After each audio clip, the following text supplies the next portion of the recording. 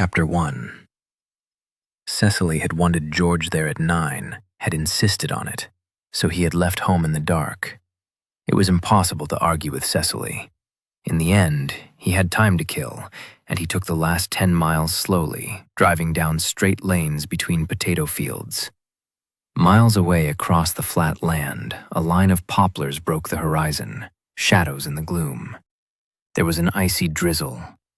When he came to a village, there were still lights on in the red brick houses, and a group of children, shrouded in hoods and scarves, waiting for the school bus, stood miserably in the doorway of Fred's mini-mart. He passed battery chicken sheds, an immense glass house, a sugar beet processing plant. The agricultural heart of England, he thought, with depression. The heart of the agricultural industry, at least. There was a second identical village, a bridge over the canal, and then the turning so overgrown that he almost missed it. No sign. Lady Cecily Jessup did not need to advertise her presence. No gate. An attempt had been made to fill the potholes with gravel, and he had an image of Cecily herself with a wheelbarrow and shovel doing the work. It wouldn't have surprised him. She had told him once that she disliked employing menials. This was not, he thought, through any liberal notion of social justice, but out of meanness. Why pay someone to perform a task one could easily perform oneself? Why then, he wondered, is she prepared to pay me? The summons had come 2 days before by fax. It was written in the third person, as if she were royalty. Lady Cecily Jessup wishes to consult Mr. Palmer Jones professionally. She would be grateful if he could attend the Dukers at 9 a.m. on March 5th. The formality had been broken by a handwritten note on the bottom. "I'm bloody busy at the moment, so don't be late." He had tried to contact her for more details, but she was too busy, it seemed, to answer the telephone. Molly had been affronted by the rudeness of the fax and by the fact that she had not been invited. "Ignore it," she said. "If she wants us to work for her badly enough, she'll be in touch again. And you can tell her we're a partnership. We make joint decisions about the cases we take on." George, however, had been unable to ignore the fax. Since his retirement from the Home Office, he had been asked to serve on environmental working parties and committees. He had met Cecily Jessup at these meetings and had been impressed by her tenacity and her ability to drink whiskey by the tumblerful and still talk sense. She was a celebrity, and he was flattered, despite himself, that she had called on him for help. He was curious to see what she wanted of him. She called the house the Mouldering Heap, though he knew she felt an affection for it. Why else would she stay on? She had no close relatives and could have sold it without causing offense. She wasn't the type to feel any obligations to maintain the ancestral home. Maintenance came low on her list of priorities. "It'll see me out," she said as it crumbled about her. He had visited her there before and thought she was like a squatter, making the best of the discomfort. It was another example of her meanness. She was a wealthy woman, but she preferred to camp out in one room with a tin bucket to catch drips from the ceiling. There was no reply from the grand door under the pillared portico, though he heard the bell echo inside. He had expected none. Cecily disliked casual callers. He found her in the kitchen drinking rum in hot milk and smoking a pipe. She had left her Wellingtons at the door and wore hand-knitted woolen socks with holes in the toes, a pleated tweed skirt, and a sweater with a Fair Isle pattern, which George supposed had been knitted by Vanessa. Vanessa had been her friend and companion since they had met as girls during the war. Vanessa had stuck by Cecily through her 2 divorces and her drinking. It was Vanessa who brought a semblance of order to the house. "My housekeeper," Cecily called her, and Vanessa accepted that without a fuss, though George doubted that it was a paid position. "Rum, George?" Cecily said. "You need something to keep out the cold.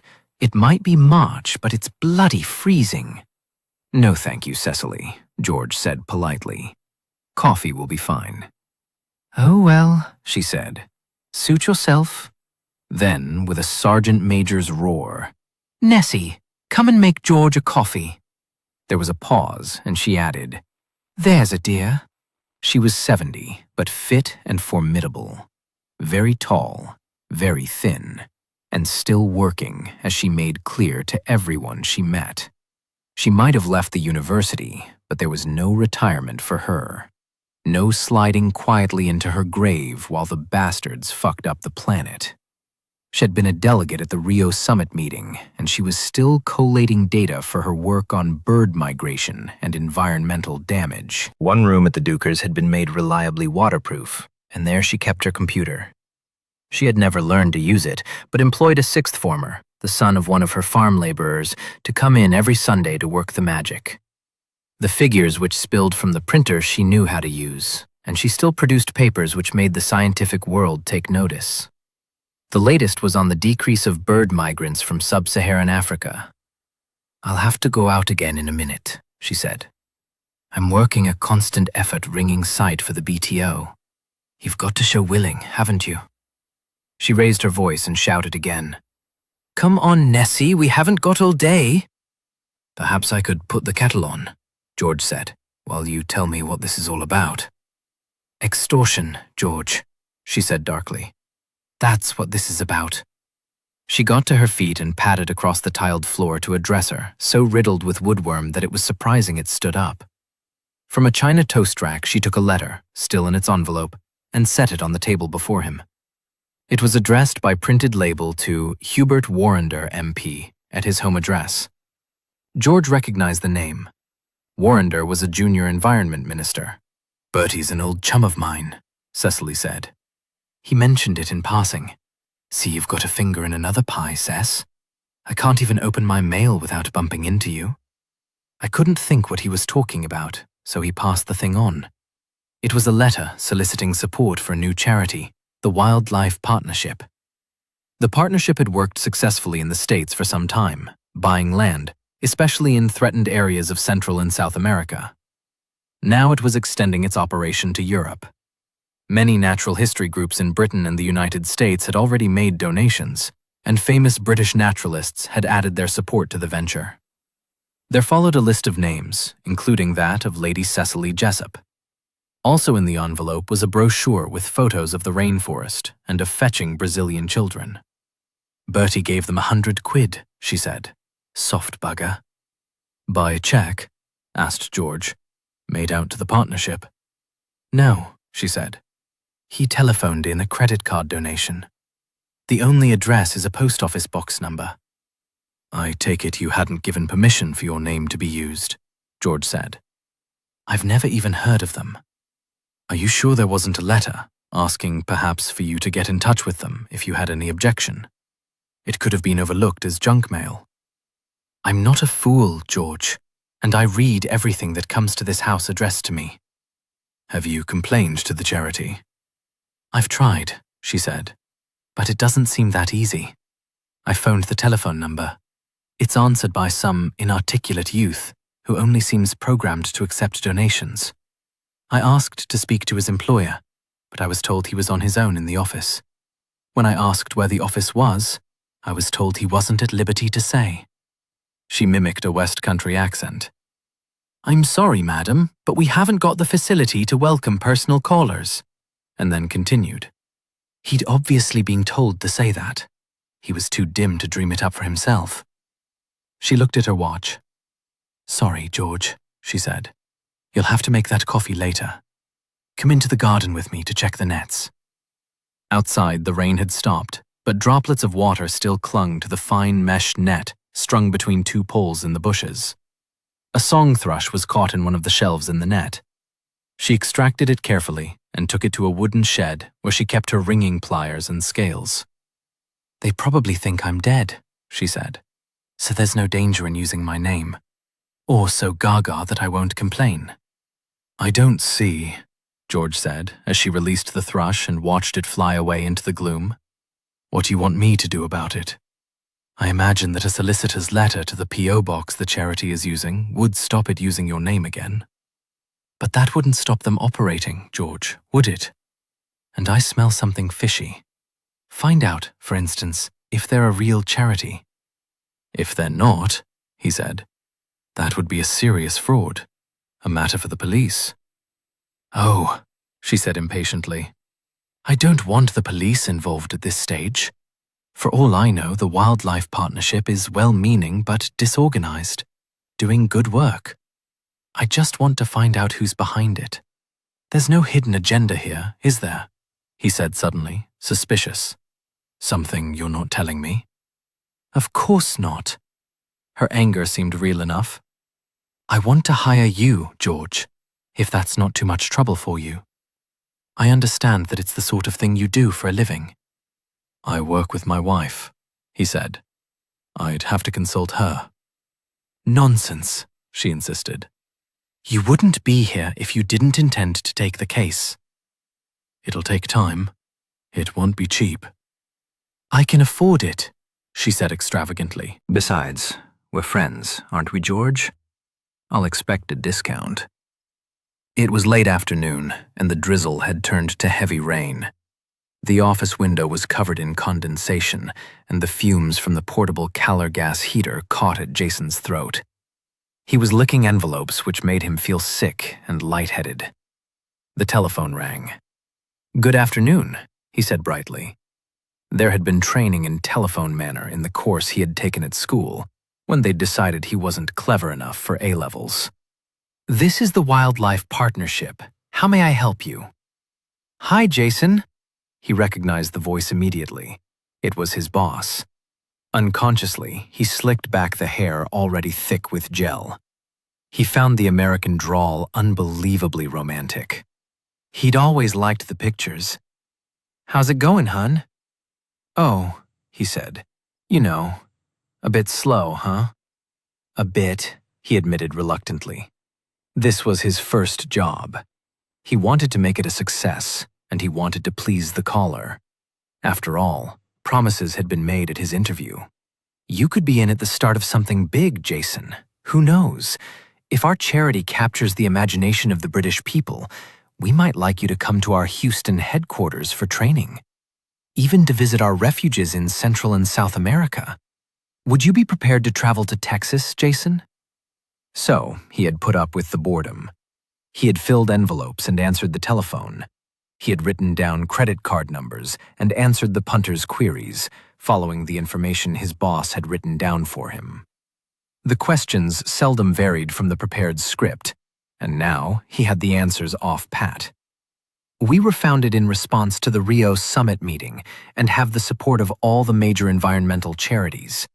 At present, we have 2 reserves, one in Brazil and one in Costa Rica. Plans are underway to purchase a 3rd. We employ local staff wherever possible. We've got a problem, Jason." The American voice was smooth, reassuring. He waited for it to continue. "We'll have to close down the office for a while. I'd like to tell you, Jason, just how much we've valued your work over the past couple of months. We'll be in touch when we need your help again." It was only after he replaced the receiver that he realized he'd been given the sack, and that he hadn't been paid for his last week's work. Chapter 2. The 3 of them met at a Mexican place on Highway 290, the road west out of Houston. Mick had suggested it. He was the local.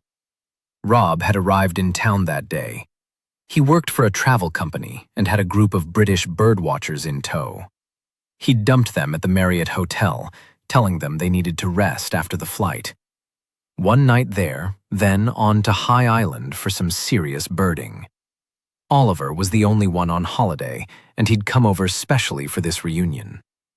The restaurant was a tin shack surrounded by seedy clapboard houses. It was busy, and they waited on the porch for a table, drinking frozen margaritas, eyeing each other up. This was the first time they'd been together for 20 years. There were just the 3 of them. That was what they had agreed. No wives, no kids. Not this first time. The place was noisy. Inside, about a dozen parties were going on. Conversation was difficult, and not only because of the noise.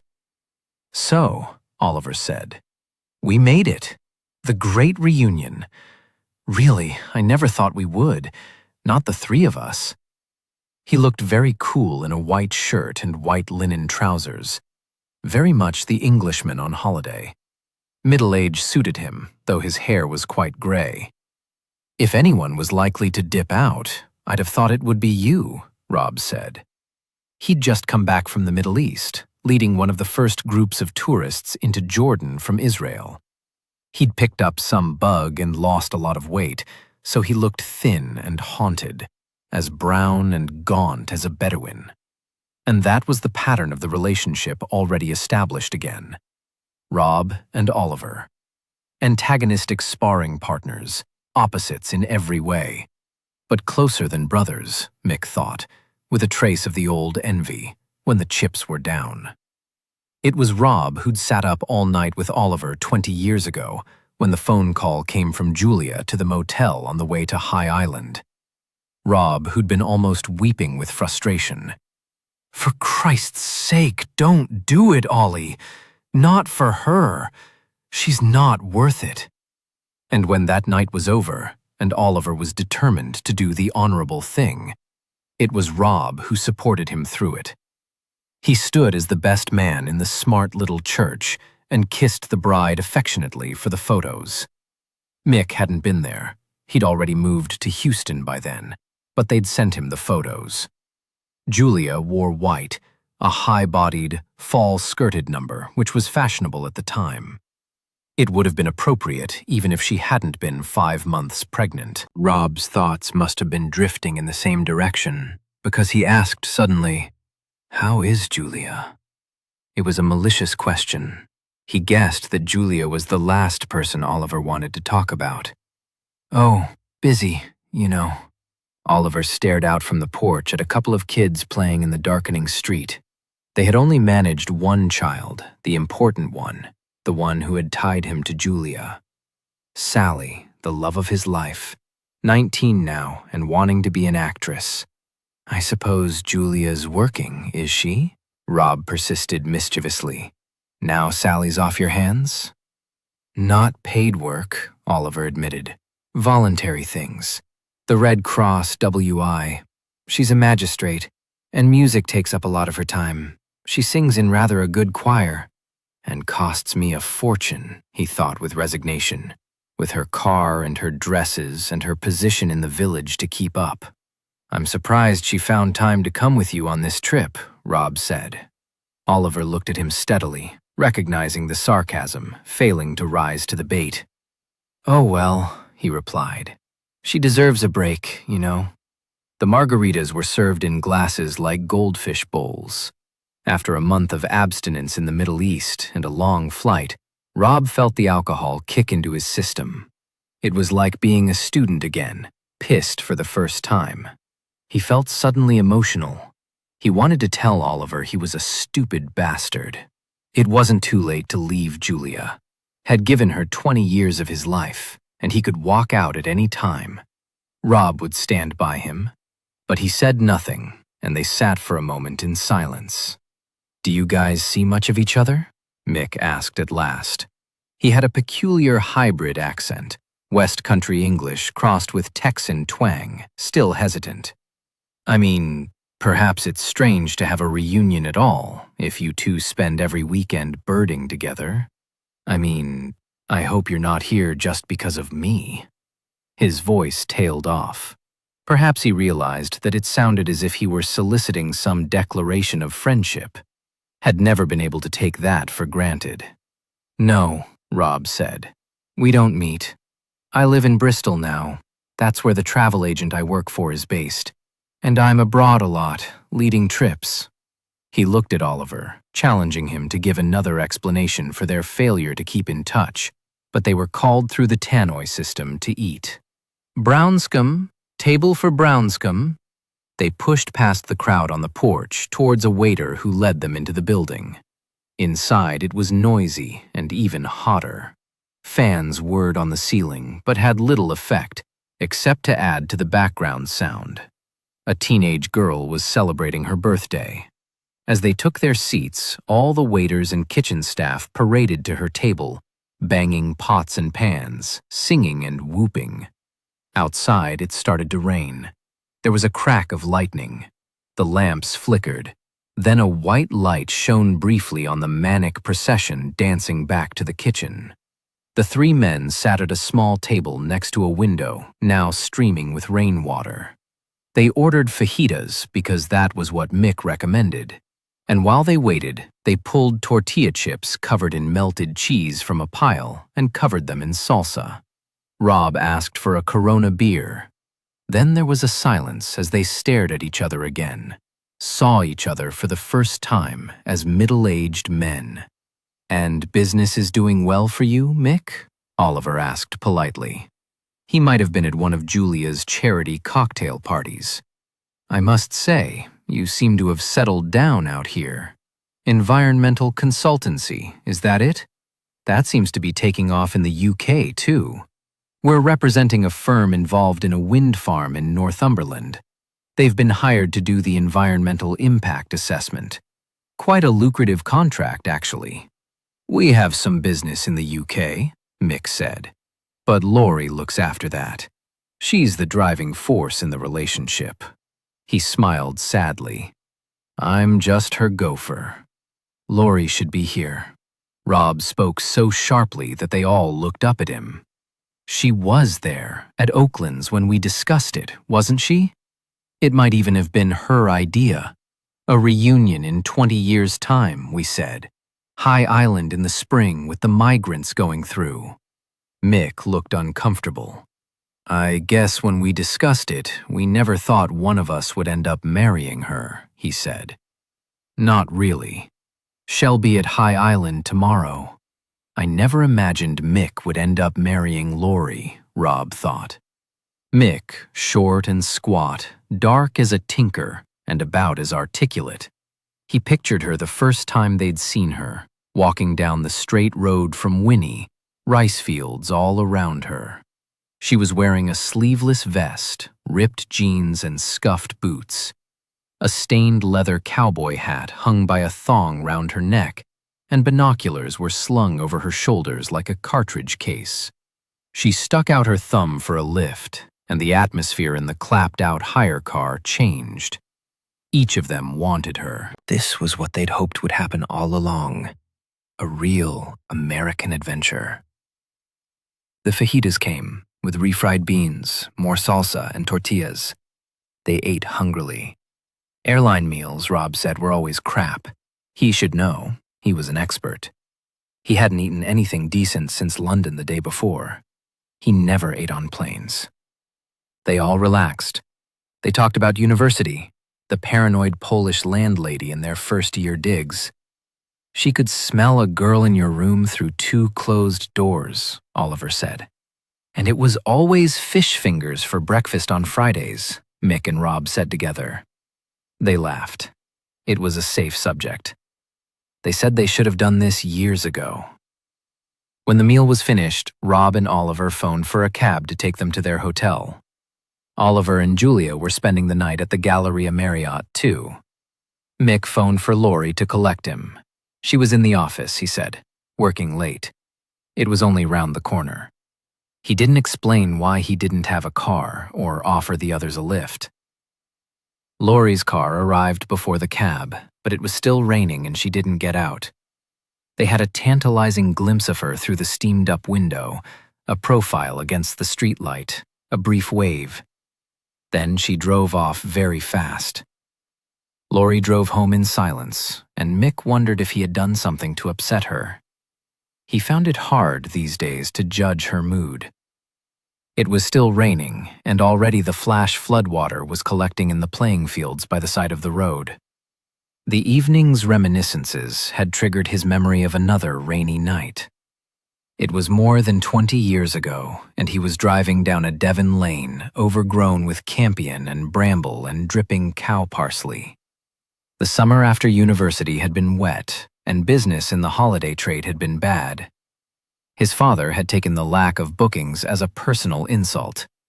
He had blamed the charter operators with their cheap flights to the sun, the weather forecasters who prophesied gloom, and his son for planning to run away to America.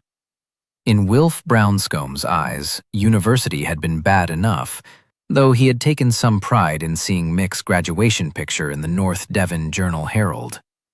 And why zoology, which was no use to man nor beast? Certainly not to an overworked businessman running a holiday complex. Had been pleased when all that was over and Mick had come home to take some of the work off him.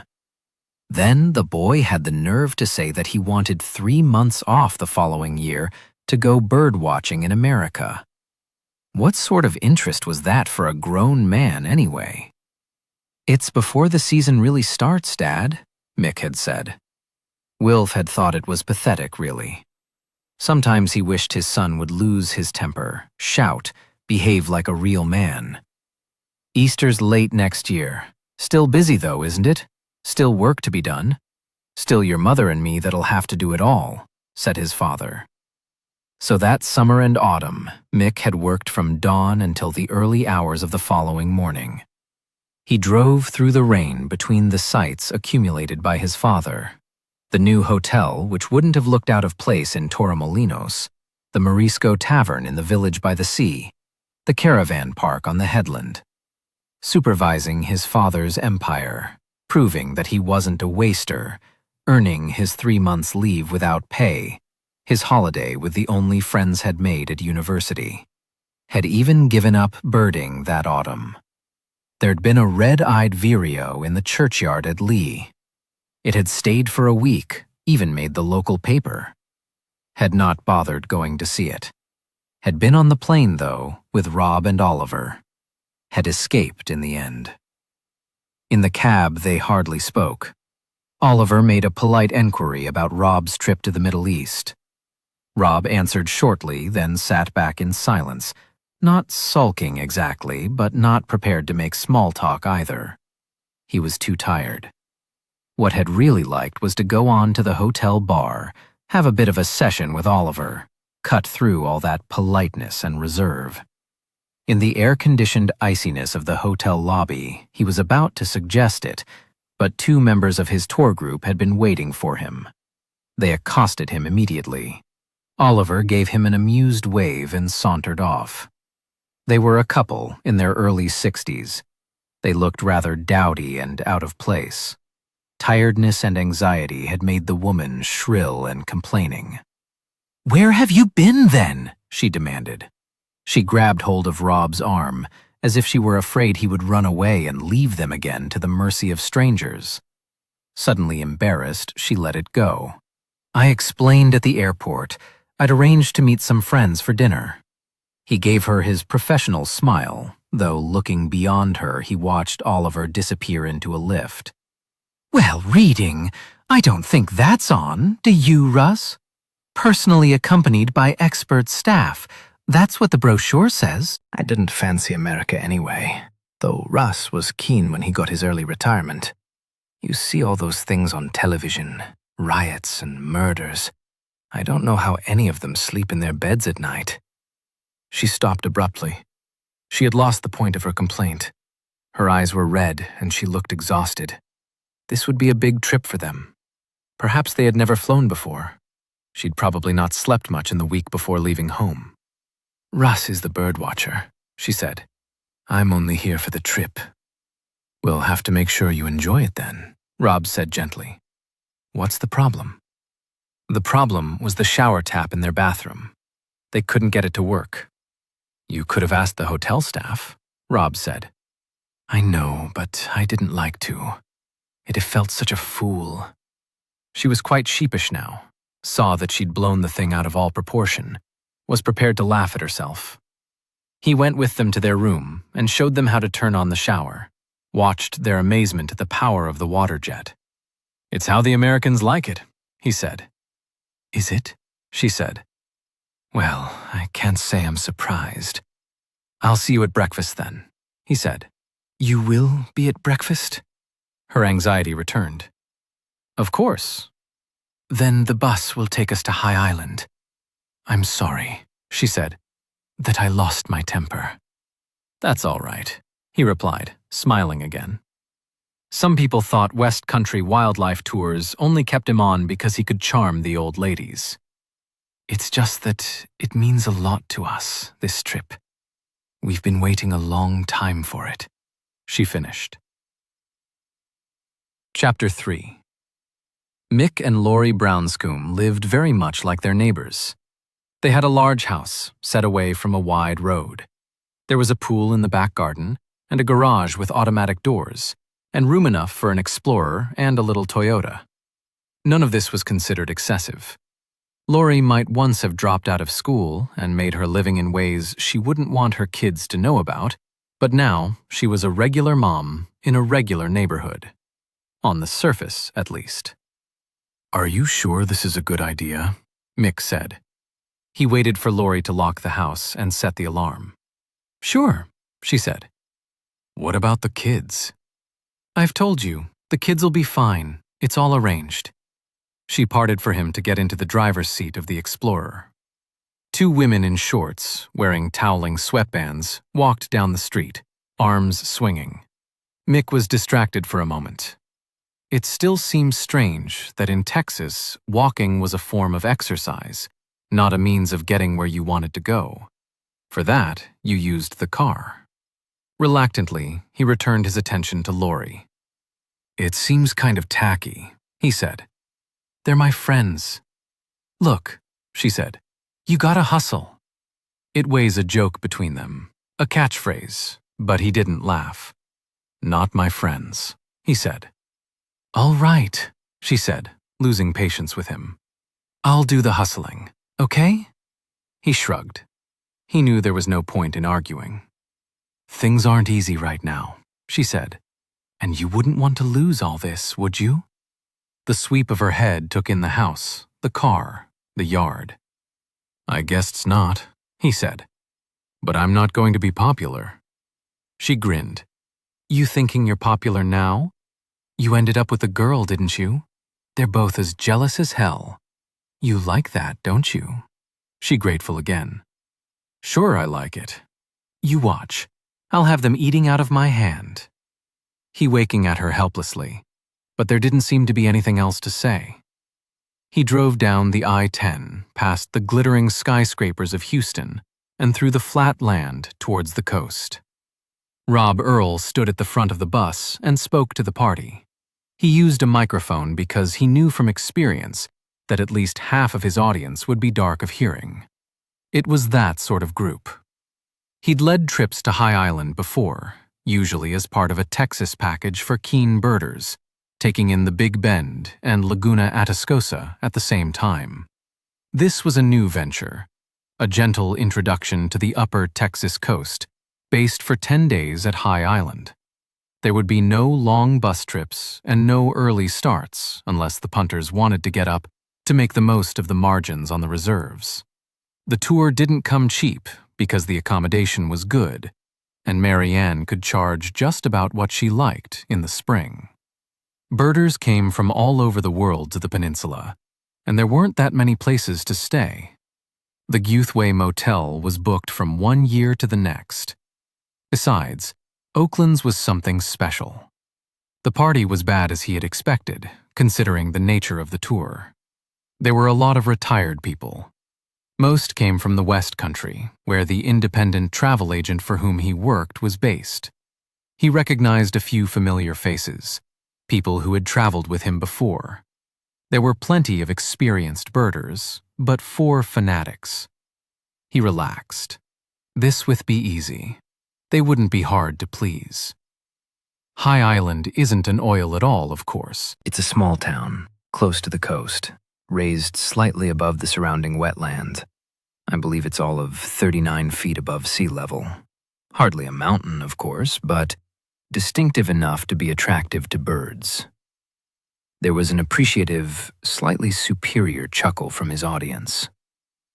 There are 4 main birdwatching areas on the upper Texas coast. Anahuac, a national wildlife refuge which has more than 27,000 acres of marsh, the Bolivar Flats, an area of salt marsh and beach, and 2 Houston Audubon Society sanctuaries in High Island itself, the famous Boy Scout and Smith Oaks Woods. We'll spend time at each, depending on the weather. What we need are strong, turbulent headwinds to meet the migrants as they fly north from the Yucatan Peninsula. That should result in what we call a fall, and the Americans call a fallout. If that happens, it'll be the most spectacular birding experience of your lives. Thousands of tired migrants seeking shelter in the woodlands on the reserves. From a personal point of view, I'll be watching the weather forecasts very carefully. I first visited High Island 20 years ago, and I've never experienced the ideal conditions for a classic fall. Then, on Sunday, there's the Easter Bird Race, or Birdathon, which will benefit a number of environmental organizations. Oakland's has been asked to put up a team. I'll be around for volunteers later in the week. He sensed that the passengers' interest was wandering. They were tired, and they wanted to see birds, not talk about them. He sat down. The group dozed. The couple who had accosted Rob in the hotel the night before waved at him shyly to catch his attention. He walked up the swaying bus to sit beside them. After a night's sleep, they were apologetic and wanted to chat.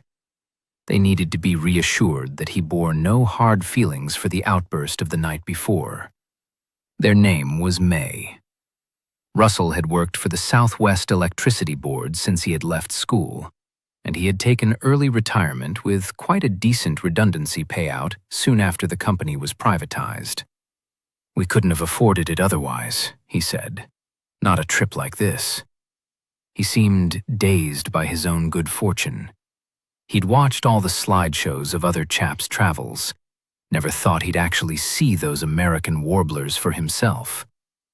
Connie had been a cook in a small private school.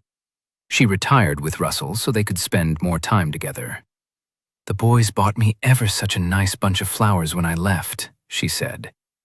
But there was nothing from the school, not even a thank you. This was what it was like at the beginning of a trip.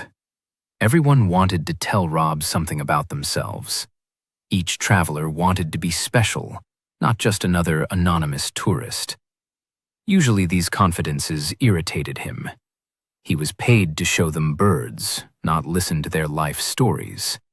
But today he was feeling mellow, even sentimental.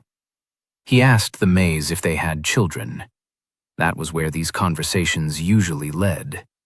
To proud descriptions of offspring, their work and qualifications, to photographs of adored grandchildren. But Russell and Connie only looked at each other, and he sensed a tragedy, a terrible gap in their lives. "No," they said. "No children.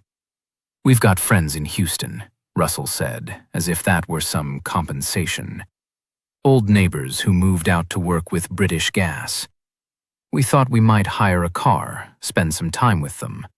Connie would like that. It would kill two birds with one stone, you might say. A few ticks for me, and some gossip for Con. That would be all right, wouldn't it? It wouldn't put you out?" "Of course not." Rob was expansive. "It's very relaxed where we're staying. Just treat it like home." But he imagined that they lived in a tidy semi and thought that Oakland's wouldn't be much like home. The bus drove east down the I-10 past the urban sprawl which had developed along the freeway. Motels, second-hand car lots decked out with shimmering bunting, huge concrete churches with extravagant names. They had no sense of any country beyond until they crossed the San Jacinto River and looked out at the forest of oil refineries towards the coast.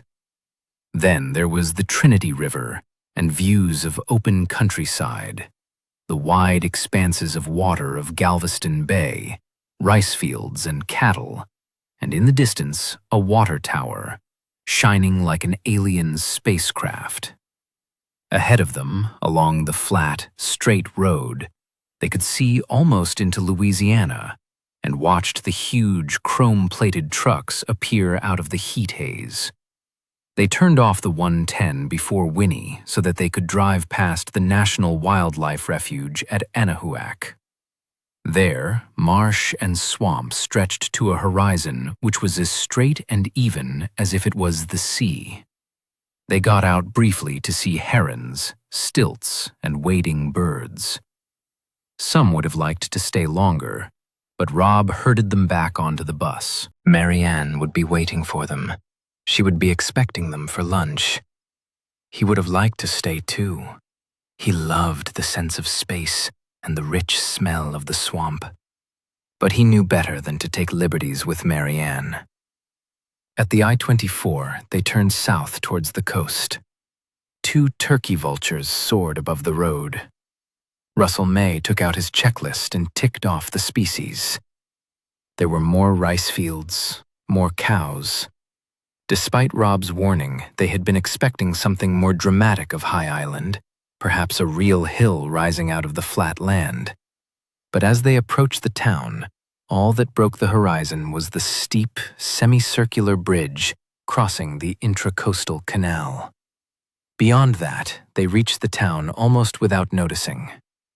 They came to a field of nodding donkeys, part of the local oil industry, and then they were in High Island, which hadn't seemed to be a hill at all, just trees floating above the marsh. Oaklands was to the north of the town. The bus turned off the highway just after the bridge and drove down a road of single-story houses without boundary fences, mostly clapboard, some in need of repair. Rob, directing the driver, saw the detail as if for the first time. The wooden swinging seat outside one house, basketball posts and a kid's climbing frame outside another. A dog chased out into the middle of the dusty road and barked at them. A woman flapped out in her slippers to call it back. She stopped to wave at the bus. High Island prided itself on being friendly to the birders. They came to a gate already open and a cattle grid. A track led through huge magnolias with shiny leaves and oaks covered in lichen. The house was surrounded by trees, so it seemed that if it let up guard for a moment, the woodland would take it over again. Then they saw the house. It was bigger and more ornate than any of them had expected, gloriously overdone, all turrets and verandas and angled roofs. It was 3-storied, L-shaped, with a clock tower and pointed windows in the roof. On the inside of the L, there was a magnificent wrought iron veranda, and on the long side of the house, a new wooden porch with a view of a lawn which had been cleared from the woodland and a pool. It was built in 1897, Rob said, as proud as if he owned it himself. At one time, a railway line brought visitors right up to the door. It was very grand. Miss Cleary has brought it back to its former glory. When I first came here, it was very different, falling to pieces. You wouldn't believe the change. But nobody was listening to him. They had had enough of traveling. They had climbed from the bus and were waiting in the heat to collect their luggage. Chapter 4. When Rob had stayed in Oaklands 20 years ago, it had looked like the set of a second-rate horror movie. The paint had been peeling, and the whole place smelled of decay. It had been run as a boarding house by a widow who had a child to support. Salesmen stayed there, and student teachers at the high school, and a couple of elderly, long-term residents who should have been in a nursing home but couldn't afford to move. It had been Laurie's idea to stay there after they'd picked her up on the road from Winnie. They had seen her from a long way off, appearing out of the heat haze like a mirage, watched her hitch a lift, slowed down the car to stop beside her. "Where are you heading for?" Rob had asked, trying to sound cool. "Wherever you're going," she'd said, corny as hell, but somehow carrying it off. "We're making for the coast," he'd said. "High Island. We can take you there. Why not? You got somewhere to stay?" "Not yet. We could stay at Oakland's. They're kind of family. It'll be cheap at least." So they'd stayed there for a week, the 4 of them. All the time, his obsession for Laurie grew, and they waited for the weather to change and the migrants to come. There had been plenty to see: egrets and ibises on the salt lagoons, and koipu and alligator. But the humidity and the tension of waiting for a fall had made them as bad-tempered and fractious as children. The weather was too still and warm, and they had flown back to Britain without ever having seen the trees in Smith Oaks crawling with brightly colored warblers. It was Laurie who said they should meet up in 20 years' time. A reunion at the Oakland's Hotel, High Island. Something to look forward to. Something to blow away those High Island blues. The woman who ran Oakland's then, Mrs. Cleary, had been an aunt of Laurie's. There had been a tension in the relationship which was never explained. She had been surprised to see Laurie on her doorstep, not hostile, but wary. And though she must have been related to the girl's parents, she never asked about them. Laurie's life was never discussed. Elsie Cleary had a 12-year-old daughter named Mary Ann, who had taken a bit of a shine to Rob. When they left for home, he promised to write to her. He had kept his word and sent her postcards from exotic places, funny notes about other bird watchers, poems and limericks. She wrote back with news of the peninsula. After he'd been appointed leader with the tour company, he wrote to Mary Ann to tell her. He still thought of her as a child, although by then she'd been away to business school. She wrote back on smart-headed notepaper, telling him that her mother had died and she'd taken on the running of Oakland's herself. "I'd like to run it along the lines of an English country hotel," she'd written. So he supposed she must have traveled to Britain, although she had never said. "Kind of relaxed and homely. Would your company consider using it as a base for High Island? It'd give you a good discount for a regular booking." The first year, he had gone there with some trepidation, not knowing what to expect. It would be more convenient than the motel in Winnie where they usually stayed. Oakland's was within walking distance of the Audubon sanctuaries. But most of his customers considered traveling to Texas as adventure enough, and he did not think they would relish the Oakland's he remembered, with ants in the kitchen and lizards in the baths. In fact, the hotel had been transformed. It had been painted gleaming white, the timbers mended, the garden weeded. There were a couple of elderly residents rocking gently in chairs on the porch. Rob suspected that Mary Ann kept them on, not out of sentiment, but sound commercial judgment. They added to the atmosphere like the hand-sewn quilts on the beds and her grandmother's furniture.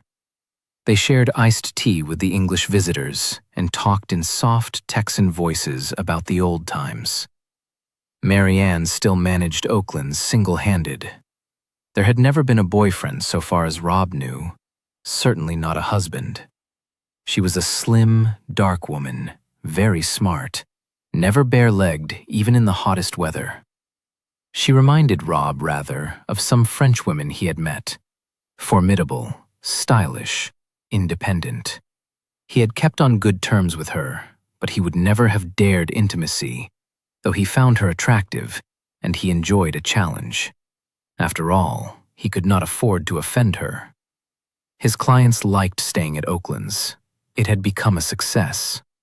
It was hard to get a room there, even in the winter, and the restaurant was full every night. He watched her walk down the veranda steps to greet his group and thought that she was one of the most successful and contented people he knew. Mary Ann was unusually agitated, though neither her guests nor the staff would have realized it. She had learned control from an early age. Her mother was a friendly and easy woman, but Mary Ann had seen that she had more than enough to do in keeping the boarding house. She would not have the energy to deal with teenage traumas and tantrums besides.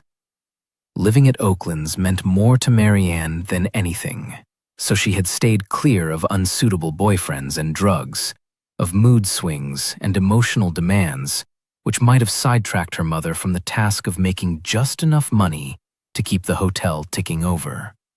And Mary Ann had worked hard at school and worked her way through college so she would learn how to do more than just keep the place solvent. She was determined to make it a success. But throughout the morning, as she greeted other guests and waited for Rob Earl's party to arrive, she found herself distracted. Usually, she looked forward to his group.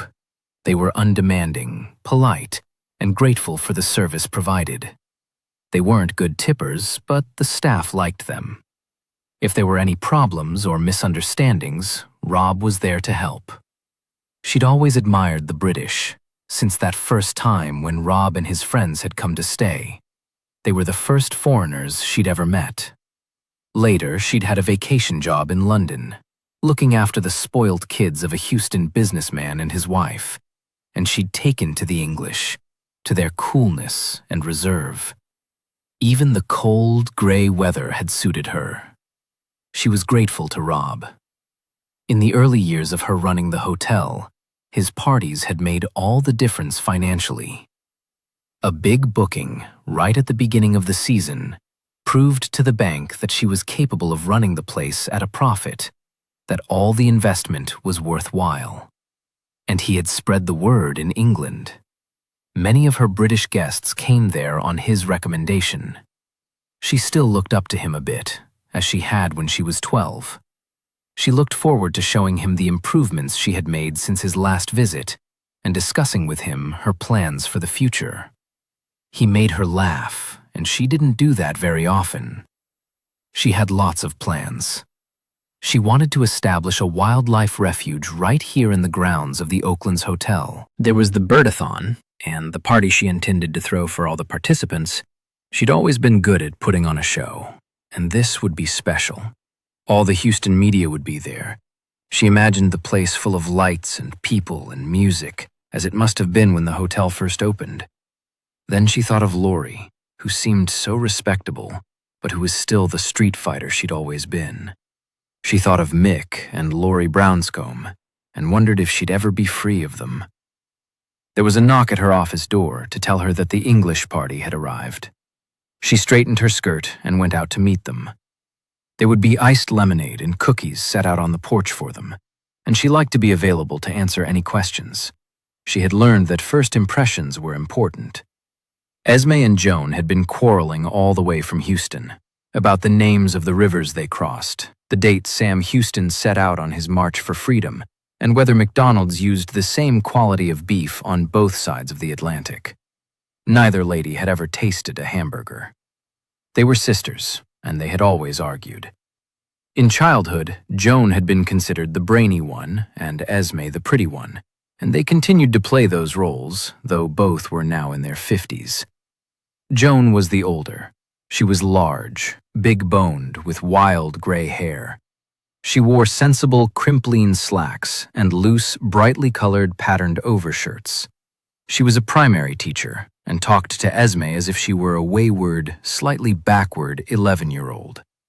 Esme was not much bigger than an 11-year-old, and still now there were traces of the prettiness. Her hair was carefully dyed and permed, and she always wore makeup, which Joan considered an extravagance. It was something else to argue about. Esme worked in a tea shop in a smart market town in Somerset. She earned very little, and Joan resented having to support her. Of the two, Esme was by far the happier. Now she was delighted by the hotel. She pointed to the blue jays and to the hummingbird which came to a feeder to drink. She declared that the lemonade and biscuits were almost as good as those supplied by the copper kettle at home. Mary Ann accepted the compliments with a smile, but as soon as it was polite, she left her visitors chatting and went to join Rob, who was standing on the grass, looking up into the canopy of the oaks. After leaving the air-conditioned bus, Rob found the heat intense. It was like stepping out of a plane in Bombay in the middle of the day. He walked over the coarse grass to the trees which marked the boundary of the hotel's land. He was listening to the unfamiliar bird calls, trying to get his ear in. Behind him, he heard the murmuring of English voices, distracting and intrusive, and he wished that he'd been able to afford to take this as a real holiday. It would have been better if it could have been just him and Oliver and Mick, like in the old days. But he supposed it could never be like that now. There were Julia and Laurie to consider. Mary Ann came up behind him, startling him. He stood awkwardly for a moment.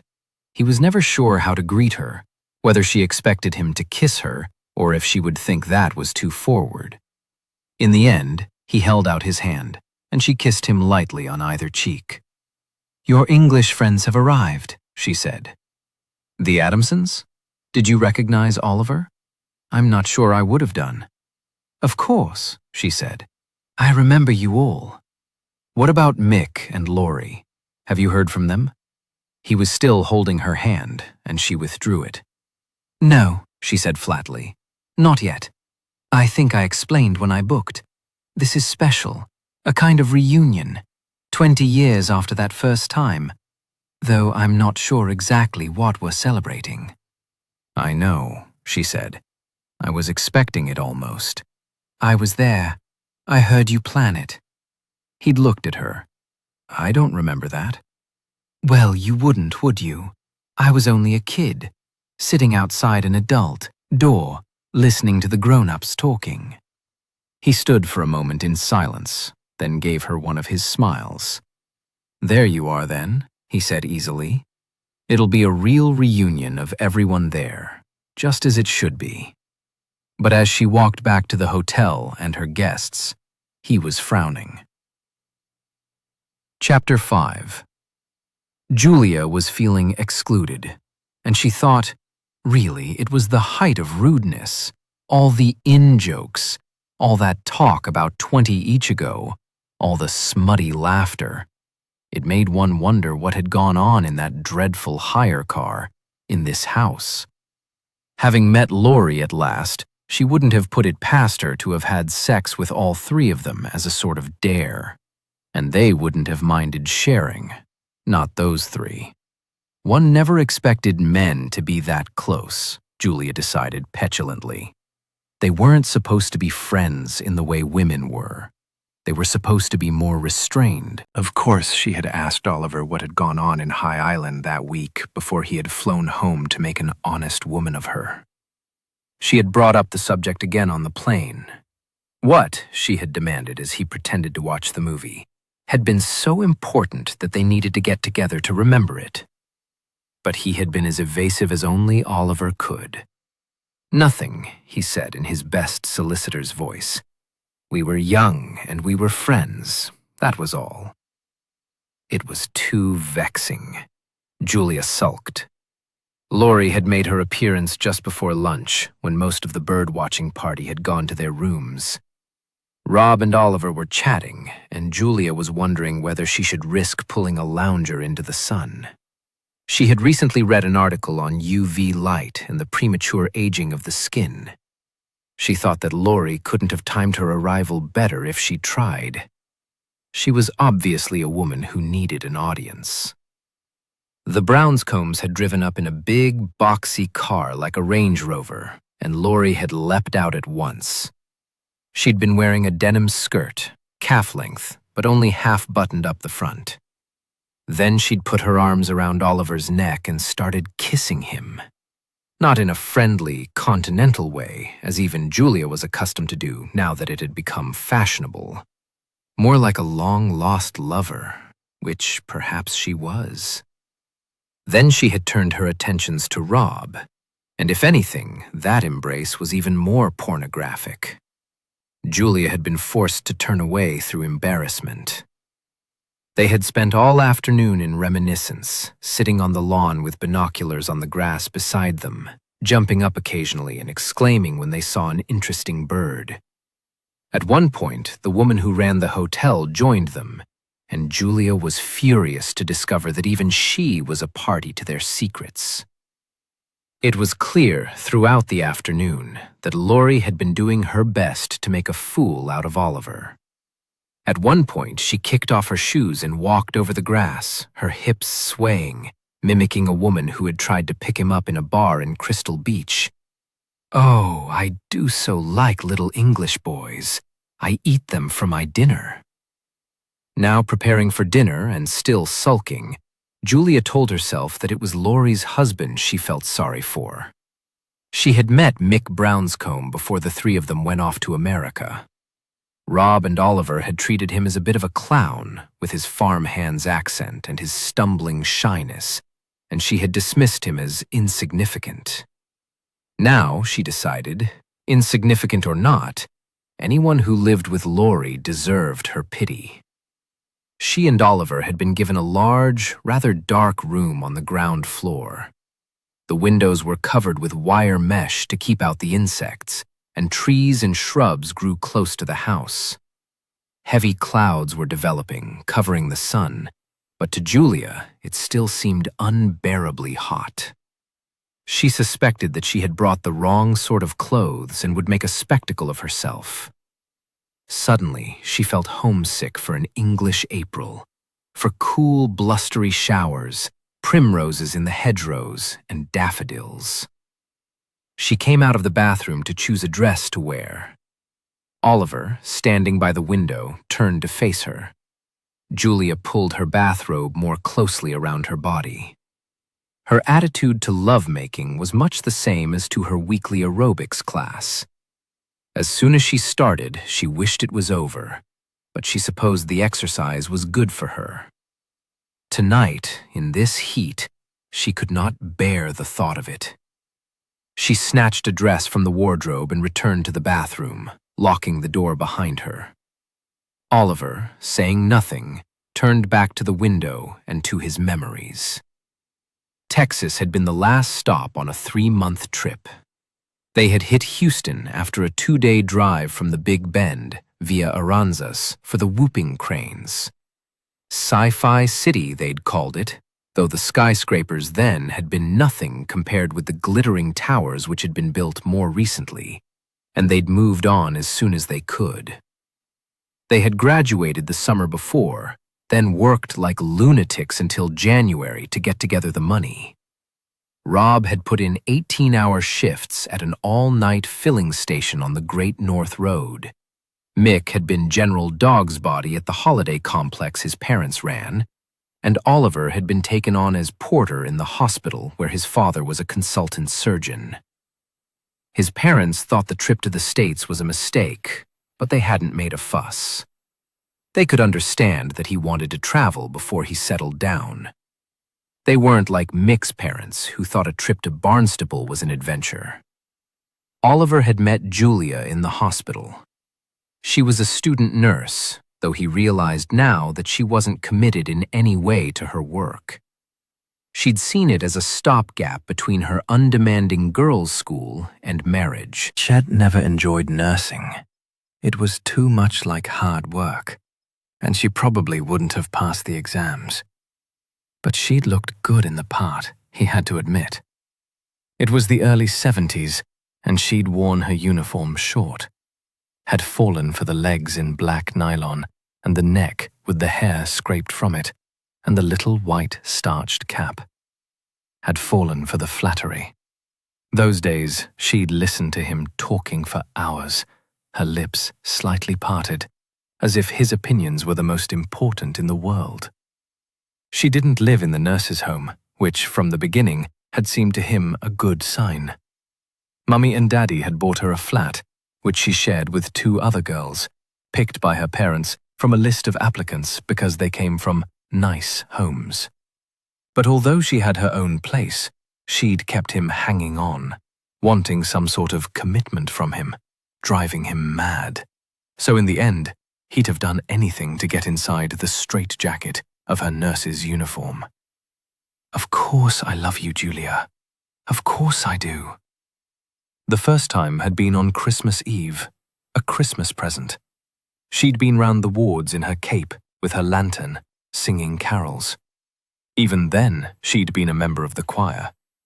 He'd been working, and he'd caught glimpses of her all evening, at the end of corridors, in the middle of a ward with her head thrown back to sing, her mouth wide open. And in the flat, she had let him do it. Of course, he hadn't asked if she was on the pill. She was a nurse, wasn't she? She wouldn't have been interested in him if he'd just been a hospital porter. He'd made the mistake of telling her who his father was. She'd have found out anyway. She still had a facility for finding out the details of other people's lives, hoarding them as if one day they might be of use to her. Rob hadn't been able to stand her from the beginning. The dumb blonde, he called her, or, if he was feeling less charitable, the snooty bitch. Oliver cared what Rob thought. He was pleased that his relationship with Julia would have a natural ending. By the end of January, when they set off for America, he was beginning to be bored by her. He told himself it had been an amusing fling, something to fill in the time between university and the serious business of birding in the States. The phone call had come while they were in Houston, in a cheap motel on the way out of the city. They'd hoped to make it all the way to High Island, but in the end they'd been too knackered, and they'd holed up in a room next to the freeway, with the noise of the traffic rumbling through the walls. On a whim, he'd phoned home and got his father, unusually frosty, probably embarrassed, asking if there was a phone number which could reach him, because Julia had something urgent to say to him. Julia, Oliver had said, because he had almost forgotten about her. Oh yes, Julia. And he had sat in the motel reception, waiting for the phone to ring, while the others went to buy food. The call came much more quickly than he had expected. Julia was breathless, weepy, pleading, but in a strange way, jubilant. He didn't realize then that it was what she had planned all along. She wouldn't have an abortion, she said, with a show of dignity. It was against her principles, and anyway, she couldn't. She wanted the baby, so it was up to him what happened next. She supposed she could manage with the child by herself, though it would be a struggle, and it would break her parents' hearts. Or they could get married.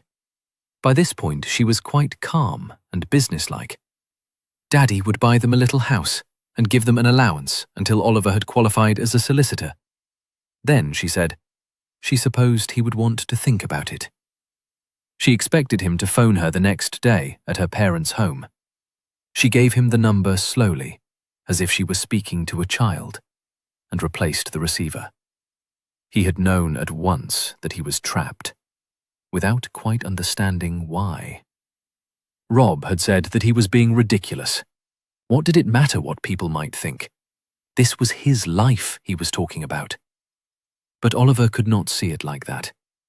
He thought marriage would give a point to a life, which had always frightened him with its aimlessness. With a wife and child to care for, perhaps he would become decided and purposeful, like his father. Early the next morning, Oliver had phoned Julia and formally asked her to marry him. Then they had headed off down the road to High Island and Lorry, and a week at Oaklands, waiting for the weather to turn. When Julia came out of the bathroom, dressed and made up, ready for dinner, Oliver was sitting on the bed, still in his shorts and t-shirt, watching the television. "What are you doing?" she cried, taking out all her irritation and discomfort on him. "Why aren't you ready?" He seemed hardly to notice her presence. "It's the weather forecast," he said dreamily. "Look at that cold front sweeping down from the Great Lakes." What does that mean? She asked, as if she knew how to be polite, but she couldn't care less, actually. Migrants, he said. Bucketfuls of migrants falling out of the sky and into the trees. Tanagers and vireos and bright, bright warblers. At dinner, that was all the men talked about. Not the past, Julia was at least spared that, but the prospect of a fall. They sat together at a large round table in the corner of Mary Ann's restaurant, lingering long after the other residents had gone to bed. Laurie did her best to change the subject. She broke into a discussion on the identification of Swainson's warbler and demanded their attention. Julia thought it was rather brave. "Mick and I are doing some work for a new non-profit organization," she said. "It's a real exciting venture. It came out of the Rio summit, you know. A partnership between the West and the Third World. We were wondering if we might make a presentation to the English guests at the hotel. I know they'd be interested. Some of them might even want to be involved. You wouldn't mind that, would you, Rob? Or you, Marianne? She looked around the table, but the men seemed hardly to have been listening. "Hey, Laurie," Rob said. "This really isn't a good time. I can't think about that today." She was about to persist, but Mick caught her eye. She sat down. Only Julia saw how angry she was. "What's the name of your charity?" Julia asked. Manners were important even out here, and it pleased her to think that Laurie, too, was being ignored. Marianne had opened a door into the garden, and the men stood on the threshold, listening for the wind. The two women sat alone at the table. "The Wildlife Partnership," Laurie said. She brightened and seemed about to launch into her sales pitch. "If you'd like more details, I can take you through it." She stretched under the table and, like a magician, brought out a glossy brochure. Julia had experience of dealing with salespeople and broke in. "My husband specializes in charity law," she added, rather cattily. "But I expect you knew that." Chapter 6. In the morning it was cooler. Rob noticed the drop in temperature as soon as he woke. But the cloud was thin, and it had not rained, so he thought there was no hurry. Even if the cold front was on its way from Canada, it had not yet arrived. He had time for a civilized breakfast. In the dining room, a matronly waitress with flat feet asked him where he would like to sit. At a table by the window, Russell and Connie May were watching him eagerly, and he asked to join them. Since he had fixed their shower in Houston, they had treated him like a hero. Now they poured him coffee. Connie still seemed tired and washed out, but Russell couldn't keep still. He had finished his breakfast, and he took up his binoculars and began to clean the lenses with a soft cloth and a photographer's brush. Rob thought he was as excited as a boy on his first bird club field trip. "Well, this is it, lover," he said over and again to his wife. "After all this time, we're here."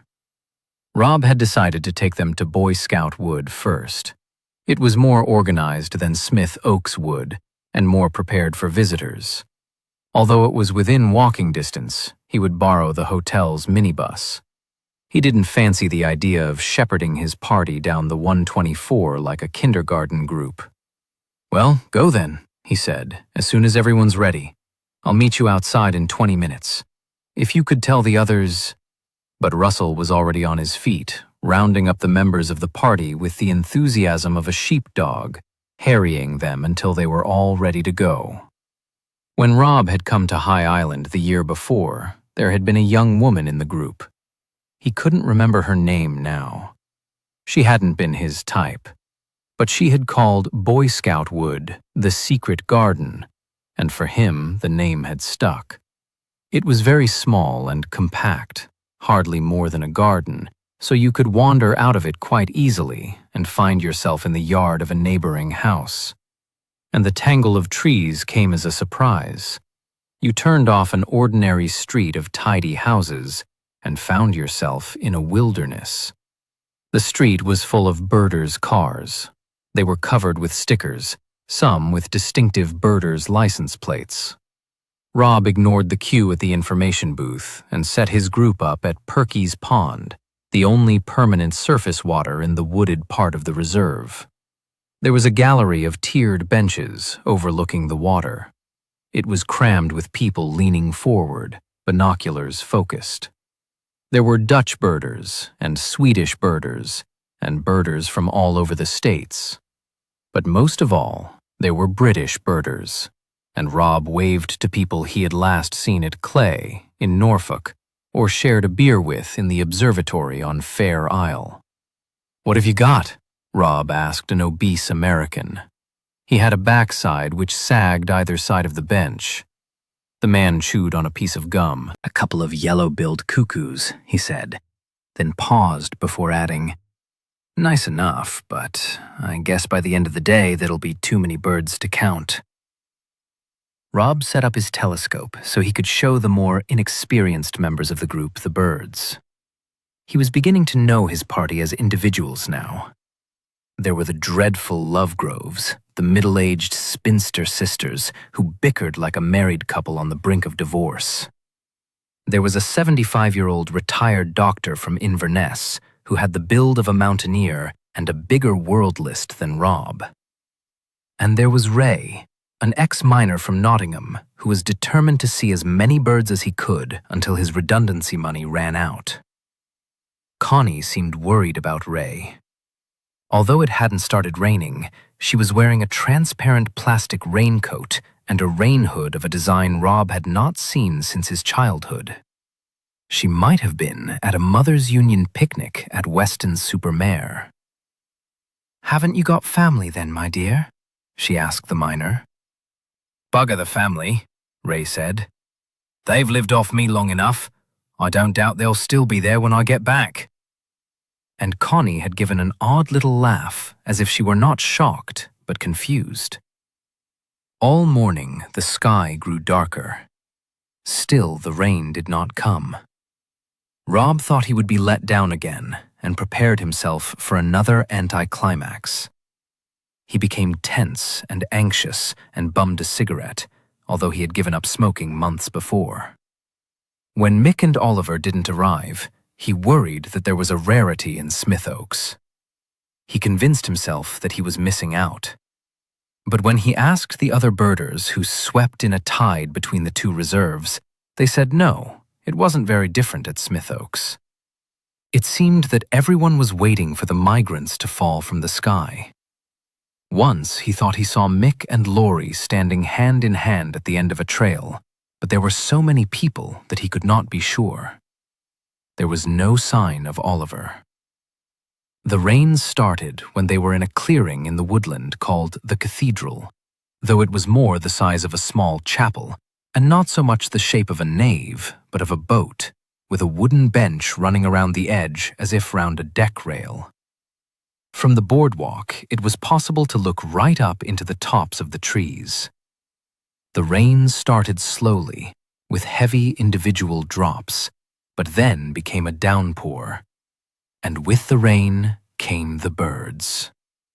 Suddenly, there were 20 rose-breasted grosbeaks in the tree next to where Rob was standing, and from the undergrowth all around came the mewing calls of the catbirds, competing with the sound of the rain. In the roof of the cathedral, there were flashes of black and orange, and Rob was calling to his group, "Look, a flock of northern orioles!"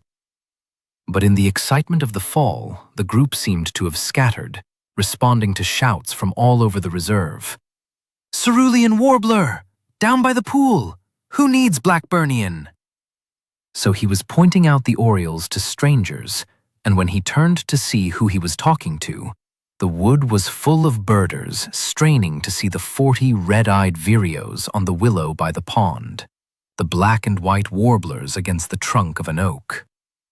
In the end, he gave up responsibility for showing the birds to his group, and he went with the flow, along the boardwalks and the trails, taking care not to tread on the birds which had landed exhausted, at every step adding a new species to his day list. And all the time he was looking for the big one. Swainson's warbler, which he had never seen in the world before, never even come close to. But while he was listening to the babble around him, in case the shout went up that one had been seen, he was frustrated, thinking that half these birdwatchers wouldn't know a Swainson's warbler if it bit them. He pushed his way down a narrow trail to the prothonotary pool, a lake of stagnant water with dead, silver-trunked trees emerging from it. There Oliver appeared, out of nowhere like the migrants, the rainwater glistening in his face like tears. He came up to Rob, laughing, and threw his arms around him. "Isn't it magnificent?" he yelled, and perhaps he was crying after all. Rob thought they had all gone crazy. 20 years of waiting, and it was all worth it. They took the trail back into the trees, and still the birds were arriving. Now they could hardly hear each other speak above the mewing of the catbirds. "Where's Mick?" Rob cried. "And Laurie?" The four of us should be together for this. We came from Smith Oaks together. We knew you'd be here, but as soon as the rain started and things began happening, we got separated. You can see what it's like. We've got to fund them. Will another get a chance like this again?" Rob saw that they were back by the entrance of the reserve and that Oliver had reverted to type. The excitement had left him. "I can't," he said. "What do you mean? I can't come with you to look for Laurie and Mick," Oliver spoke calmly. "I promised Julia I'd see her at Oakland's." "Sod, Julia," Rob was furious. "You said it yourself. This is what we came for." "It's not that easy. We've dreamed of this for 20 years, and now you're leaving?" Rob realized he was screaming. He tipped back his head so he was looking Oliver in the face, and rain dripped down his neck. "Tell me," he said more quietly. "What is it that Julia has on you, Oliver? Why don't you just piss off and let her get on with it?" "I've already told you," Oliver said. "It's not that easy." In his lightweight barber jacket and his green wellies, he looked like an English county gentleman out for a day's shooting. Rob looked more like a hunt saboteur. "It can't just be the money," Rob persisted. "Tell me it's not just that." Oliver turned away, and Rob could hardly make out his voice above the rain. "It's important stuff, money," he said lightly, and he strode away into the street as if he had a spaniel at his heels. Chapter 7. When Oliver left, Rob supposed he should gather his group together, but he could not face the chattering love groves, even the good-natured enthusiasm of the maze. He realized that he had been expecting too much of this trip. He had thought they could recreate an old friendship, which probably hadn't even been important to the others. He was a sad case. No wife or steady girlfriend, and all his real friends had been made 20 years before. But he wasn't so desperate, he thought, that he was going to brood about Oliver Adamson during the most brilliant fall in history. He looked about him to make sure none of his group was around, then took an overgrown path through water oak, willow oak, and hackberry trees. Birdwatching needed concentration, and he preferred to be alone. In the distance, he heard American voices calling to each other, but the trail he followed was narrow and empty. The rain stopped, and almost immediately afterwards the sun came out, slanting through the canopy onto the track ahead of him, the sudden heat making steam rise from the sodden undergrowth. In the sunshine, the colors of the warblers were dazzlingly bright, the outlines sharp against the green of the spring leaves. It was like walking into the tropical house of a zoo, or the Garden of Eden, he thought. All I need is Eve. And he wondered again where Mick and Laurie were, and if they had been avoiding him. He found a bench by the trail, and he sat there while the sun dried his clothes, thinking how good it would be if Laurie came up the path so they could spend some time together, talk about the time they'd spent together. Then he thought again that he was turning into a sad old man. He was aware of a shadow in the underbrush. Only a shadow, no color, no bright yellow or scarlet. This was something brown and understated, more like a British bird than a neotropical warbler. He waited. All thoughts of Laurie were forgotten. There was another movement nearby, but the bird disappeared too quickly for him to note any detail. He went through the possibilities. It was too big for a worm-eating warbler, too drab for a yellow, and it was certainly behaving like a Swainson's, skulking at the bottom of the thorn bush. For 5 minutes, nothing happened. Then Rob heard a rustling sound which might have been made by a small mammal rather than a bird. Rob looked up the trail both ways. He was supposed to be a responsible tour leader, and if he was going to break the rules of the sanctuary, he didn't want anyone to see him. The trail was empty, but he stayed where he was and made a pshing sound. Again, he caught a brief glimpse of the warbler, but it was an untickable view. It flew further away from the trail and into the underbrush. "Sod it," he muttered, and he went in, off the trail, stepping over the rope strung between metal stakes which marked the boundary. He kicked at the bushes to flush the bird into the open, looking around him again to make sure that no one could see him. The bird flew on to a low branch and sat there for 5 seconds. Rob was onto it immediately. He had to step back so he could focus his binoculars on it. Then he saw everything he needed. The cream eye stripe, the dagger-like bill, before it dropped down again into the tangle of thorn bushes.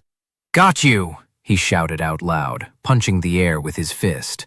"Swainson's warbler, on my list." Then he heard voices approaching. Immediately, he tried to scramble back onto the trail. He wanted to claim the glory for finding the bird, but he didn't want to be caught out of bounds. The ground was swampy, and as he turned back towards the path, his boot caught in some twisted roots. He tripped and was so anxious to prevent damage to his binoculars and telescope that he fell flat on his face. Swearing furiously in a whisper, he decided it would be better to wait there until the walkers passed by than face the indignity of having to explain what he was doing away from the trail. He was afraid that the approaching walkers might be sanctuary volunteers. These were usually formidable southern ladies who terrified him. As they came closer, he could tell that the voices were female, but not American. It was the Lovegrove sisters, and they were still arguing. "I'm sure that bird was a chestnut-sided warbler," Joan said. "I looked in the book. I don't think it could have been, dear." Esme was being sweetly patient. "It didn't have chestnut sides." "Of course not!" Joan was triumphant. "It was a female!" Rob held his breath. He had already decided that the Lovegroves were his least favorite party members. Their ornithological experience seemed limited to feeding the garden birds which came to the table outside their kitchen window. That wouldn't have mattered if they realized how much they still had to learn, or if they kept quiet long enough to be told. He had tried looking through the binoculars which they shared, a heavy pair of Ross, which Joan said proudly had once belonged to an uncle who served in the Navy. There had been a soup of algae behind the lens, and he had not been able to see a thing. He found it hard to believe that the sisters were bird watchers at all, and for one fantastic moment had even thought they might be imposters, spies sent by his boss to make sure he was doing a good job. He lay in the mud and kept quiet. "Give me the binoculars now, Esme," Joan demanded. "There's something I want to look at." There was a pause. "Just as I thought. Look at that." Then he heard them walk on, their sensible shoes thudding on the path.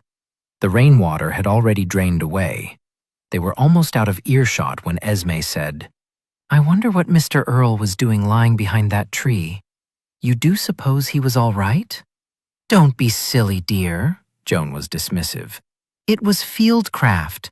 I expect he was stalking something. That's why I didn't call out to him." "Well, if you really think so." Rob got to his feet, thinking that at least that would be a good story to tell at dinner. It would make Laurie laugh. He mimicked Joan's voice in his head to make sure that he remembered the words, then looked briefly around him through his binoculars. He was already covered in mud, and while he was off limits, it might be possible to get a longer view of the Swainson's warbler. He focused on the undergrowth where the bird had last disappeared, but all he could see was an old boot, a pair of old boots. And looking more closely, he saw now that they were not so old, and about his size.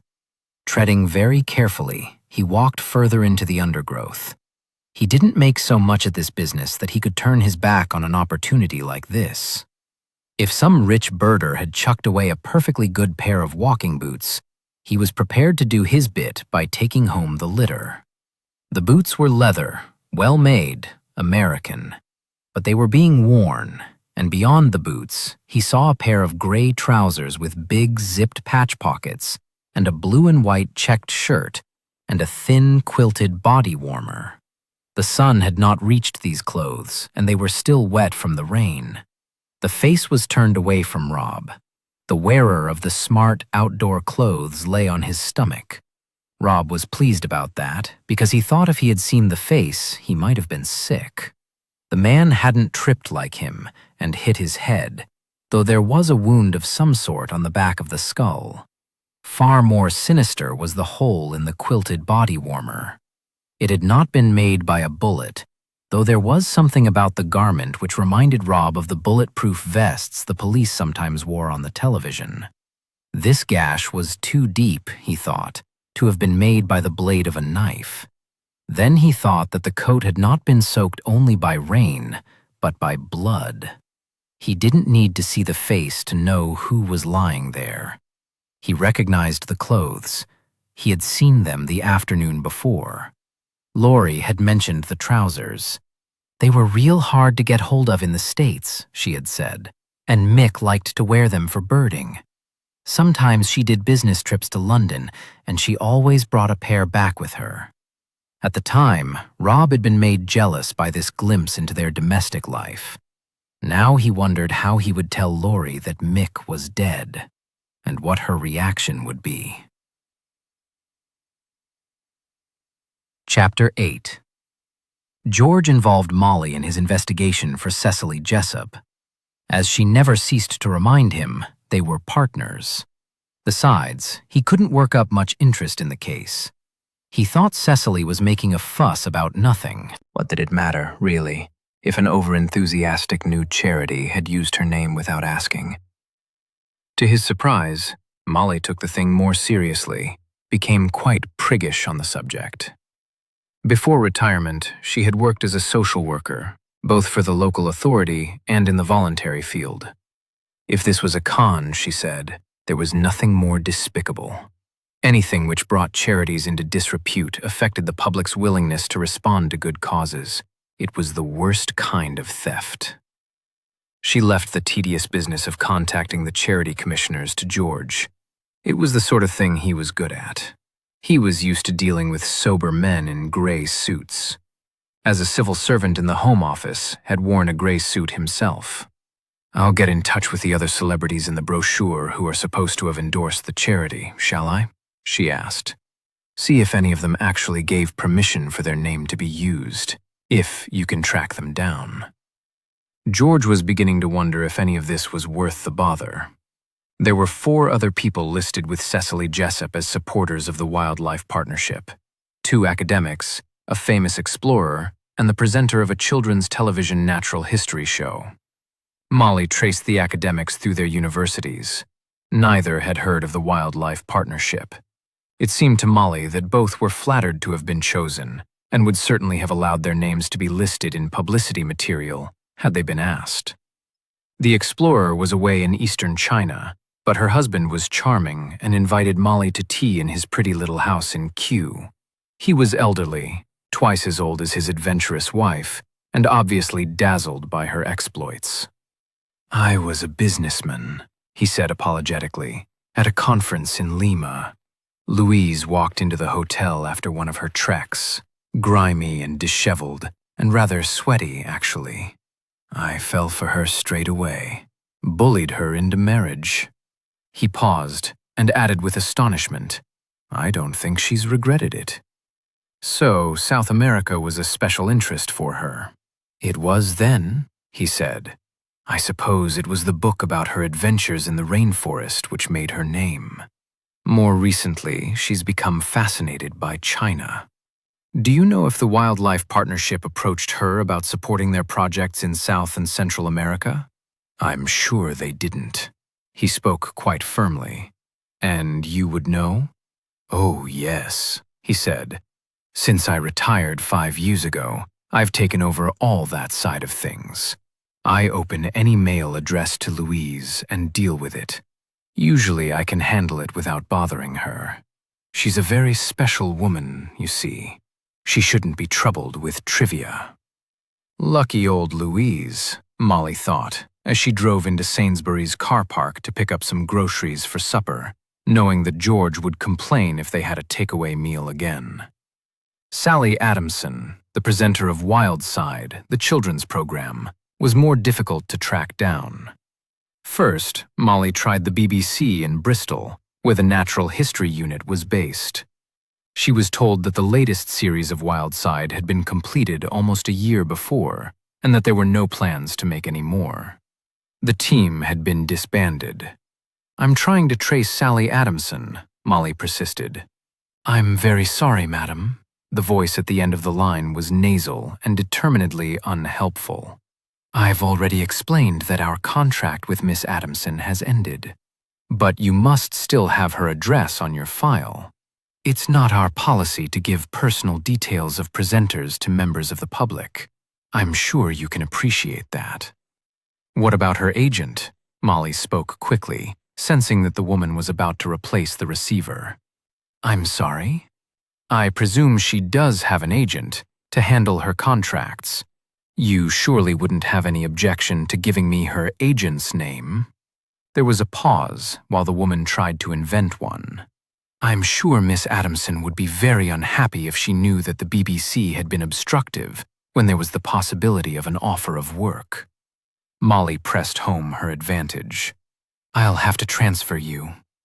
Molly was passed on to a young man whose voice seemed not quite to have broken. She was kept waiting for 10 minutes. Then he said, in a series of squeaks and growls, "Miss Adamson is represented by Cyril Oxley." He gave her an address in Kensington and a telephone number, speaking so quickly that she hardly had time to write it down. "Thank you," said Molly, with only a hint of sarcasm. "You've been very helpful." When Molly phoned Cyril Oxley about the possibility of Sally Adamson opening a school's new wildlife garden, he was not at all suspicious. Molly sounded very like a headmistress, and that sort of approach was made to Sally all the time. Less now, of course, that the program was no longer on the air, but children, as he always said, were remarkably faithful. She couldn't do it for nothing, he said. That was the problem. Schools and charities always expected actors to appear out of the kindness of their hearts. It was all very well for the rich and famous to give their time just for the glory, but these poor kids had to survive on the dole. "Of course not," Molly assured him. "We quite understand that." "It'll be £100 plus expenses," he said, "as it's a school." "That sounds very reasonable. If you could give me the details, I'd quite like to discuss the matter with Miss Adamson personally," Molly said. "I understand that you may not want to give out her telephone number, but if you could ask her to phone me." £100 is the going rate. "You won't persuade her to do it for less," he said suspiciously. "Of course not." Molly was headmistressy and offended. "St. Ursula's isn't a state school, Mr. Oxley. We don't quibble here about money." Sally phoned her back almost immediately. She said she'd be delighted to open the school's wildlife garden, and the expenses wouldn't be too horrendous, actually, because although she lived in Bristol, at the moment her parents were in the States and she was looking after the house for them. Her mother was paranoid about security. Molly had to interrupt. "I'm sorry," she said. "There isn't any school. I'm afraid I got you to ring under false pretenses. Is it real work?" Molly could hear the excitement. "Acting? I'm afraid not." "Oh." Sally made no attempt to hide her disappointment. "I'm a private investigator. Your name's come up in a case I'm working on." That sounds intriguing. At least she was not going to take out her disappointment on Molly. "I wondered if I might buy you lunch." Somewhere nice, Molly thought. Cecily could afford it, and she had taken to this friendly girl. "I'll come to you. I don't want to put you to any more inconvenience." "All right." I explained that I'm staying at my parents' house in Sussex. She gave the address, directions. "What about tomorrow?" Molly asked. "Why not?" There was a pause, and for the first time she sounded sorry for herself. "After all, I'm not doing anything else." Sally's parents lived in a substantial house on the edge of a tidy village. There was no mud or cow muck in the main street, and smart little cars were parked outside what had once been farm cottages. Molly was not invited into the house. Sally was waiting for her, and Molly sat in the car while she set an elaborate alarm system. "What a fuss," Sally said. "Anyone with a screwdriver and a GCSE in woodwork could walk into my flat." She was tall, wide-mouthed, with dark hair cut very short. They had lunch in a converted barn.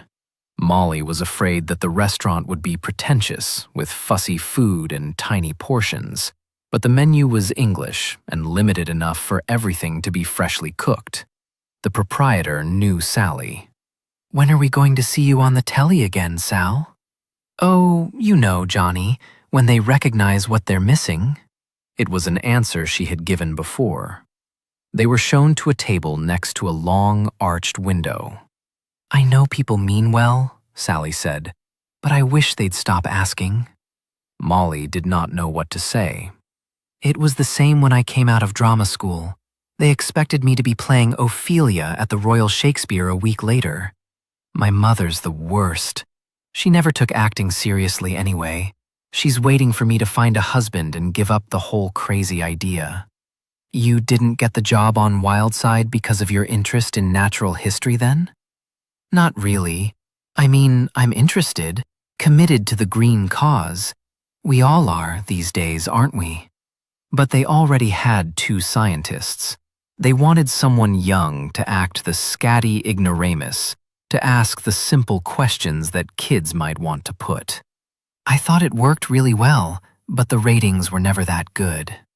She paused, looked at the menu. "Are you really a private investigator?" "I'm not what you were expecting?" Molly saw herself through Sally's eyes. Elderly, plump, a Billy Bunter haircut and round spectacles. "Perhaps I should smarten myself up," she thought. Then, robustly, "No, why should I?" "I don't know," Sally said. "I imagined someone tough, glamorous." She paused again. "Young?" Molly put in. "Yes." She laughed, slightly embarrassed. "I CPS so. How can I help you?" "Have you ever heard of the Wildlife Partnership?" "The name's familiar. Is it something we covered on the show?" "I don't think so." Molly took out the brochure which had been sent to Cecily Jessup's friend. "Your name's listed here as a supporter of the Charbon. I wondered if you'd given permission for it to be used." "No," Sally said. "I'm sure I've heard of it, though." She looked out of the window at a woman in a silk headscarf being dragged along by 2 dogs. "I remember, it was at a party. It must have been more than a year ago, because we'd just been told that the Boots were considering axing the show." He'd never seen Wildside as a permanent thing, but it got used to the regular income. It would be one thing to leave because it'd been offered a proper acting job. Quite another to get the sack. "I'm afraid I had too much to drink and a terrible head the day after." Where was the party? London. I'd come to stay with my parents again, and my father took me along to cheer me up. It was some sort of work stew, I think. I didn't feel much like partying, and I spent most of the time with a big glass of wine sitting in a corner and talking about the Wildlife Partnership. Or listening.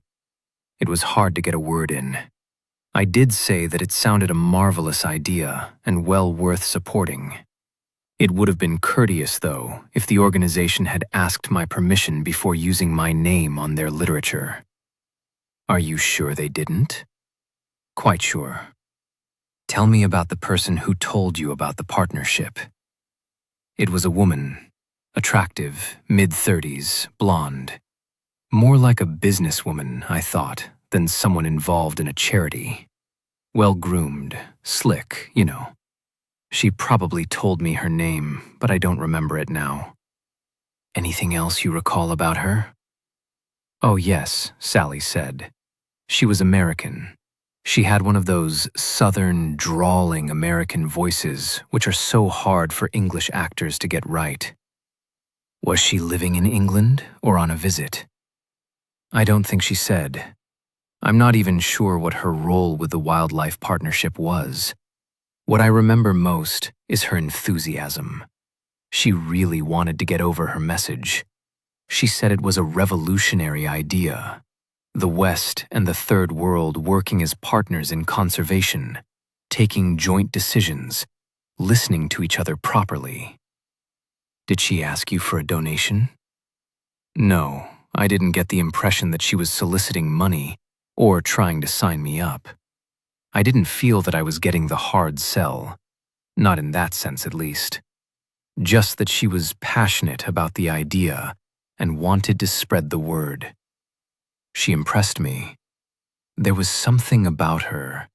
That's why I remember her so well. She paused, shrugged. If it was a con, she was a better actress than I'll ever be. Chapter 9. While Molly was eating roast lamb and Sussex pond pudding, George spent most of his day on the telephone.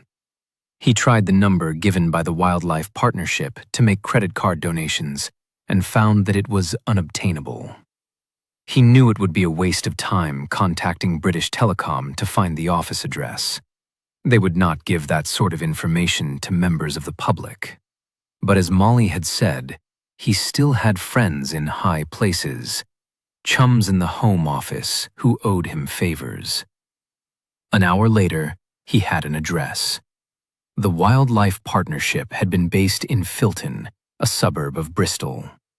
The rest of the day, he spent trying to track down who was behind the venture. He contacted the directors of other environmental organizations who might be expected to know. He spoke to the Charity Commission. By the time Molly arrived, he felt less defeatist. There might be a way of getting to the bottom of this. Cecily Jessup might yet have reason to be grateful to him. It was almost dark when Molly got home, and as she drove down the lane towards the house, she wondered again why they hadn't moved. Norton's Cross had been sensible when George had worked for the Home Office.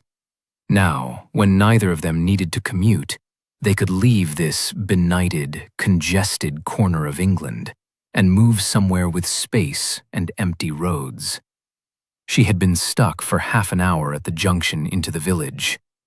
But as she stopped the car to open the rotting wooden gate into the drive, she knew they could not leave. They were too lazy, too settled, and the place had too many memories. The house was a red brick Victorian vicarage. They had bought it in the early 60s when 3 parishes were amalgamated and it was no longer needed. Molly had made plans to renovate it, but they had both been too busy. And neither of them cared, really, about the hideous paint which was still in the bathroom, the ugly gas fires, the drafts. The children had fretted when they were teenagers. Couldn't something, at least, be done about the kitchen? They had demanded. Didn't Molly know that Mark's mother had forbidden him ever to eat in the vicarage because it was unhygienic? Now the children were grown up and respectable, but even they agreed that it wouldn't suit Molly and George to live somewhere smart. George had seen the car lights and had a drink ready for her. There was a fire lit in the living room, and as she came in, he was drawing the curtains against the gloom. She sensed that he was happier, that he had achieved something, and she was relieved. Throughout their marriage, he had suffered from bouts of depression. It wasn't a problem he would acknowledge, except by sometimes admitting to her that he felt a bit low. But she had shared it with him. Fighting the moods had worn her out. It had been harder than social work or bringing up the children. Sometimes it occurred to her that in retirement she deserved a rest. "Well," she said, "how did you get on?" She spoke brightly and supposed that marriage must often be like this. Was there always one partner who provided the encouragement and support? And was it always the woman? Immediately she thought that wasn't fair. He hadn't demanded anything of her. She had a long day, that was all. "I've traced the real Wildlife Partnership," he said. "There is one, then?" "It's an American non-profit organization based in Houston. They certainly seem to be legitimate. Small but efficient, though it's hard to find out where all their money comes from. A number of substantial anonymous donations. They've bought reserves in South and Central America, which certainly exist. 1 in Costa Rica and 2 in Brazil. I spoke to an RSPB reserves manager who visited one of them through BirdLife International. He seemed impressed by the management and what had been achieved. But here? He shrugged. They're not registered. But the charity law's pretty complicated. Perhaps they thought they'd be able to operate here without registration. Have you talked to anyone in Houston? Not yet. The outfit seems to be run by volunteers, but their PR is handled by a firm of environmental consultants called Brownscombe Associates.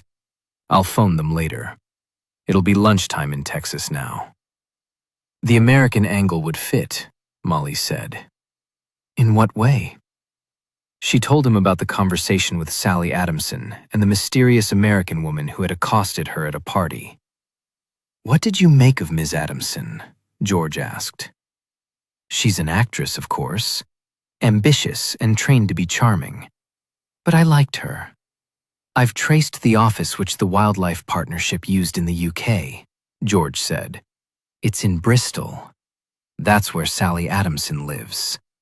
The BBC Natural History Unit is based there. Do you think that's significant? George asked. Do you think she knows more about it than she told you? No, Molly said. I believed her. Really, she was quite relaxed about the enquiry. She paused, held out her glass for a refill. Will we go to Bristol? Look at the office? I don't know. There may be no need. We might get all the answers from Brownscombe Associates. But later that evening, when he phoned Brownscombe Associates, he gained little information. He spoke to Michael Brownscombe's personal assistant. She was pleasant and apologetic, but she refused to pass on any information about clients' accounts. He would have to speak to Michael or Laurie, the partners, she said. He asked when it might be convenient to speak to Michael or Laurie, and she was even more apologetic. They were both on vacation, for 10 days. Perhaps he would like to phone back in about 2 weeks' time. She would notify them of his call. You must have a number for an emergency, he persisted. Sure, she said, as polite as ever. But excuse me, sir. This doesn't sound so urgent that I need to disturb them. And she replaced the receiver. Well, go to Bristol then, Molly said. We can track down what's been going on from this end. Reluctantly, George agreed. They left early the next morning. It meant a dreadful commuter train into town, then the intercity from Paddington to Bristol. The address George had been given was in a busy street lined with shops, close to the British Aerospace factory. The taxi stopped outside a florist's shop. There were sad blooms in buckets on the pavement, daffodils and narcissi which had hardly opened, but which were already turning brown, and in the window a display of wreaths. George and Molly looked out, confused. This is it, the taxi driver said impatiently. This is the number you gave me. Then George saw that there was office space above the florist shop, and that a "To Let" sign had been posted in the window. There was a separate door beside the shop which must have led upstairs, but it was locked. They looked through the letterbox, but there was no mail on the floor. It must have been collected by the landlord or estate agent. The florist was called Maggie.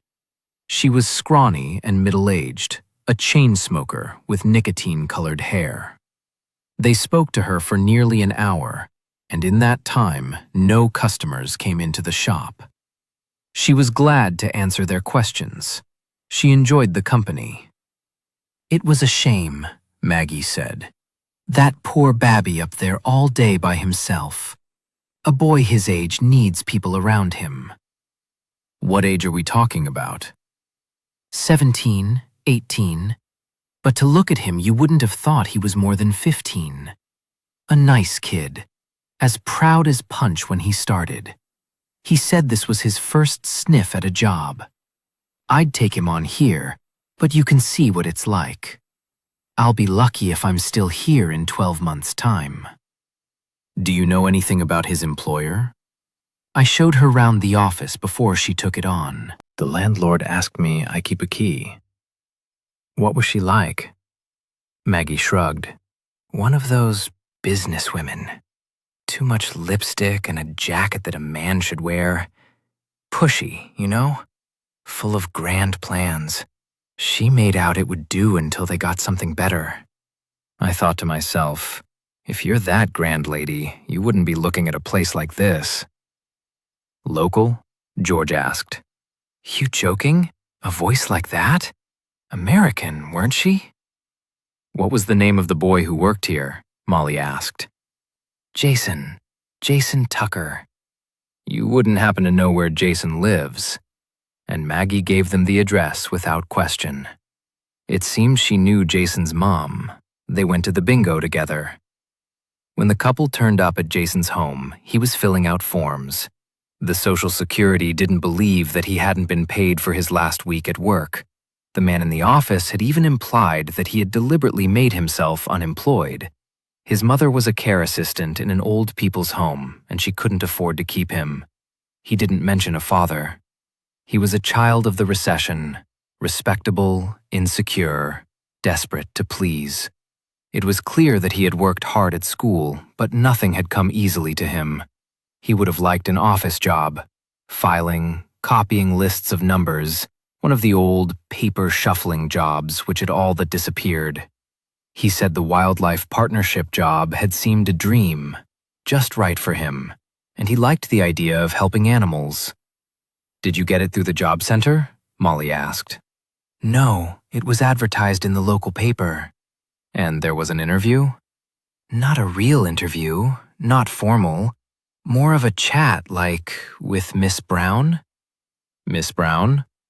The American lady from the Wildlife Partnership. What did Miss Brown look like, Jason? He screwed up his face in concentration. He must have looked like that when he was taking his exams. Blonde hair tied back, he said. Smart, you know? Well-dressed, kind of mysterious. She wore those tinted glasses.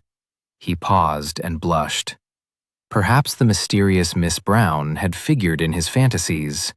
Her first name was Jessica. She told me to call her Jessica. How old was she? Molly asked. That really threw him. I don't know, he said. Younger than your mother? Oh, yeah. 30? 40? I suppose about 30, he said, but he still sounded uncertain. And she offered you the job? He nodded. She said it wouldn't be much fun. He was defending her. She said I'd be stuck in the office, answering the phone. For the time being, at least. I had to take down the details of the people who wanted to make credit card donations. Then there were the brochures to label and send out. Pretty boring, it was, really. Some days, nothing happened at all. But I thought something might come of it. And it was a job, wasn't it? Better than nothing. He stared bleakly across the table at them. Weren't you ever tempted to stay at home? No. He pretended to be shocked, then added honestly, I never knew when she was going to phone, did I? It was always Miss Brown who phoned? It was never somebody else from the organization? Michael, Lori? Do those names mean anything to you? No, he said. It was always Jessica. Did you meet anyone else? No. Should come in at the beginning of the month, take away all the membership and donation details, give me my pay. How were you paid? Molly interrupted. Cash, he said. Always cash. Is there anything else you can think of which might help us trace her? He shook his head sadly. They sat for a moment in silence. We've been authorized, Molly said formally, by the person who's employing us, to pay your last week's wages and a small sum in compensation. Do you have a bank account? He nodded, not quite understanding, slow as ever to catch on. She wrote a check for £150 and pushed it across the table towards him.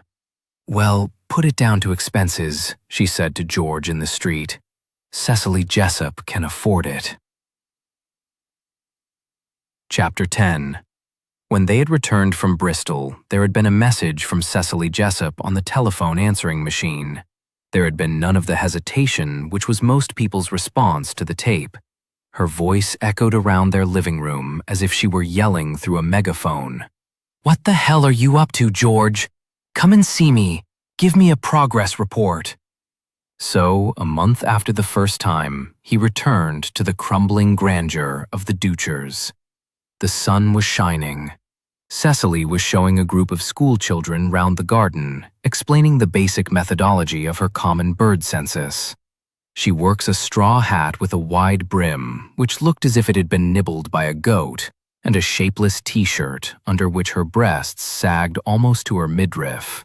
The outfit was completed by a pair of khaki army shorts and sand shoes. The teachers accompanying the parking seemed surprised by her appearance and rather shocked by her language. Perhaps they expected something different from a lady, but George was certain the children were learning nothing new. "George!" Cecily shouted when she saw him walk through the trees towards her. "And about time, too." They were working in woodland, and there was a smell of wild garlic. "Let me set these buggers something to occupy them, and I'll be with you. Well, get Vanessa to make us some tea." They drank the tea, sitting on the kitchen doorstep. There was the occasional shriek of a child's voice from the woods. "It's nice to have kids about the place," Cecily said. Then, complacently, "I'm good with them, you know, George. It's a gift. Perhaps I should have had a brood of my own. What do you think, Vanessa? Do you see me as a mother?" Vanessa was a small woman, still neatly attractive in a floral print frock and sandals. George could imagine that she had once been a Force's sweetheart. At Cecily's question, she looked up, but she did not answer. She had brought herself a chair from the kitchen, so she was sitting a little apart. She was knitting very fast, looking absently about her as the needles flew. George had met her several times, but couldn't remember ever having heard her speak. During the rest of the conversation, Cecily ignored her. "What have you found out for me, George?" Cecily demanded. Sitting close beside her, he could still smell the garlic, which must have been crushed by her sand shoes. Her knees were scratched and bruised like a boy's. "How far have you got along the trail?" "I believe I've reached a dead end, for the moment at least. I'm sorry." "Nonsense, George," she said briskly. "You can't have been trying." He summarized the investigation so far, the trip to Bristol, Molly's lunch with Sally. "I was on that program once," she said. "Wild Side." "Were you?" "Don't sudden so astonished, George. I told you children liked me. It was after the Rio summit." "So you met Sally Adamson, the girl who presents it?" "Yes, pleasant enough. No science, but what can you expect these days? I know her father, of course." "Do you?" "Oliver Adamson. He's a solicitor. Advised me on setting up the trust to run this place. A bit of a stuffed shirt, but he seems to know his business. You must know Oliver, George. He's a bird watcher. Or he was. Quite keen at one time." And George, dredging through his memory, realized that he did remember Oliver Adamson. But the bird-watching world was a small one, so that wasn't surprising. "He dotes on that daughter of his," Cecily was saying. "I wouldn't be at all surprised if he hadn't pulled a few strings to get her that job. You can tell he'd do anything for her." "So you see," George said, hoping to pull her attention back to the subject, "I don't think there's very much more we can do for the moment." "What about the bank account? Those credit card donations must have been paid in somewhere. We could find out from the credit companies, trace what happened to the money after that." "We'd need to convince the police that a fraud had been committed before they'd be allowed access to any accounts." "Until I've spoken to the American end of the operation, I don't think I can do that.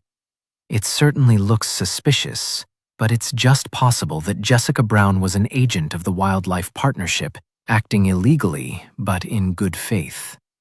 The organization is doing valuable work. You wouldn't want to damage their reputation until we know what's going on." "So the answer lies with those Brownscombs," she said. I'm afraid it does. Oh well, she said graciously. I can wait for 2 weeks. Now the office in Bristol is shut, no other mug is being ripped off. You can telephone the Brownscombes when they come back from holiday. I'm quite determined about this, George. I want no defeatism. Well, get to the bottom of it. Perhaps you'd like me to go over to the States, George suggested hopefully. I could check out the Houston office in person, make absolutely sure. There'll be no need for that, George. I told you I was prepared to pay reasonable expenses, not subsidize a birding holiday. So you can see the spring migration at High Island. I suppose, he said, there was no harm in trying. And at that, she laughed like a clown, rocking backwards and forwards on the kitchen step, her hands clasped around her scabby knees. Vanessa stopped knitting briefly, looked indulgently at her friend, and returned her attention to her clicking needles. George watched Molly preparing supper. She was skinning chicken pieces with a sharp knife. While he'd been at the Duker's shed, spent the day working in the garden, he wasn't sure her hands were entirely clean. He looked away. The telephone rang. Molly straightened from the chicken. She wiped her hands across her forehead, leaving a streak of grease behind. It's all right, George said. I'll get it. He recognized the voice at once. Had bumped into Rob Earl at birdwatching sites since the younger man was a teenager, and more recently, they'd become good friends. They'd both been part of an expedition which had taken a Land Rover overland to India, birdwatching all the way. Despite the difference in their age and background, they'd survived it pretty well. Back from your travels? Want a bed for the night? They put Rob up often when he landed at Gatwick.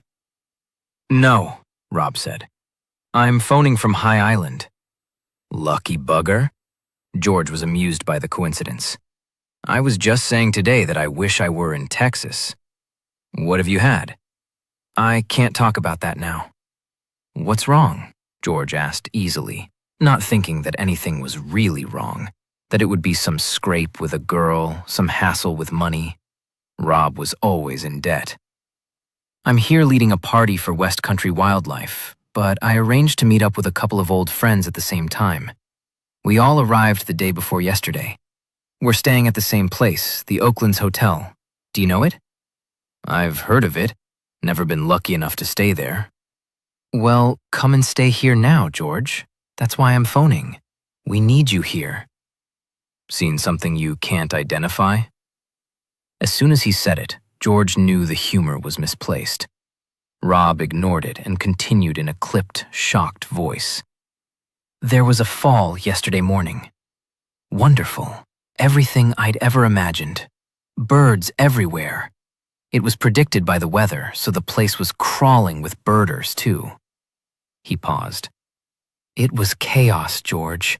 You know what it's like. I went out with my party, but people wandered off, and in the excitement, I didn't try to keep them together. It wasn't practical.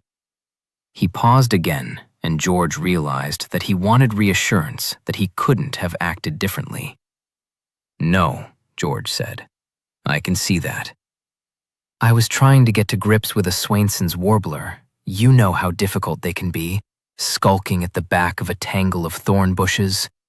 I left the trail in the end and went in after it. Only I didn't just see the warbler, George. There was a body lying face down in the dead leaves. Had been stabbed.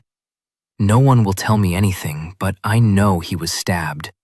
There was a hole an inch thick in his back. There was a brief silence before he continued more quietly. It was an old mate of mine, one of my best mates. I was in Texas to see him. Please come, George. The sheriff in charge of the case seems to think he must have been killed by one of the British party. At the moment, I'm the prime suspect because I was spotted near the body. West Country Wildlife will make the travel arrangements for you. There's a BA flight from Gatwick at 10 in the morning. I've spoken to my boss, and he's booked you on it. It's not good for business, you see, to have one of your leaders suspected of murder. He'll pay for the flight. He stopped, apparently waiting for a response. You will come, George, won't you? If this happened yesterday, why didn't you phone before? I thought they'd sort it out, catch whoever had done it straight away. This is a small town. You can't get away with anything. But they've decided it wasn't a local lunatic. They've decided it was me. What was the name of the victim? George asked. Mick Brownscombe. Perhaps you remember him. We were at college together. He was a good birder, one of the best. George did not reply. He was wondering why he was not more surprised. You will help, won't you? Rob demanded, more desperately. Oh yes, George said. I'll be there.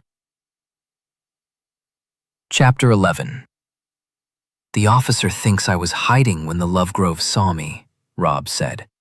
Well, of course I was, but only because I didn't want to make a bloody fool of myself, not because I'd just thrown Mick's body into the middle of a bush. George could tell that the flip talk was an act. Rob was rattled. They were sitting on the lawn outside Oakland's drinking cold beer.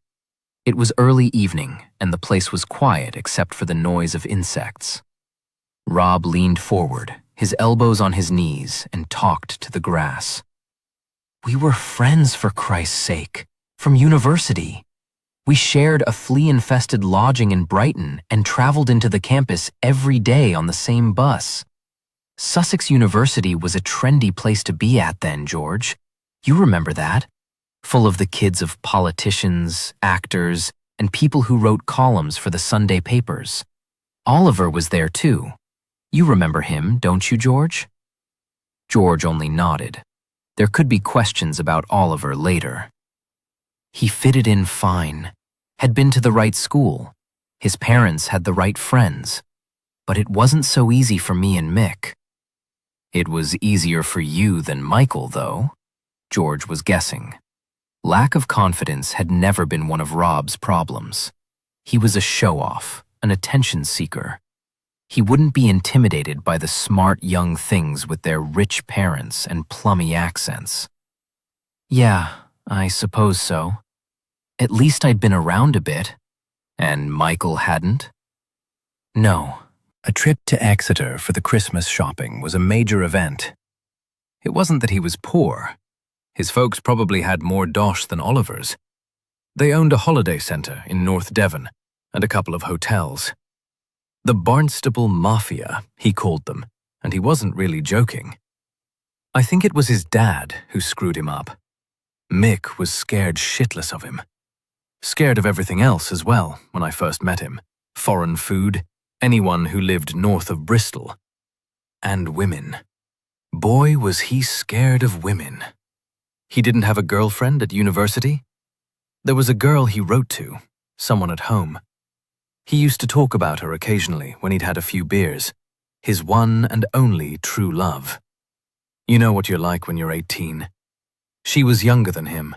He waited for her all the way through college. Then something must have happened, just before he came with us to the States. I suppose she found someone else. I asked him about her, teasing, "How can you bear to leave her?" Something like that. He almost hit me. It was the only time I ever saw him lose his temper.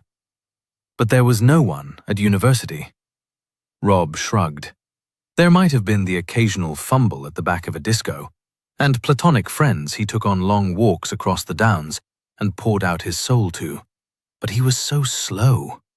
We were banging away like rattlesnakes, and he was worshipping his little schoolgirl from afar. Yes, George said. I see. His children had been young in the 70s. He remembered them in a perpetual state of exhaustion. And yet you brought him to the States with you after you had left college. If you had so little in common, why did you choose him as a traveling companion? He wanted to come, Rob said. We needed someone else to share the car, share expenses, you know. We'd have taken a fourth if we could have found one. He paused, realized he sounded heartless, looked up. I mean, that wasn't the only reason. We were friends. He could be a bit intense, but we liked him. And he would be an audience, George thought. As he remembered it, Oliver and Rob had been a double act, and they would want an audience. Besides, Rob continued, we thought it would be good for him to travel. And was it? George asked. What do you mean? Did America change him? Did being on the road with you and Oliver change him? I hadn't thought so, Rob said, until we got to High Island. And then? And then Mick shocked us all by getting the girl. Rob looked up again and smiled, but George could tell that it still rankled. Ah, yes, George said. Laurie. She's not here now. She went straight away, back to Houston to be with her kids. They had two, apparently, a boy and a girl, teenagers. They'd been staying with friends. She wanted to be there to tell them. Of course, George said. They sat for a moment in silence. Rob flapped away a mosquito. I had to tell her Mick was dead. She turned up at Boy Scout Wood that afternoon to look for him. Someone had gone to phone the sheriff's department, but no one official had arrived. I didn't know what to say. I just wanted to hold her, but that didn't seem right either. How did she react to the news? How do you suppose she reacted, George? Someone had stuck a chisel through her husband's heart and had been thrown into the underbrush to rot. She was bloody upset. He drank from the beer bottle, wiped condensation from his hand onto his jeans. George ignored the outburst. How do you know it was a chisel? Have they found the weapon? No. It's something to do with the size of the wound. The wrong shape for a knife blade. That's what the news reports said this morning. They don't tell us anything. Did Laurie ask to see the body? Not then. Someone from the sheriff's department arranged for her to do that later. He hesitated. They took Mick to the county morgue in Texas City. I suppose someone will have told his parents. I don't even know if they're still alive. Mick didn't say. We really didn't have a chance to talk at all. I suppose we both thought there'd be plenty of time. There was a silence. From the house behind them came the clatter of crockery and cutlery as the tables were laid for dinner. Had you kept in touch with the Brownscombes? George asked. Not really. A Christmas card the years I got round to sending Christmas cards. The odd postcard if I went anywhere special, just to grip old Mick off. You know, George, you can't resist a bit of gloating. Did they write to you? Laurie never did. Mick kept in touch in much the same way as me. I think there were notes when the kids were born. A couple of years ago he did a trip to Attu, that mind-blowing island off Alaska, and he wrote from there. But that was just a list of birds. There was never anything personal, which was odd really when he'd been so intense before. Did you meet in that time? Never. I've been to Texas, of course, with work since we were first here together. We usually fly into Houston if we were doing High Island and the coast. It would have been easy to fix up a meeting, but I never did. I'm not sure why. I suppose I felt a bit awkward about it, if I considered it at all. Mick and Laurie belonged to the past. And they never visited you in the UK? No. I didn't realize they had come back until Laurie mentioned visiting London on business. Did she say what business? George asked carefully. I don't think so. What relevance could that have? Probably none, he said. Unless it was to use her position as consultant for the Wildlife Partnership to set up a little enterprise of her own, using the same name, he thought. Tell me, he said, whose idea was this reunion? Not the original plan. I understand that when you were first at Oakland's, you all made a commitment to get together in 20 years' time. But who remembered about it? Who made all the arrangements? I made the practical arrangements, booked the rooms with Mary Ann, decided on a date. I didn't see why I should have to pay for a flight when I was coming out this year anyway. But it wasn't my idea. It was Oliver. He wrote to me and to Mick and Laurie saying, "What about it? Remember the pledge?" I wasn't sure at first. I mean, it's never the same, is it, going back? Then the idea started to appeal. I was curious. I wanted to see how we'd get on, the four of us. Were you surprised that Oliver suggested it? No, he's always been the romantic one. He always had style. You know Oliver, don't you, George? We went twitching together when we were at university. He stopped chasing rarities completely when he got married. Claims to be a local patchman now, though I don't remember him finding any good birds in Sussex. Never seen his name in the British Birds magazine Rarity Report? Yes, George said. I knew Oliver. Since Cecily had mentioned the name, memories of Oliver had become more focused. It was a sign of age, he supposed, that his long-term memory was clearer than his short. Besides, he had always had a detailed visual recall of rare birds and the events surrounding them. He remembered a Ross gull, for example, which had turned up on the fish quay at North Shields the day before Christmas Eve. Oliver had been there then, with Rob. The bird had been found in the afternoon, and by the time George had arrived in the northeast, it had been dark. He had stayed in Newcastle and arrived at the quay just after dawn to find that Oliver and Rob had already refound it. He could picture the scene now, the rosy plumage of the gull caught in the bright eastern light, the trawlers moving out of the Tyne with the tide, men muffled in heavy coats cycling to work in the shipyards. It seemed that the boys had hitched up to North Shields the night before and had persuaded a pub landlady to let them sleep in her bar. Oliver would have charmed her with his politeness and his indolent good looks. She would have ended up thinking it was a privilege to have them to stay. I was surprised, though, Rob was saying, that Julia agreed to the reunion. Why? Julia never approved of Mick and me. We weren't in the right social league at all. Her father was a small-time businessman who made money and she had pretensions. He paused. Julia is the reason I don't see much of Oliver, even when I'm in the UK. I can't stand what she's done to him. It's pitiful. He leaned forward. For instance, the day of the fall, the day I found Mick's body, it was raining birds. Not just warblers, though you've never seen so many colours. They were everywhere. More like butterflies than birds. But there were tanagers, vireos, chats, thrushes. And Oliver just walked away from it. He said that Julia needed to see him, and he walked away. He looked at George, expecting a suitable reaction of horror. When none came, he shook his head slightly to express his disbelief. What time would that have been? George asked. I'm not sure. 1:30, 2 o'clock? About an hour before I found the body.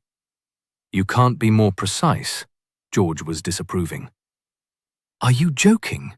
This was the biggest birding experience of my life. And you wonder why I didn't look at my watch? I suppose you all made statements to the authorities. Oliver and I have.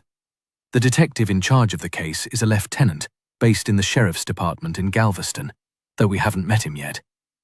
We spoke to an officer called Grant. He's the one who's decided I'm the murderer. And Laurie? A couple of deputies drove her home on Monday afternoon. I suppose they spoke to her then. And you were only here for one night before Michael Brownscombe was killed. 2, if you count the one in Houston. We met for a meal the evening I flew in. But we took it easy, you know. As I said before, we thought there would be plenty of time. Did he tell you anything about his business? Not much. I got the impression he was doing well. He paused, then remembered. Oh, yes. The night before he died, Laurie did try to interest us in one of their projects. She talked about some group they were representing which runs reserves in the Third World. I think she wanted a chance to sell it to my party. Get money out of them, I suppose. Sign them up as supporters. I didn't really listen. We'd seen the weather forecast and we were talking about the fall. Do you remember the name of the group the Brownscombes were representing? I don't think I ever knew. Does it really matter, George? George did not reply. Rob wondered if he had even heard. He was looking older than Rob remembered. Perhaps he'd been wrong to put so much faith in him. There seemed little point to these rambling questions. They were sitting on white wooden chairs in the shade of the porch. George found his concentration wandering. In the gaps in conversation, he had become aware of birdsong and tantalizing shadows in the distant trees. He felt a sudden excitement which had nothing to do with the tracking down of Mick Brownscomb's murderer. "I wonder if you'd mind showing me where you found the body," he said, "before it gets dark. That is, if it wouldn't be too upsetting." Rob grinned, white teeth in a wolf's face. Unreliable, Molly had always called him, unpredictable. "I wouldn't find it too upsetting," he said, "but perhaps you'd better get your bins before we go, just in case." Found out, George thought sheepishly, but he said nothing, and he went into the house to fetch his binoculars. George realized that his questions to Rob had been ineffective. He had found it hard to take the initiative. He did not dislike air travel, but it reminded him of a stay in hospital. All responsibility was given up to the experts in uniform. There was something restful about the enforced inactivity, but now he still found it easier to go with the flow, to put off any decision about the case. He drove to Boy Scout Wood. Soon it would be dusk and the light would go quickly. The birders were already leaving and the sanctuary was almost empty. "You should have been here yesterday," Rob was saying. "What a circus. Teams from the local TV and radio stations tramping all over the place, buttonholing anyone willing to talk to them. Sanctuary volunteers, birders, even some of my party. Not that they minded, of course. They enjoyed being celebrities. I can't blame them. It's not as if any of them knew Mick." "Are you sure about that?" "No, not sure, but nobody claimed to know him, and he didn't seem to recognize anyone. He would have said, surely." "Perhaps." They sat on the tiered benches and looked down at the water. As the light faded, the sound of birdsong grew louder. You can imagine what it was like, can't you, George? These benches filled with people, all of them crazy with excitement. The rain and the noise and the smell. "Yes," George said. "I think I can imagine it. Is there anyone you can provide an alibi for during that day? Someone we can dismiss altogether?" Rob shook his head.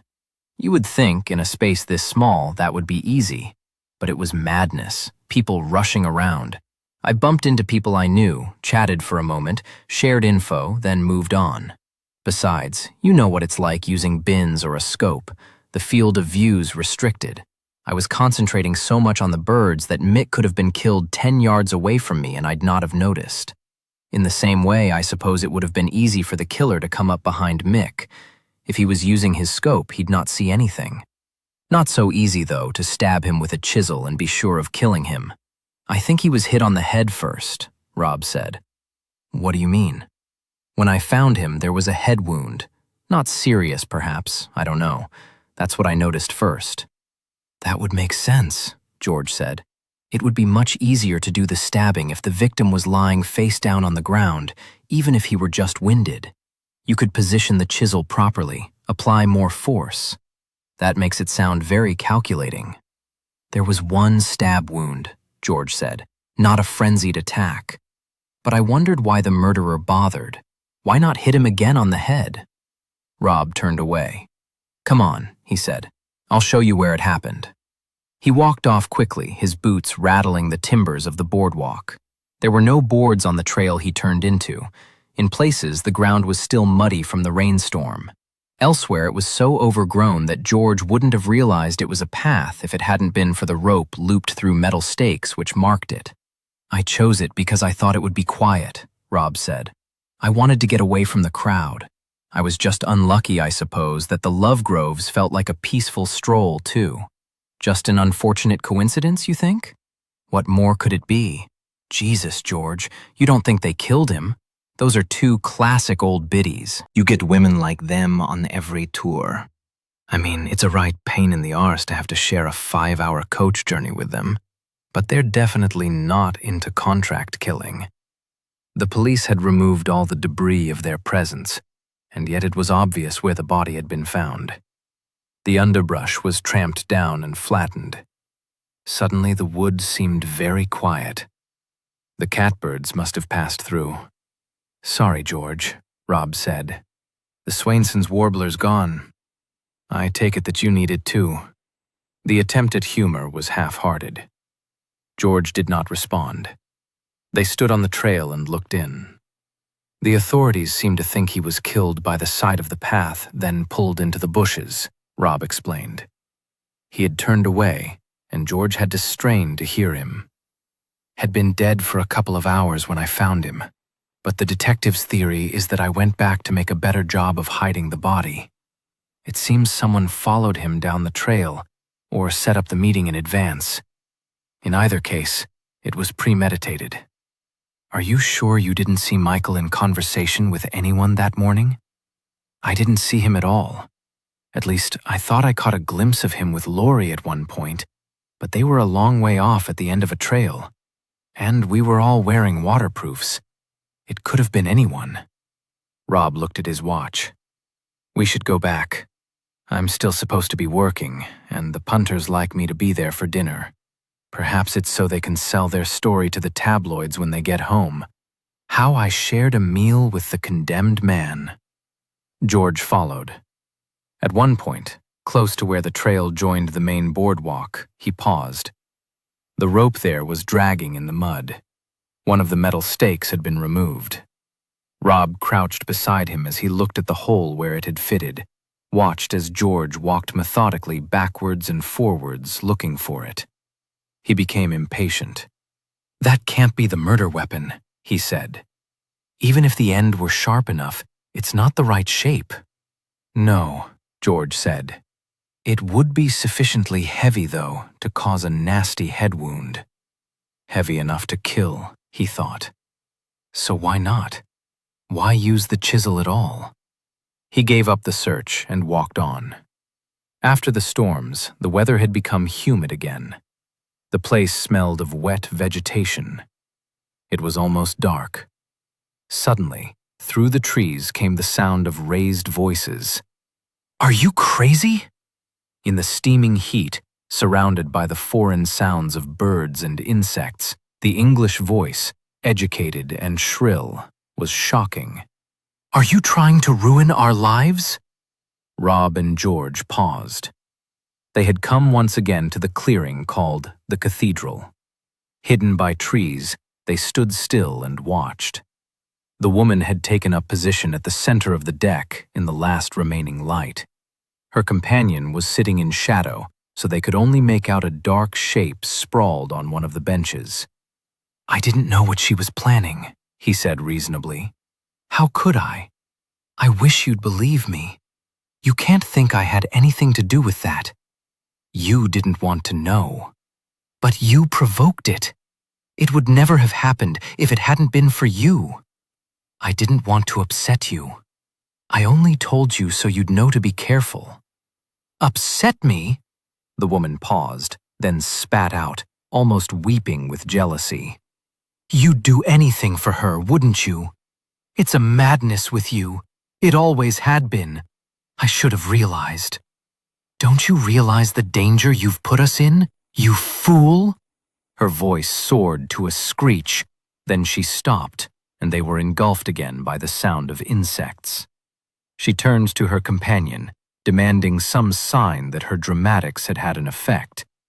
But the man remained quite still, merging into the woodland. He said nothing. The woman gulped a sob and ran off. She was not used to running, and she scuttled, clumsily and breathlessly. The man waited until she had disappeared into the trees, and then he walked slowly after her. Well, George said, what a melodrama. Because some comment had to be made, and the display of emotion always embarrassed him. Were they members of your group? Not exactly, Rob said. Didn't you recognize him, George? That's my friend Oliver. The bitch in the flowery frock is Julia. Oliver walked slowly back to the hotel. They had driven to Boy Scout Wood, but after her outburst, Julia had taken the car. He thought that was just a gesture. She wouldn't have done anything silly. When he returned to Oakland's, she would be ready for dinner, waiting for him. He wondered whether the certainty that she would still be there pleased or dismayed him, but found even that small decision impossible to make. He walked through the grid of small streets, avoiding the main road. A boy on a bicycle drove frantically past him, then pulled on his brakes outside a house. He had probably been told to be in before dark. There was an oblong of light as the front door opened. Then the street was quiet again. As he turned in the gateway into Oakland's, Oliver wondered why he wasn't more sorry that Mick was dead. He had hardly thought about the murder all afternoon, except as an inconvenience. Perhaps more than an inconvenience. A risk. It was probably because Mick had never given anything of himself away. He hadn't trusted them. Like me with Julia, he thought ruefully. And look what happened when I tried to confide in her. Mick had opened up a bit at college, but on that drive through the States he'd been as uptight as ever. Emotionally frozen, Sally might say. She was into psychobabble. Rob hadn't noticed. He wouldn't. And Oliver had forgotten how withdrawn Mick had been. Only now he had a picture of Mick in the hire car, always sitting in the back, never speaking, as they drove halfway across America. When they pointed things out to him, an eagle soaring over the red desert, a mountain ridge in the distance, he had turned his head, but he hadn't really looked. Until they got to Oakland's and met Lori, Oliver thought. Mick had looked at her. He had thawed out after that. Oliver walked through the trees and saw the house. There were lights in every window, and as he approached, he heard the sound of voices and laughter. He used the payphone in the lobby to call his daughter, to put off the moment when he would have to face Julia. Then he went to their room prepared to apologize. Half an hour later, when he led his wife into dinner, no one would have believed that they had been rowing. During the meal, George was overtaken by a terrible weariness, so he could not concentrate on any of the conversations going on around him. He had asked not to be introduced to the West Country Wildlife Party, and he sat, unnoticed, at the foot of the large table where most of them had been placed. Perhaps because of the contrast between Julia's exhibition in the wood and the polite and apparently amiable image the Adamsons now presented, it seemed to him that he could not trust any of the courteous exchanges which he overheard. After coffee, he closed his eyes and almost dropped off to sleep where he sat. When he woke with a start a moment later, solicitous faces were turned towards him. As if in a nightmare, the gentle profiles of elderly men and women spun around him. He saw them as mocking masks, hiding passions of hatred and revenge. Time for bed, he thought. Obviously, he was too old to survive jet lag, and a carafe of Californian wine without ill effect. When he had arrived at Oakland's, the hotel had been full. As a favor to Rob, Marianne had offered to put him up in one of the staff rooms. These were in a new single-story block built away from the house, and he had to cross the garden to reach them. As he walked round the house from the restaurant, he saw Julia sitting in one of the old people's rocking chairs on the porch. He saw her through a mesh screen which had been put up to keep out insects, but a light was on behind her, and even in his befuddled state, he thought she had been crying. He paused, wondering whether to approach her, but she fled, making no attempt to hide her escape, turning over the chair in her haste. Chapter 13. The next morning, Marianne had a message for George. Joe had called. He usually dropped into the restaurant at the Gulfway Motel at 10. Perhaps Mr. Palmer Jones would meet him there. Joe? George asked. Joe Benson, the constable. She smiled briefly. You'd better go. He's a big man round here. When he got to the restaurant, he knew the constable was already there because his car was parked outside. His name was painted on it in big letters. Benson was enormous. His face was brown and hard under a cream-colored Stetson. He wore a denim shirt with mother-of-pearl buttons, his constable's badge, a gun in a holster. When George came in, he stood up. George felt dwarfed, and Benson was hostile. Mr. Palmer Jones, he said. Well, I'm real glad you could call in. His voice mumbled somewhere deep in his stomach. The sarcasm was intentional. It was good of you to see me. Benson looked at him and considered how to deal with that politeness. You sit down and we'll get Miss Lily to bring us some coffee. The restaurant was empty. George thought he had probably arranged for it to be that way.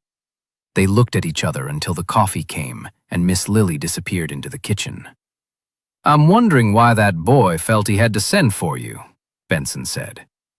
"He's nearly 40, hardly a boy." Benson shrugged, and suddenly they had something in common. He wasn't many years younger than George. They were both of the generation which remembered the Second World War and the legacy of the Depression.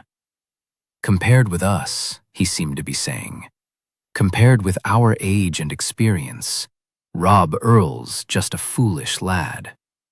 You understand what I'm saying." The words was still aggressive, but he was prepared to listen. George tried to sound conciliatory. His employers, West Country Wildlife Tours, asked me to come, to give reassurance to their customers and to provide support for Rob during this difficult time.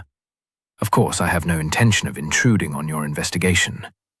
Benson recognized the lie, but ignored it. "Well now, I wouldn't say it was my investigation. The sheriff of Galveston County is in charge. He has a team of detectives. They're good men and women. I think we can both leave things to them." He paused. "We don't like amateurs. They get in the way. But you do have an interest in what goes on in High Island." "Sure, I have an interest. Perhaps I should explain how things work here. I believe constable means something different to you. I'm an elected representative of this community, responsible for law enforcement on the peninsula. I have a deputy working for me, a sergeant. Of course, we work closely with the sheriff's department in Galveston, but we live here. We know these people. Sure, we care what goes on." "Yes," George said. "I see." Benson looked up at the ceiling. "You could say I'm a servant of the community," he said. "This isn't a wealthy town. Not anymore. Maybe you wouldn't visit for the scenery. But we do have tourists, and they bring thousands of dollars to this region every year. Avi tourists, they call them. You know what I'm talking about, Mr. Palmer Jones?" "Birders," George said. "You're talking about birders. I've got a friend." Benson's musings were still directed to the whirring fan above his head. "He owns his own gas station. He showed me some figures some research guy had put together. It proved that without all those visitors to High Island and the coast, small businesses like his could go bust." He paused. "Those businesses are concerned, Mr. Palmer Jones. The tourists come from overseas. Maybe they overreact to bad publicity. That's the way of the world. They hear there's been a murder on a sanctuary in Texas. They decide to go somewhere else. So if the tour companies want to send over a Brit PI to keep their customers happy, I've got to go along with it. Do you understand me?" "I understand that I'm here under sufferance." Benson seemed not to hear him. "It also means that I'm under pressure to clear the case up quickly. We make an arrest, lock someone up. It's not news anymore. But we're going to do it right, whatever the boy thinks." He sat forward, looked straight at George. "I'm not under that much pressure." "Mr. Benson," George said, "I believe you." "Good." He smiled. "Well, that's good. This might be a small town, sir, but I'd like you to know that we do things right here. You don't have to worry about that. When your friend died, everything was done according to the proper procedure. Miss Cleary called me at home. I contacted the sheriff's office. Then I came straight down. A sergeant from Galveston arrived soon after, and we cleared the area. The identification unit came. You know they have specially trained officers to search the scene of the crime. The medical examiner took a while to get here, because he's based at the county morgue in Texas City. But the IDU are glad sometimes to get in there first, and he's an experienced man." "Has he done a preliminary report?" "He'd report directly to the sheriff. But you would know, wouldn't you, what the initial findings were?" "Have you ever been a cop, Mr. Palmer Jones?" "Not exactly." "You don't operate like a cop. The medical examiner's report?" George prompted. He was stabbed. The weapon was thick-bladed, but sharp. What about the head wounds? George asked. You know about them? Benson seemed surprised, impressed. They didn't kill him, but he was knocking over first. Then the assailant stood over him and stabbed him? That's the theory. And your IDU? I presume they found the instrument which caused the head wound? A heavy stake with an eye at one end, through which the boundary rope had been threaded. It was a guess, and he was showing off. He'd look a fool if he were wrong. Benson scowled. Someone been talking to you? George shook his head. I noticed that it was missing yesterday. What about the murder weapon? The thick-bladed instrument? Did they find that? No, Mr. Palmer Jones. They didn't find that. He called into the kitchen for more coffee. Outside in the road, a car braked sharply. They heard high-spirited men's voices, jeers and catcalls. Then the engine revved up, and the car drove quickly away. George drank the strong black coffee. Rob Earl didn't do it, you know, he said. Benson said nothing. George thought he had gone too far, but he persisted. Why would he? What was the motive? As I understand it, your friend was always jealous of Mr. Brownscombe. He'd taken a fancy to his wife. That was 20 years ago. Rob's had dozens of girlfriends since then. It wasn't anyone from around here, Benson said stubbornly. Like I said, I know these people. There are one or two who might kill a man in a fight in a bar, but not that sort of attack. Not a stranger from behind. They looked at each other in silence. Have the detectives looked into the Brownscombes' business dealings? George asked. I don't know. You think that might be important? There's a non-profit organization called the Wildlife Partnership. It's based in Houston, and the Brownscombes have done some work for it. There's a possibility that in the UK, it's been involved in a charity fraud. Perhaps it's not relevant, but they might want to look into it. Sure, I'll pass the information on. Did you discuss this with Mr. Earl? No? Thank you, Mr. Palmer Jones. I appreciate that decision. Rob isn't a murderer, George said. Benson took a deep breath. For a moment, George thought the man would lose his temper. Instead, he spoke quietly. Well, if you tell me that, I'm inclined to believe you. But it's not me you have to convince. No, George said, but I'm grateful anyway. Did you ever meet Mick Brownscombe? A couple of times, a long time ago. I can't seem to get a handle on him. I mean, what was the guy like? He was quiet, self-effacing, nervous, a country boy who often seemed out of his depth. Not the sort to get murdered then. I'm not sure. George paused. This was Molly's territory, but he'd learned something from her over the years. The sort perhaps to be bullied and taken advantage of. A victim, if you like. You go in for all this psychology? Like you, I think it's important to know who we're dealing with. Maybe. Benson yawned to show what he really thought of all that stuff. George took no notice and continued. For example, it would be interesting to meet his parents. Are they coming over for the funeral? I don't think they are. Doesn't that strike you as odd? Not really. I guess they're old and they can't face the trip. I'm telling you, Benson said, you're making it too complex. In my experience, murder's the most simple of crimes. Money, women, revenge. What else is there? Families, George thought. Fear, failure. I expect you're right, he said. So you'll leave it to the sheriff's department? I was wondering, George spoke slowly, if I might visit Laurie Brownscombe. Benson looked at him, said nothing. I thought she might speak to me. After all, I knew her husband. We shared an interest. Yeah, birds. The word was deliberately unemphatic, but Benson made his opinion clear. Birds were for shooting. But you're not going to talk to her about birds, Probably not. At least, not exclusively. You're pushing your luck here, Mr. Palmer Jones. George did not answer. Benson shrugged. She agrees to see you. I can't stop you. Thank you. Mr. Palmer Jones? Yes. You find anything interesting, you come to tell me. Of course. And you're there as a friend of the family. I understand. Mr. Palmer Jones? Yes. You come to see me anyway.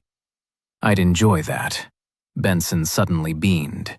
He sat forward and set forearms, as wide as shovels, on the table in front of him. Tell me, he said, do you ever drink beer? George smiled back. At every opportunity. That's settled then. When you get back from Houston, you give me a call. You come round to my house, and we'll have a few beers. And you tell me everything that lady said to you. Chapter 14. Lori Brownscombe lived in a leafy satellite town to the west of Houston. George phoned her from Oakland's before setting off in the car he had hired from the airport on his arrival. She sounded dazed and confused, but not too grief-stricken to take hold of the situation. Who did you say you were? A friend of Rob's. I'm staying at the Oakland's hotel. He asked me to come out to represent his interests. You're a lawyer then? No, not a lawyer. Would you mind if I visited you? The authorities have no objection. She hesitated, and he thought she would refuse. Sure, she said at last. Why not? And he thought that curiosity had got the better of her. He had been expecting someone glamorous, like the woman described by Jason and the florist. Too much makeup and designer clothes. Lori wore jeans and a t-shirt, and her sandy hair was long like a girl's. She's in mourning, he thought. Did I really expect her to dress up for me? He remembered Julia screaming like a demon in the woods, then playing the part of affectionate wife in the restaurant. Told himself that appearances were deceptive, but still, he could not reconcile the two images of Lori Brownscombe.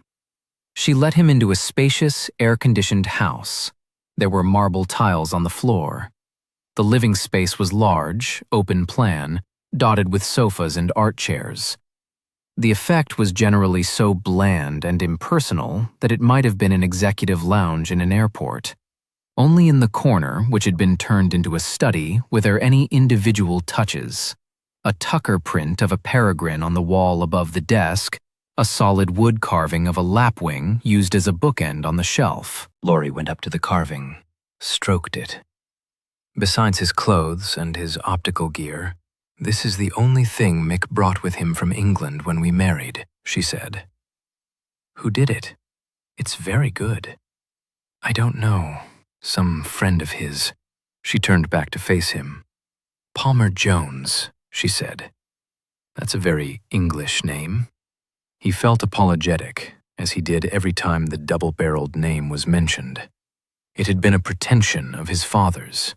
He had always hated it, but hadn't had the courage to change it while the old man was still alive. When he died, it was too late. By then, to have dropped either side of the hyphen would have been a foolish gesture. But it wasn't something you could explain to strangers. I suppose it is, he said. You knew Mick? Not well. I think I met him when he was a student, at Clay, Dungeness, bird-watching places. With Rob and Oliver? That's right. The three of them were together when I first met them too. They were wild. I guess that's why we got along so well. But you're not wild now, George thought. The Lori Rob described wouldn't have lived in this anonymous house in this respectable suburb. She seemed to guess his thoughts. We were young then. Things have changed. For the better? He asked. Sure, for the better. She paused. I know Rob thought of us as kindred spirits, but I couldn't be like him. Traveling, living out of a suitcase, moving from one rented apartment to another. It is like that, isn't it? Pretty much. Though it would be more accurate, George suspected, to say that Rob moved from one girlfriend's apartment to another. I had enough of that as a kid, she said. I like security. Mick gave you that? Yes, he did. It was important to him, too. He had a lousy childhood. His parents are still bastards. You know, they're not even coming over for the funeral. They wouldn't come to see us wed, and they won't come to see him buried. They had settled at a table in the kitchen area. There was a coffee machine on the bench. She poured coffee into a mug and handed it to George. He took it and sat down.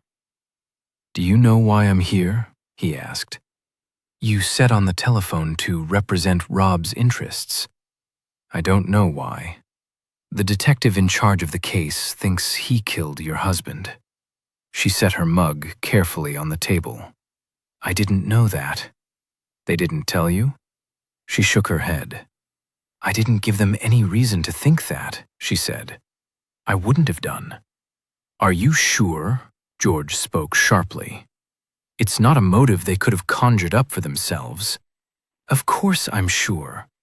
Apparently the detective thinks Rob has been infatuated with you for 20 years, and when he met you again, he couldn't contain his passion."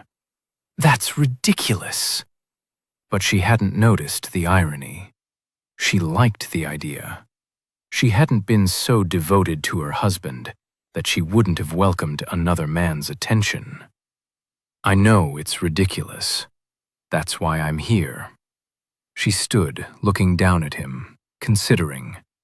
"Why don't we go outside?" she said. "Sit by the pool.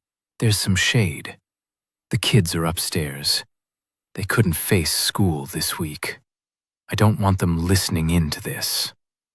The back garden was tidy, pleasant enough, uninspiring. George thought they probably had someone to look after it. "Tell me about your marriage," he said. "Why?" She was startled, but not offended. She's as hard as nails, he thought suddenly. I wonder what made her like that.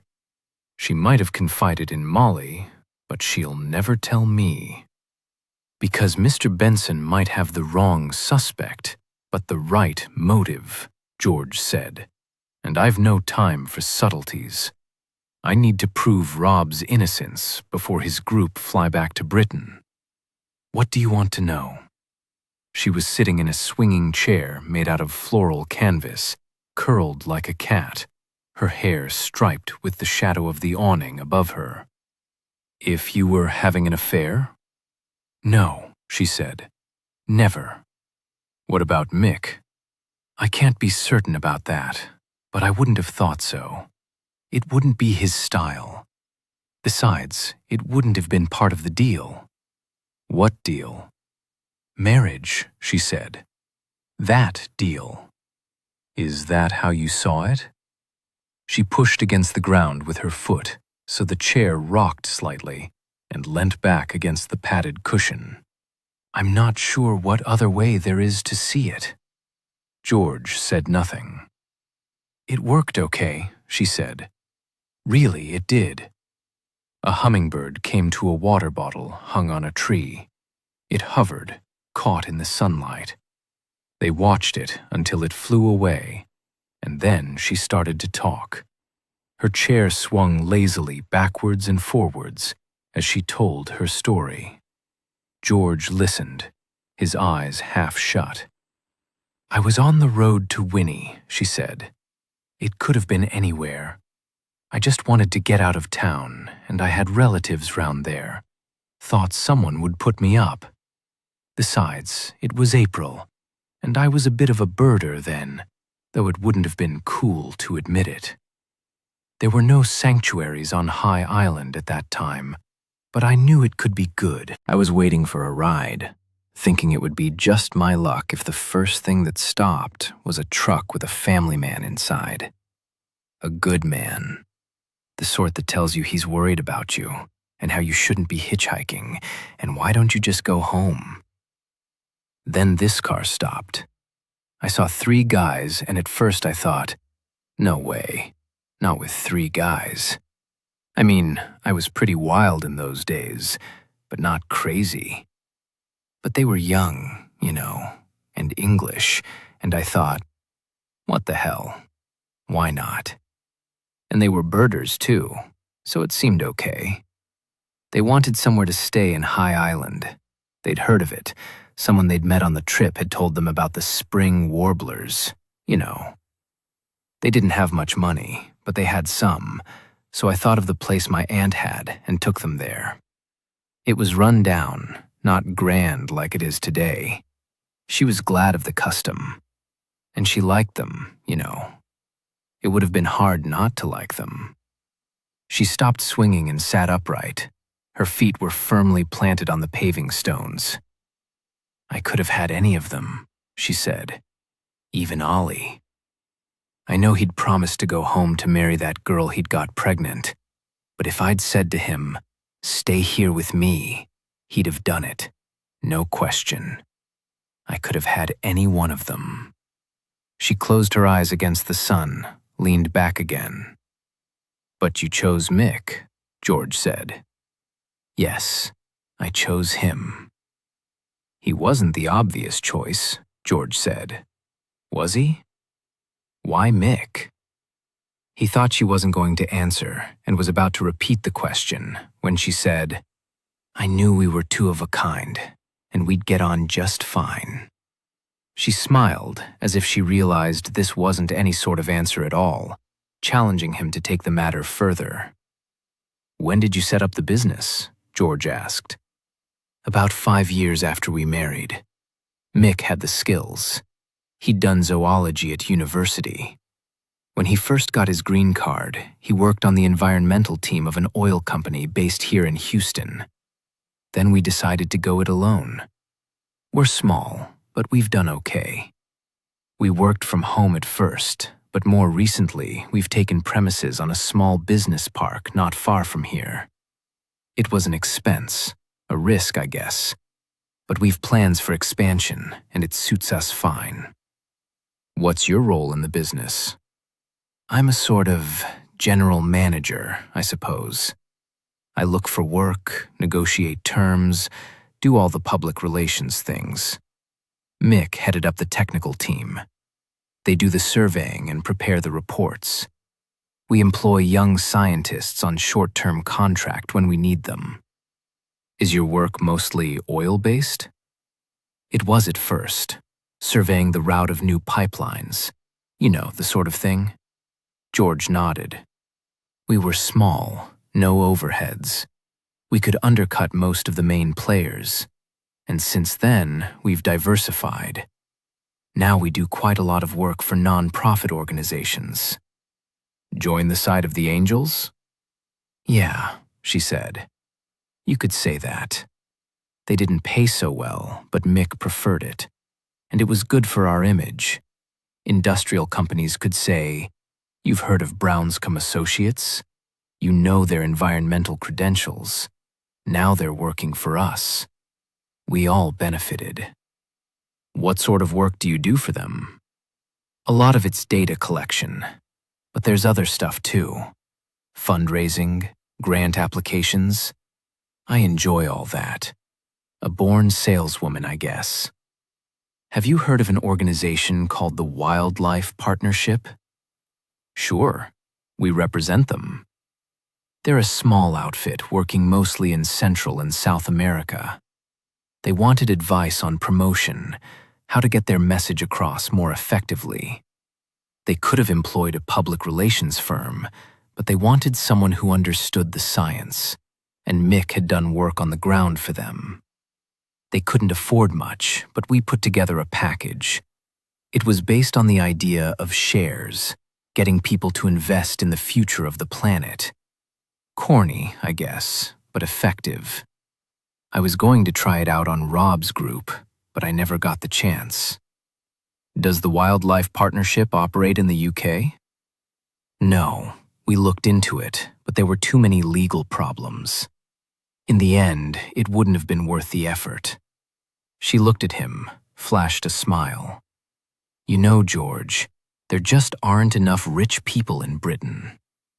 It would have been possible then to confront her with the Wildlife Partnership advertising material, which had used Cecily Jessup's name, but he did not think it wise to show his hand so soon. "I'd like to ask you about the time you spent together at Oakland's, leading up to the morning Mick died," he said. "It wouldn't upset you?" He asked the question through habitual good manners. He did not think much would upset her. "I told the deputies who drove me home," she said. "I'd find it helpful." We'd arrived at Oakland's the afternoon before. Mary Ann threw a kind of party for us that night. Ann Cleeves. I explained, she's a cousin. We had dinner and drinks, and the boys were just talking about the weather and how amazing it would be for birds the next day. Of course, it wasn't so exciting for Mick, but he was pleased for them. He wanted it to be special. He hoped it would be good. The next morning, Rob took his party to Boy Scout Wood, but we went to Smith Oaks first. There's a shop by the entrance where you can buy the patches which allowed you into the sanctuaries. I thought you could probably pay a fee at Boy Scout too, but Mick wasn't sure. He was always cautious, always played by the rules. Were Mr. and Mrs. Adamson with you? Oliver was, not Julia. He said she hadn't slept well and she decided to stay in bed. I wasn't sorry. You didn't like her? I only met her that first night, but no, I didn't like her. Did you stay at Smith Oaks? No, we had a quick look, but Mick and Oliver wanted to find Rob, so we went back to Boy Scout. You walked? Are you joking? Americans never walk anywhere, unless it's with knapsacks and boots in the national park. We took our car, parked it in the street outside the sanctuary. Did you find Rob? Lori shook her head. Not while I was there, but I didn't stay long. As soon as it started raining, I gave up. George raised his eyebrows. The best fall in years and you gave up? I thought you were a bit of a birder. Only in good weather, not seriously. I took the Explorer. The boys would be wet anyway, so I thought they could walk back to Oakland's. What did you do? She paused. I had lunch with Mary Ann. Like I said, we're distant family. We had things to talk about. Was Julia there? I didn't see her at lunch, but I guess she was around. I remember Oliver turning up sometime looking for her. The rain stopped, so I went back to Boy Scout. Rob was there, waiting by the information stand at the entrance to the wood. At first, I couldn't understand what was wrong with him. He could hardly speak. I thought he was ill. He told me that Mick was dead. Then someone from the sheriff's office turned up and they took me home. She sat very still. Had Mick made any enemies through the business? George asked. Had he stepped on any toes?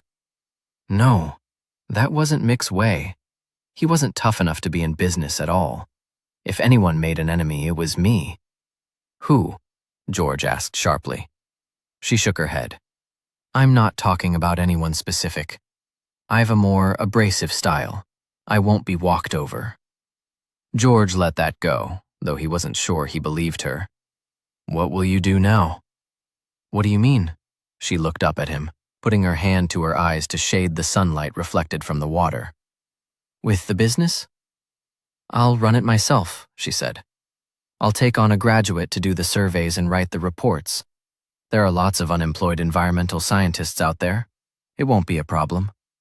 No, George thought, as he drove back down the I-10 towards the coast. I don't suppose it will. Chapter 15. When George returned to the Oakland's hotel, the Mays were waiting for him. They had been waiting for most of the afternoon, had even decided against going on the trip Rob had organized to the wildlife refuge at Anahuac, although he had promised them alligators and that the wet prairie would hold birds they still needed for their list. The Mays were beside themselves. After their first encounter with Rob in the Marriott Hotel in Houston when they had been so critical, so, they realized it now, unreasonable, he had become a hero for them. George recognized them, standing on the veranda looking out for his car. They had been sitting at his table on the night of his arrival.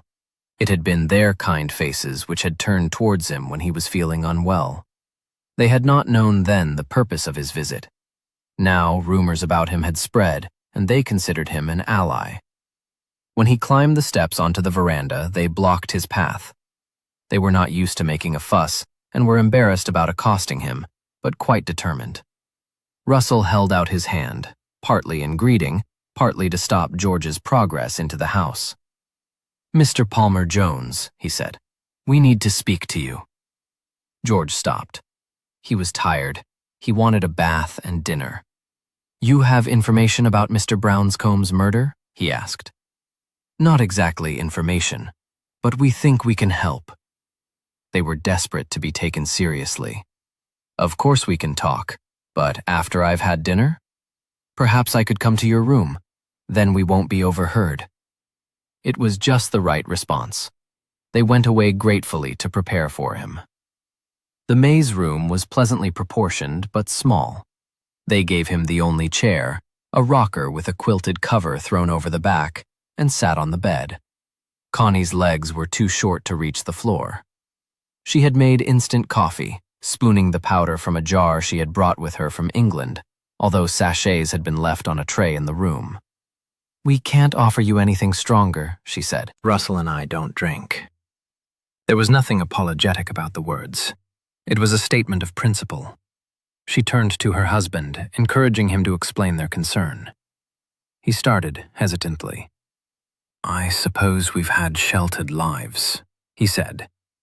"I was a special constable when I was younger, but you couldn't say I saw much active service.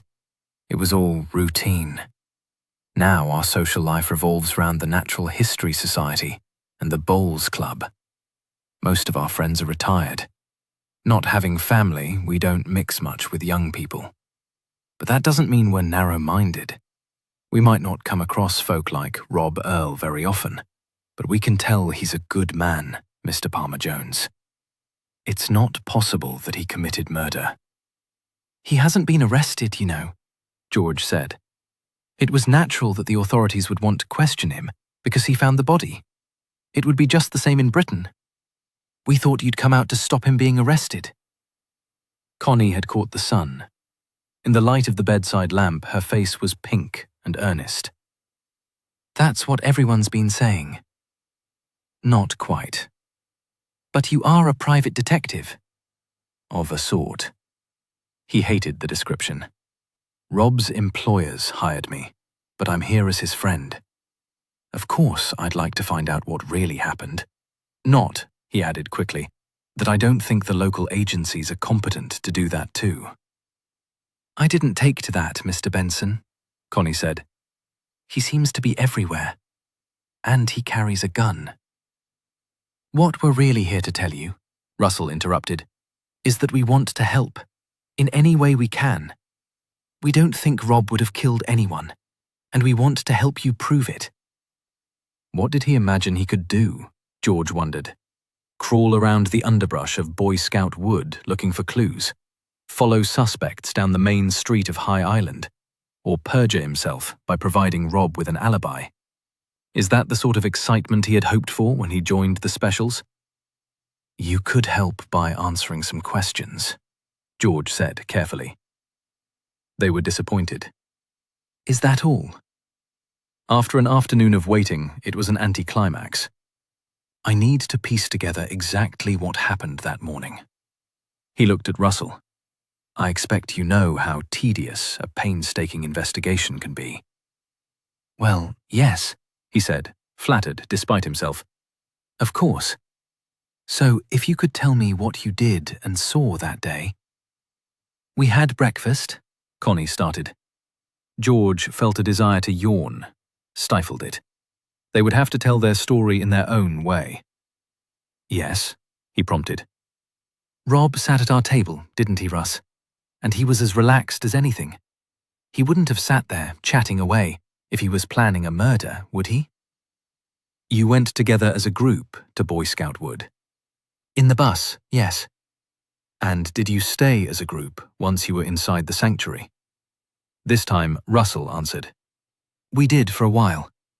Rob was talking to us, telling us a bit of the history of the place, and some of the party were beginners. They needed Rob to tell them what they were seeing. Those love groves, for instance. Connie said darkly. Never giving the man a minute's peace.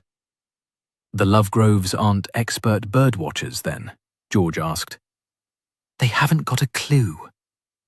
George wondered how much of Connie's venom resulted from the fact that it was the Lovegroves' evidence which had landed Rob in trouble. Russell spoke more reasonably.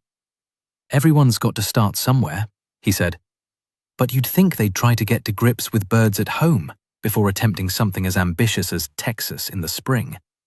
It's just a waste of money, isn't it? They could be seeing anything. Did the Lovegroves tell you why they decided to come on the West Country wildlife trip in the first place? No. Russell smiled apologetically. To be truthful, I try to avoid them. Once they get you in conversation, they stick like limpets. But I get the feeling that it was all Esma's idea. Joan's just here to keep her company. That's the impression Joan likes to give anyway, that she's long-suffering and hard done by. Yes, George said. I see. He supposed he would have to speak to the Lovegroves. He wasn't looking forward to it. There was a moment's silence. Then he asked, Can you tell me exactly what time it was when the party broke up? The Mays looked at each other. Connie answered, Not exactly. About midday, I suppose, after the rain started. I turned round and saw crowds of people, but no one I recognized. And you didn't see Rob Earl after that? No, Russell replied sadly. I wish I could say that we had. What about Mr. Brownscombe? Did you see him at all? Yes, they chorused together. Could you tell me about that? It was soon after we'd lost Mr. Earl, Russell said. We wandered back to the sanctuary entrance. There's a gallery there, looking down over a pool. Mr. Brownscombe and Mr. Adamson were on the bench next to us. We recognized them from the hotel and started chatting, comparing notes the way you do. He could tell from my accent that I came from the West Country, and we talked a bit about the bird-watching sites at home. He still remembered them after all this time. I had the feeling, that he might be homesick. Had never gone back. It seemed very strange talking about Braunton Burrows and Fremington Creek with tanagers and vireos and orioles flying all around. Very strange. So Mick Brownscombe grew up close to your home, George said. Did you know him when he was a boy? Not him. I suppose I might have come across him, but I don't remember. Know his father, of course. Everyone knows Wilf Brownscombe. Oh. Biggest crook in the county, Russell May said. He's never been caught, but that's what everyone says. Does everyone say exactly what sort of crime he's involved in? Mostly fraud, I believe, Russell said. He's very plausible. Persuaded a lot of people to invest in him. But he declared himself bankrupt a while back, and they all lost money. He took local traders and suppliers down with him. Then he set up a new business in his wife's name. Not doing exactly the same thing as before, not enough profit in that for Wilf Brownscombe. Retirement homes he's into now. He can use the same hotels, but charge twice as much. I don't know what else he's up to. He's got fingers in a lot of pies, has Wilf Brownscombe. But if you met him, you'd think he was a lovely fellow. He's famous for making big donations to charity. Is he? George said, and wondered if that was one coincidence too many. George found it hard to sleep. At 1:30, he decided to phone Molly. She should just be waking up. I think you should take a trip to the seaside, he said.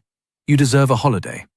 Go to Devon and find out all you can about Wilf Brownscombe, the father of the murdered man.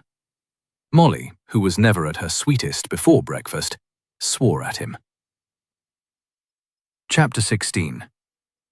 Early the next morning, George took Oliver to the coast. They walked along the beach to the Bolivar Flats. It had been arranged the night before during dinner.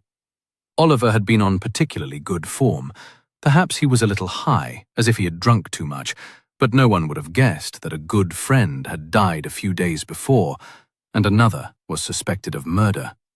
Then George had suggested the trip to Bolivar, and he had fallen silent, looked helplessly at his wife. Of course you should go, Julia had snapped. Why not? I should be used to your deserting me by now. Why don't you come too? George asked, but she had laughed at that. No, thank you, she had said. After all, I am on holiday. The day had started sunny, but now there were sulphurous clouds, which gave a vivid yellow light. They drove south until they hit the coast, then west along the Bolivar Peninsula, a spit of sandy land with the Gulf of Mexico on one side of it and Galveston Bay on the other. The road was separated from the beach by dunes and scrub, and was so low that they could not see the ocean on the horizon, only the huge ships gliding down the Gulf. It was an optical illusion which made the boats seem to be sailing across land, and with the odd yellow light, gave the impression that this was a strange country, where the normal rules of nature did not apply. The road passed through the towns of Crystal Beach and Gilchrist. The wooden houses were built on stilts to protect them from floods and high tides. There were motels and shabby seafood restaurants, and small boats upturned on the sandy soil. At Retillon Road, George turned off the highway to the beach. There they parked the car and walked along the shore to the marshland of the Bolivar Flats Sanctuary. It reminds me of East Anglia, Oliver said. Something about the low horizon. Perhaps the light. Do you get to Norfolk now? For the birding? Hardly ever. I don't seem to have the time now with business, family commitments. Of course, George said, thinking that even when he had been busiest and the children were young, he had found the time to drive to Clay in the autumn when the wind went easterly. But then Molly had understood, or he had always supposed that she had, how important it was to him to escape. I suppose you gave a statement to one of the sheriff's detectives, George said. Yes, Oliver said, that first afternoon. Did you tell him that Rob was infatuated with Laurie? Not exactly that. Oliver gave an awkward giggle. He asked about the relationship, and you told him that Rob was jealous of Mick Brownscombe. Of course not. But I suppose it's possible that he jumped to that conclusion. You're a lawyer, George thought. You knew what you were doing. So why did you want to focus interest on Rob? But he let the answer go. Tell me about Mick Brownscombe, he said. When did you last meet him? You know that. 20 years ago. That's why we're here. But he came to London occasionally on business. He never phoned you up. He must have been lonely, stuck in a hotel room. He never suggested that you met for a boys' night out or a talk about the old times? No, Oliver said. Never. But then I would have been surprised if he had. He wasn't like that. He didn't find it easy to get on with people. He was shy, nervous. When we were traveling together, sometimes he went days without speaking. So he was rather unprepossessing, George said. At least, that's the impression I have. So why did Laurie choose him? I don't know, Oliver said. I've often wondered. He gave a high-pitched laugh. George thought he had cultivated the image of a middle-aged buffer, elegant but rather stupid. What about Laurie? George asked briskly. Did you ever meet her in the UK? Oliver paused, then seemed to decide to tell the truth. Yes, he said, a couple of times. The first time it was much as you said. She was stuck in a hotel room after a meeting, bored, too jet-lagged to sleep properly. She phoned me at the office, offered to buy me dinner. I was flattered, I suppose. Curious. Anyway, I agreed to meet her. We went to a French place in Covent Garden. It was hot. We sat outside. Isn't it strange, some things you remember really clearly? Nothing much happened. We talked, mostly about our families, about work a bit. Then I dropped her back at her hotel and went home. I got a bollocking from Julia for working late again. When was this? About 5 years ago? She hadn't tried to get in touch with Rob, too? She didn't say. Perhaps she had, but he was away on his travels. I preferred to think that I was her first choice. He gave another silly laugh. When did you meet her again? More recently. Perhaps a year ago. But that was by chance. You just bumped into her in the street? George made his voice skeptical. Of course not. It was at a party. An oil company was launching a competition. It was offering a sponsorship deal to the charity which came up with the most imaginative scheme for reclaiming industrial wasteland. Laurie was in London for a meeting with the oil company, and they invited her along. Why were you there? I specialize in environmental law, George. I'm often wheeled out at these dues. The groups think it makes up for my charging well below the market rate for my services. I didn't speak much to Laurie that night. I kept getting waylaid by eager young men from the county trusts wanting free advice. I hoped we might have a chance for a quiet drink later, but she just seemed to disappear. She had a long chat with Sally, though. He broke off abruptly. Sally? My daughter. Julia doesn't much enjoy these events, so I'd taken Sally along. She was up from Bristol for the week, and she'll do anything for a glass of free champagne. Your daughter is the Sally Adamson who presented the children's natural history program? That's right. Oliver was obviously delighted by the recognition. She was a bit depressed that night because the series had come to an end, and they'd decided not to do another one. I brought her along to cheer her up. I knew she'd be the center of attention. And I told her, "You're a real actress, my girl. You should be looking to the RSC or the National, not having to compete for an audience with monkeys and gerbils." What did she and Laurie talk about? I don't know. Work, I suppose. Me? He smiled, but George did not respond. What is this all about? Did Laurie talk to Sally about a charity called the Wildlife Partnership? I don't know. Did they ever meet again?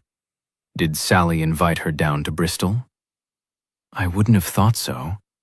It was just a conversation at a party. Why? Molly went to see your daughter last week. Her name had been used in the advertising material of an organization called the Wildlife Partnership. Leaflets had been mailed soliciting donations. Famous people connected with natural history had been named as supporters without their permission. Sally was one of them. We were asked to look into it. Oliver was looking out over the Gulf of Mexico, concentrating very hard on a laughing gull, but George knew that he was listening. Sally told Molly that she had heard of the Wildlife Partnership. It had been mentioned by a woman at a party. The woman was American. This all seems to lead back, don't you think, to Laurie? Oliver lowered the binoculars. You think Laurie was behind some sort of scam? I don't know. Somebody was. Why would she bother? She can't need the money. Do you know that? Oliver shrugged. I suppose not. She just gives the impression of a successful woman. But then she would. A confidence trickster would. He turned away from the sea to face George. Do you think this has anything to do with Mick's murder? I don't know. It's a possibility. If Laurie is involved in fraud, it tells us at least that we can't take what she says about Mick for granted. She had things to hide. Oliver walked on. The sun came from behind a cloud and threw a brown shadow ahead of him. A flock of waders flew out of the salt marsh. George stopped to identify them. Were they greater or lesser yellowlegs? Greater, he decided. He pulled out his notebook and wrote them down. I don't like Sally being mixed up in all this, Oliver said, and George remembered what Cecily had said about him. He dotes on that child. Somehow, it brings it all too close to home. She shouldn't have involved Sally. Of course you wouldn't warn Laurie that she might be under suspicion. No! Oliver was impatient. Of course not. He waited until George had caught him up, then he went on. She's reckless enough to do it. Not kill Mick, I don't mean that. But set up a false charity, print the leaflets. Not even for the money, but just to see what happened, to see if she could get away with it. When we met that night in Covent Garden, she said that she was bored. There are times, Ollie, when I just want to go out and make something happen. Perhaps she did. Do you think so, George? Is that how it happened? George did not reply. This is horrible, Oliver said. Julia was right. We should never have come. Why did you come? George asked. It was your idea, wasn't it? To keep everyone to the pledge you all made? To meet up again? Sentiment, Oliver said. To recreate that sense of friendship. Looking back, nothing seems as important as that. I suppose it's just a part of getting old. Then he gave another nervous laugh and took on the pose again of brainless fool. None of us is as sharp as we were, George. We all look back to the good old days. Was it age which made you decide to leave Boy Scout Wood in the middle of a fall? Rob told you about that, did he? He seemed to think I was mad, but I'd promised Julia I wouldn't be late. I think if I'd been there, George said, I'd have been tempted to stay. Would you? Well, you're not married to Julia. He seemed to regret the retort and smiled to turn it into a joke. Rob caused rather a scene, actually. He stood in the middle of the wood in the pouring rain and screamed like a maniac. I'd forgotten how mad he can be. He can't understand why I stay with Julia. He thinks it's her father's money which keeps me with her. And is it? Perhaps. Partly. He was quite serious. It means I can take cases which other lawyers wouldn't touch with a barge pole. But it's not just that. She didn't get what she expected from the marriage either. She wanted someone ambitious and dynamic. I was a disappointment to her. It is important, isn't it, to be kind? Or does that sound pompous? It probably does. Rob always said I had a tendency to be pompous. Where were Mick and Laurie when you two were rowing in Boy Scout Wood? Laurie left when it started to rain. I suppose she'd seen falls like that before. And Mick? I lost him when he went off on his own to look for a Blackburnian warbler. How did he seem to you that morning? I don't think he had any premonition that someone would come up behind him and stick a chisel through his heart. Oliver stopped. I'm sorry, that was crass. I think we're all feeling the strain. He didn't seem anxious or frightened, but he did seem a bit low, depressed even. All around us there was this buzz, and he didn't seem affected by it. But that was the way Mick was, George. He was never an exhibitionist like Rob. And then I wondered if all the talk about Devon had made him homesick. We'd bumped into a couple who come from there, and he was remembering places he'd gone birding as a kid. Did he talk about them? His family? No, it was just an impression I had. He was preoccupied, that was all. After Rob had tried to persuade you to stay when you were on your way out of the wood, did you meet anyone you recognized? Only those sisters, the ones everyone tries to avoid, the Lovegroves. I think they called out to me. There was probably a bird they wanted me to identify. I just put up my hood and pretended not to hear. So, George thought, his kindness didn't extend to aging spinsters. Where was Julia when you got back to Oakland's? In our room, waiting for me. Sulking, actually, because I was later than she'd expected.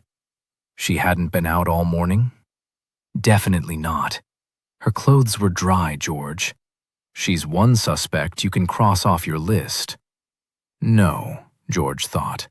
Not quite yet. You and Julia had lunch together. Did you invite Laurie to join you? I take it that she had returned to Oakland's by then. You must be joking. Julia thinks Laurie's the original Scarlet Woman. Besides, Laurie was in a huddle with Marianne, and she didn't even see us. It seemed a pretty heavy conversation, and I wouldn't have wanted to interrupt. In what way heavy? Acrimonious? Bad-tempered? Come off it, George. I mean, I haven't known Marianne as an adult for very long, but can you imagine her losing her cool? It just looked as if they were in the middle of some serious negotiation. Business, then? I don't know. I didn't try to overhear. Why don't you ask one of them? He seemed amused and spoke as if he were humoring a child. George realized that Oliver irritated him. It wasn't just his failure to take the investigation seriously. There was something of the martyr about him. He could understand Rob's urge to yell at Oliver and tell him to take a hold on his life. It was probably not kindness which kept him with Julia, but laziness, and the English cowardice which disliked above all things the creation of a scene. But would he murder to prevent a fuss or a scandal? The notion seemed ridiculous. Without speaking, they turned and began to walk back to the car. A peregrine flew over the marsh, and suddenly the air was clouded by startled birds, calling and wheeling above them. Then the falcon disappeared inland, and the herons and egrets settled back onto the pools like snowflakes. Chapter 17. It was late morning, and Oakland's was quiet. George found Marianne in the restaurant. She was walking between the tables, checking the place settings. Every now and then, she stopped to straighten a napkin or remove a dead flower. He stood at the door and watched. He imagined that she did this every day. It had the feel of a ritual, a celebration of her achievement. "You like order," he said. She smiled. "About everything." "Perhaps it's a bad time to interrupt you." "No, I've done. How can I help you?" It was professional kindness. Even if she had hated the intrusion, she wouldn't have said. "Rob explained why I'm here." She nodded. "Can we talk?" "Of course. Let me make you tea. There's a British shop in Houston where you can buy leaf tea, but no one here appreciates it. I'd love to share some with you. We use tea bags at home." "Do you?" There was an astonished pause, and then she laughed. "Have you ever been to Britain?" "When I was a student, I had a vacation job as a nanny. I've visited a few times since then." He hoped she would take him to her apartment. He was intrigued to see how she lived. He imagined somewhere cool and sparse. Instead, she led him to her office. On a low table, there was a kettle and a tray with a teapot, caddy, and strainer. "I understand that you and Laurie Brownscombe are relatives," he said. "Kind of. Distant. Her dad was my mum's cousin. I think that was it. They were brought up in this house together when Mum's grandmother had the place. I never met him. Mum didn't approve. She always called him a drunk and a waster. He never could hold down a job. Not even then." "Oakland's wasn't a hotel at that time?" "Oh, it's always been a hotel, but it was pretty run down. Mum took in boarders, mostly old folks with a bit of money and no family. She loved the house and didn't want to lose it, but she didn't have ambition." "And you did?" "Sure, I could see its potential. I watched the people arriving every weekend to visit the sanctuaries, some of them in big, smart cars, and I thought they might like a place to stay. An old-fashioned hotel with a bit of comfort and style. Perhaps it was having your friends turn up with Laurie all those years ago which gave me the idea. They seemed so exciting, and I thought we could have people from all over the world stay with us." "Why did Laurie bring the boys here if relationships between your families were as poor as you say?" "Mum felt sorry for her. She let her stay whenever things at home got too bad." "You and Laurie must be very close then. Almost sisters?" Marianne hesitated, and he expected another glib, polite answer. "Laurie was older than me and she'd been allowed to run wild," she said at last. "We were never friends, not even when she married and settled down." "No. Why?" His persistence unsettled her. She gave her full attention to her own version of the tea ceremony, pouring boiling water onto leaves, stirring and covering the top with a tea cozy emblazoned with beefeaters. Another purchase, George supposed, from the British shop. Then she gave an answer which even she must have realized meant nothing. We were both too busy. We had our own lives to lead. George refused to leave it at that. But I presume you met up from time to time, at family occasions. There's not much family left now. She would have come to your mother's funeral, for example. Oh, Marianne said bitterly. she wouldn't have missed that for the world. George looked at her, expecting some explanation, but it was clear that she already regretted the outburst, and she continued in a more conciliatory tone. I did see Laurie and Mick occasionally. They came to the island sometimes in the spring if the weather looked good for migrants. If they were in the neighborhood, they would usually call. It was clear that she viewed these visits with little enthusiasm. What were you and Laurie talking about on the day her husband died? You did have a discussion. She left Boy Scout Wood early to meet you. She had not expected the question and was shocked by it. Did Laurie tell you that? No, we were discussing business, she said. What sort of business? I'm afraid that's confidential, Mr. Palmer-Jones. I'm sure you understand. I understand that a close friend is suspected of murder.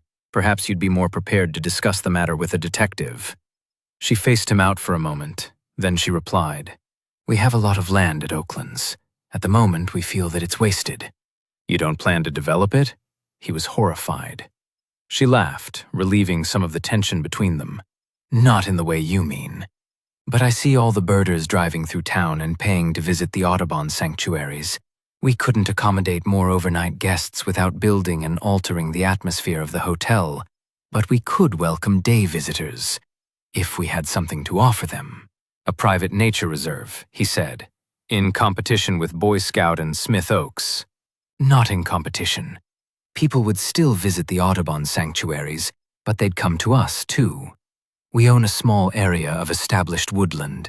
We'd plant more, perhaps create a pool.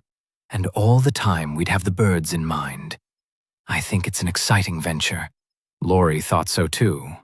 You gave Brownscombe Associates the contract for planning your new nature reserve. He was surprised. Let's say we were in preliminary negotiations. I need advice about how to prepare the ground, and not just literally. I want to be sure it's worth doing. It was Laurie's idea to enter an Oaklands team in the Bolivar Birdathon. I've offered to host the reception which follows it. We'd hope to turn that into a tradition. It would all be good publicity. She paused. Laurie did have some good ideas. This was said so grudgingly that it was hardly a compliment. Who else knows about the plans? No one except Laurie so far. I'd like Rob's opinion, but I've decided to keep the whole thing secret until I've cleared it with Houston Audubon. I think they'd approve. There's a lot of pressure on the existing sanctuaries, but the scheme would never work without their cooperation. And I don't want to start rumors. There are always rumors here in High Island. If news got out that I'm planning changes, there'll be talk of high-rise condominiums or a retirement village, and my life would be a misery. Laurie didn't mention this to me. There was a brief pause before she answered. Of course not. I asked her to keep it confidential. Can you think of anyone who would be opposed to your plans, if your adults what you intended? She sunk her head. Maybe a couple of old-timers who've been here since my mother's time and who don't like change of any kind. But I don't think they'd put up any formal objection. What are you saying, Mr. Palmer-Jones?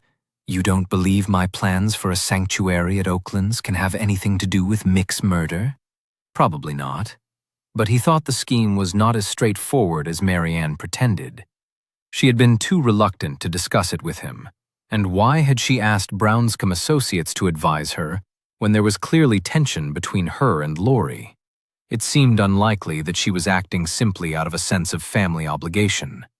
I'd be glad if you don't say anything about this until my plans are finalized, she said. The publicity will be dependent on the announcement being a surprise. No, I won't Cascade exposing then. If his judgment was wrong, and he was making too much of the conversation between the cousins. They were probably two hard-headed businesswomen who put personal differences behind them to pursue the common goal of making money. "Did Laurie ever talk to you about the Global Wildlife Partnership?" he asked. Mary Ann had admitted to taking trips in the UK. She had a Texan accent, and to an adolescent like Jason, she might appear as glamorous. He thought there was no real possibility that she was behind the fraud. Compared to running a business like Oakland's, any profit would be negligible. Mary Ann seemed surprised by the question, but she answered without hesitation. "Laurie mentioned it at the meeting we had the day Mick died. She showed me some of the publicity material she'd devised. She thought we might consider something similar for the expansion of Oakland's. The idea of partnership, you know, private enterprise and non-profit organizations working together for the future of Texas. I thought it would work." She began to pile the cups and saucers together on the tray. It was clear that she wanted him to go. He asked one last question because he could see that the practicalities of running a business fascinated her, and he was interested in the discipline too. "Tell me," he said, "how did you plan to pay the Brownscombes? By commission on the number of day passes sold for your sanctuary, or one straight fee? I take it those weren't acting as your consultants without charging." Her hands seemed to tighten in an involuntary movement, and a teaspoon slipped from her grasp and clattered onto the tray. George looked at her, waiting for an explanation for the panic, but she controlled herself and only answered the question. "Well now, Mr. Palmer-Jones, I don't think that had been entirely decided. I remember him, you know." George was startled. He was standing in the lobby, looking out into the garden, wondering if there would be time for a walk before lunch, thinking about what Mary Ann had told him. He thought he regretted the changes she was proposing. There surely would be changes. A bigger car park, perhaps a visitor center and coffee shop. It would be tastefully done, but would he enjoy seeing a nighthawk flapping easily over the lawn at dusk if he had to share it with a crowd? "I said I remember him." The voice was quavery and impatient. It came from a small room used almost exclusively by the elderly residents. At first, George could see nobody there. Then he walked in. The speaker had the shriveled look of the very old, and was so small that his chair hid him completely. He had been looking at George in a large framed mirror on the wall ahead of him, and it was clear that the comment was directed at him. "Who do you remember?" George asked. "The one that died. You are interested in him, aren't you?" "Very." "Well then, you remember Mr. Brownscombe coming to Oakland's with his wife to visit Miss Cleary?" So Mick had called in, George thought, when the weather was good for migrants, just as Mary Arm had said. "Not recently." The old man was irritated by George's stupidity. No, I didn't mean that. Years ago. He came years ago with his friends. Miss Elsie was here then." "Elsie?" "Yes, Elsie. Mary Ann's mother. You were staying here 20 years ago?" "I'd just arrived. Thought it would be for a week until my daughter made space for me. She never did." He screwed up his eyes, and George was afraid that he was going to cry, but the gesture seemed to be an aid to concentration. "I remember them driving up to the house that first time in their rental car. The girl and 3 boys. The radio blasting.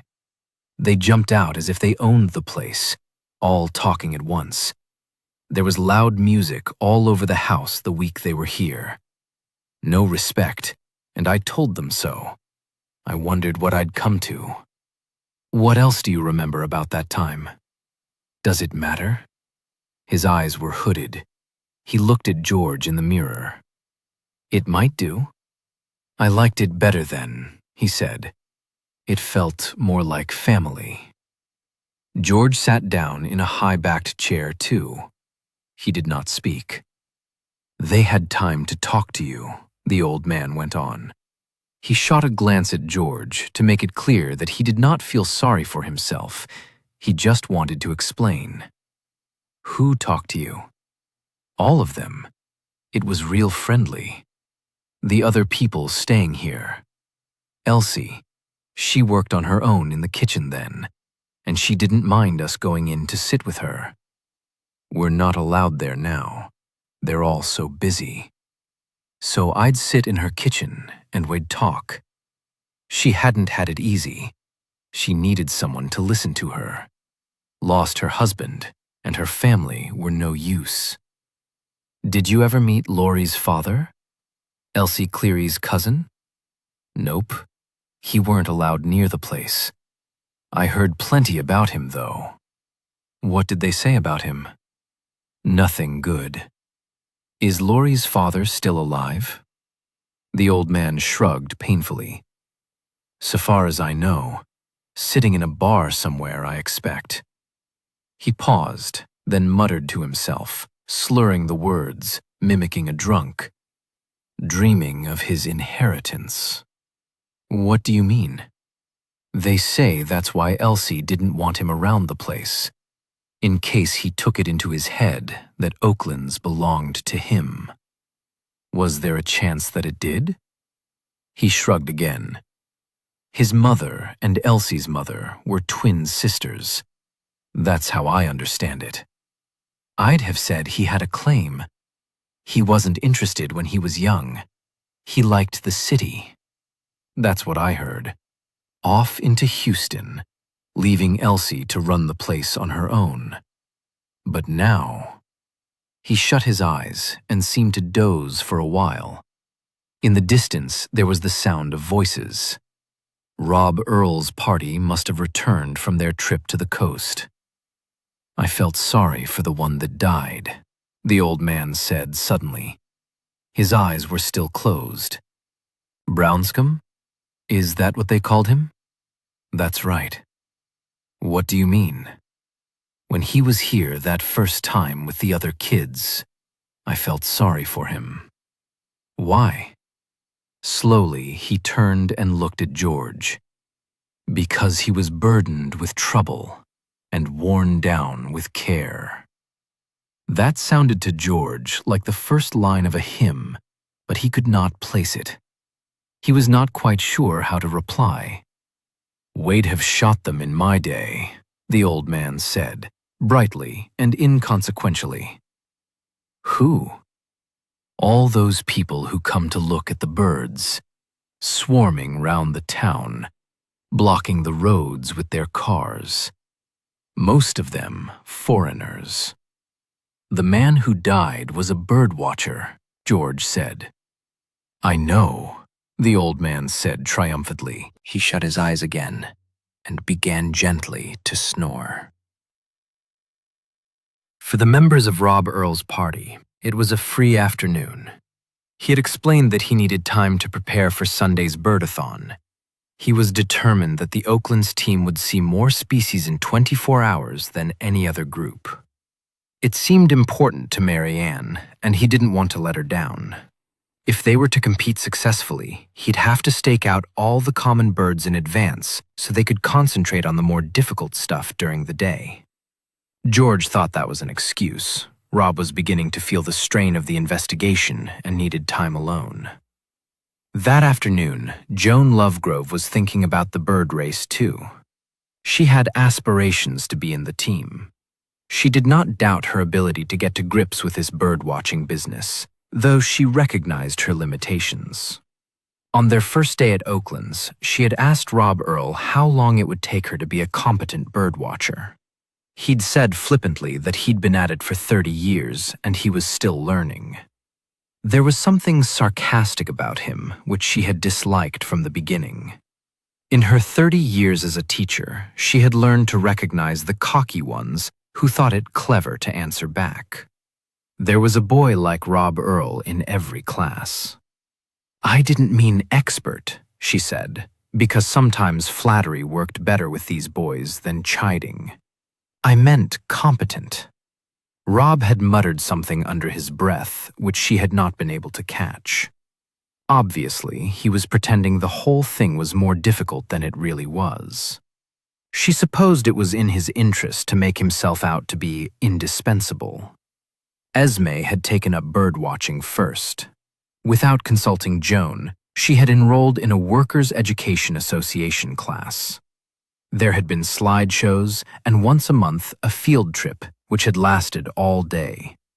She had come back bragging about her newly acquired knowledge, pointing out common garden birds in the most irritating way. When Joan had suggested that she might enroll too, thinking only of Esme, of course, it could not be much fun by herself, Esme had been strangely reluctant. Joan had wondered if there might be a man-friend involved. Esme had been known in the past to make a fool of herself over a man. But there had been no obvious candidate for a suitor among the class members, and Joan was forced to conclude that the interest in natural history was genuine. It had been Esme's idea to come to Texas. Joan was not quite sure what had prompted the enthusiasm. Some romantic picture, perhaps, of cowboys? Esme had never really grown up. It was impossible to think of her traveling alone. Anyone so helpless and scatterbrained would be a danger to herself and a nuisance to her companions. So Joan had decided to accompany her, and really had to admit that she was having an enjoyable time, despite the murder, or perhaps because of it. It was a hot and sultry afternoon with shocking flashes of sunlight when the clouds parted. It had the humidity of a glass house. When George saw Joan Lovegrove, he was at the back of the Smith Oaks Sanctuary. There was an open meadow where cows grazed and a lake. Joan was standing by an old pumping station looking up into a tree. He was surprised to see her alone in an area not much visited by the birdwatchers. He would have thought the murder would have made her cautious. Rob called the Lovegroves the Ugly Sisters, which was unkind, but in Joan's case, accurate. She was the large one, big-boned with huge feet, which made her seem to waddle when she walked like a diver in flippers.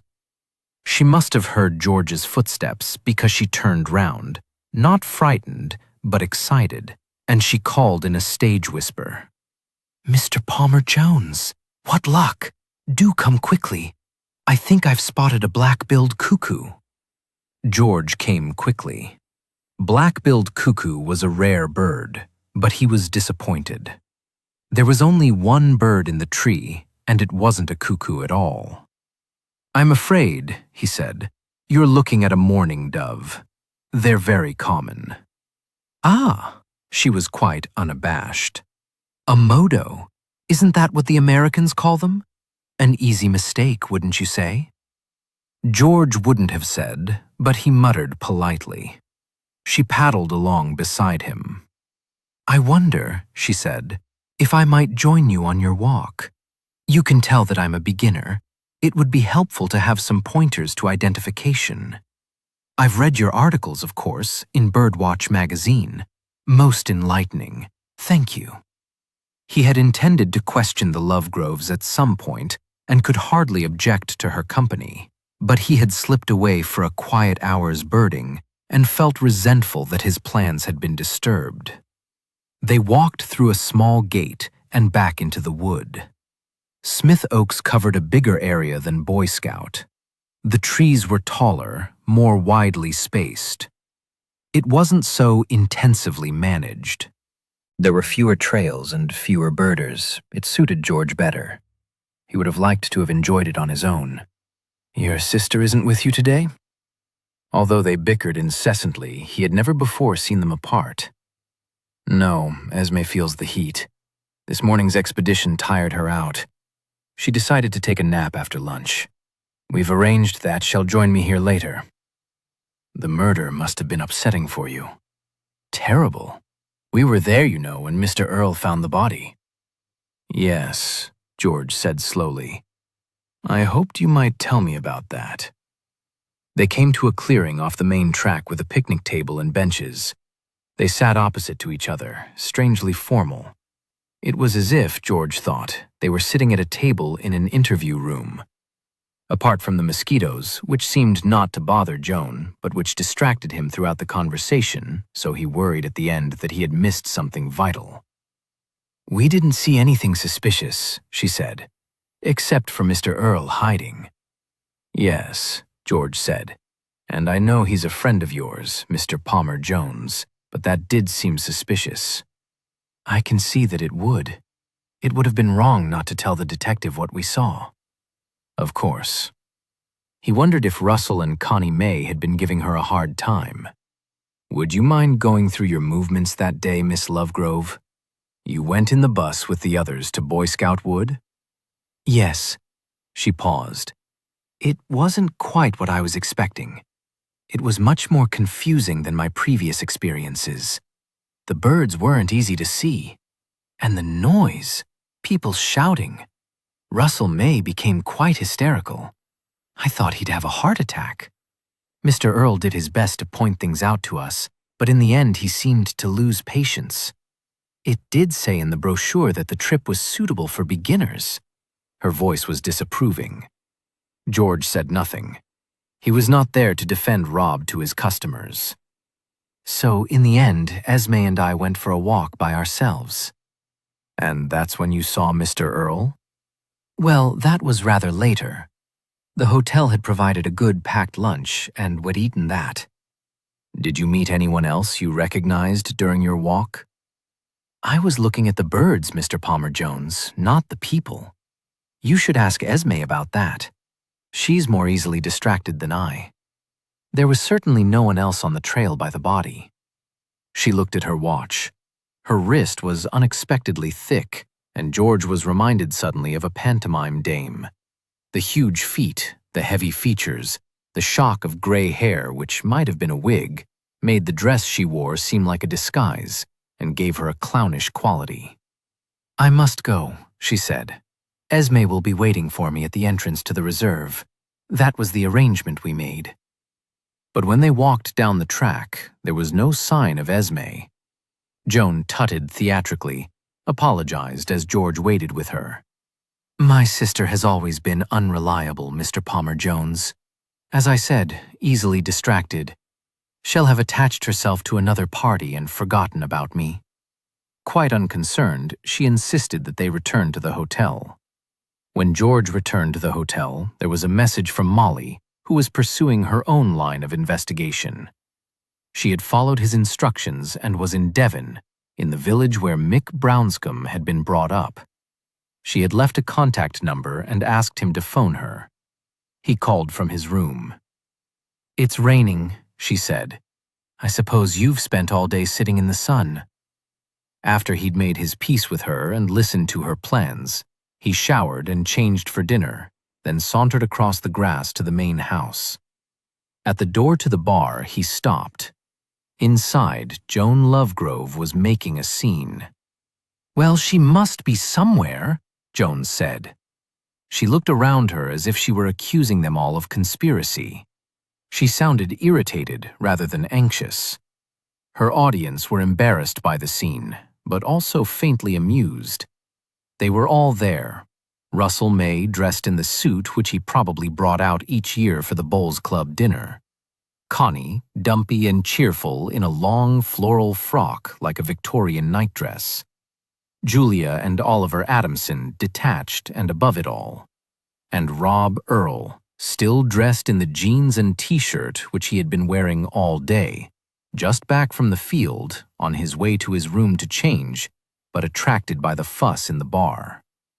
"Well, mustn't she?" Joan Lovegrove demanded. "I mean, she just can't have disappeared into thin air."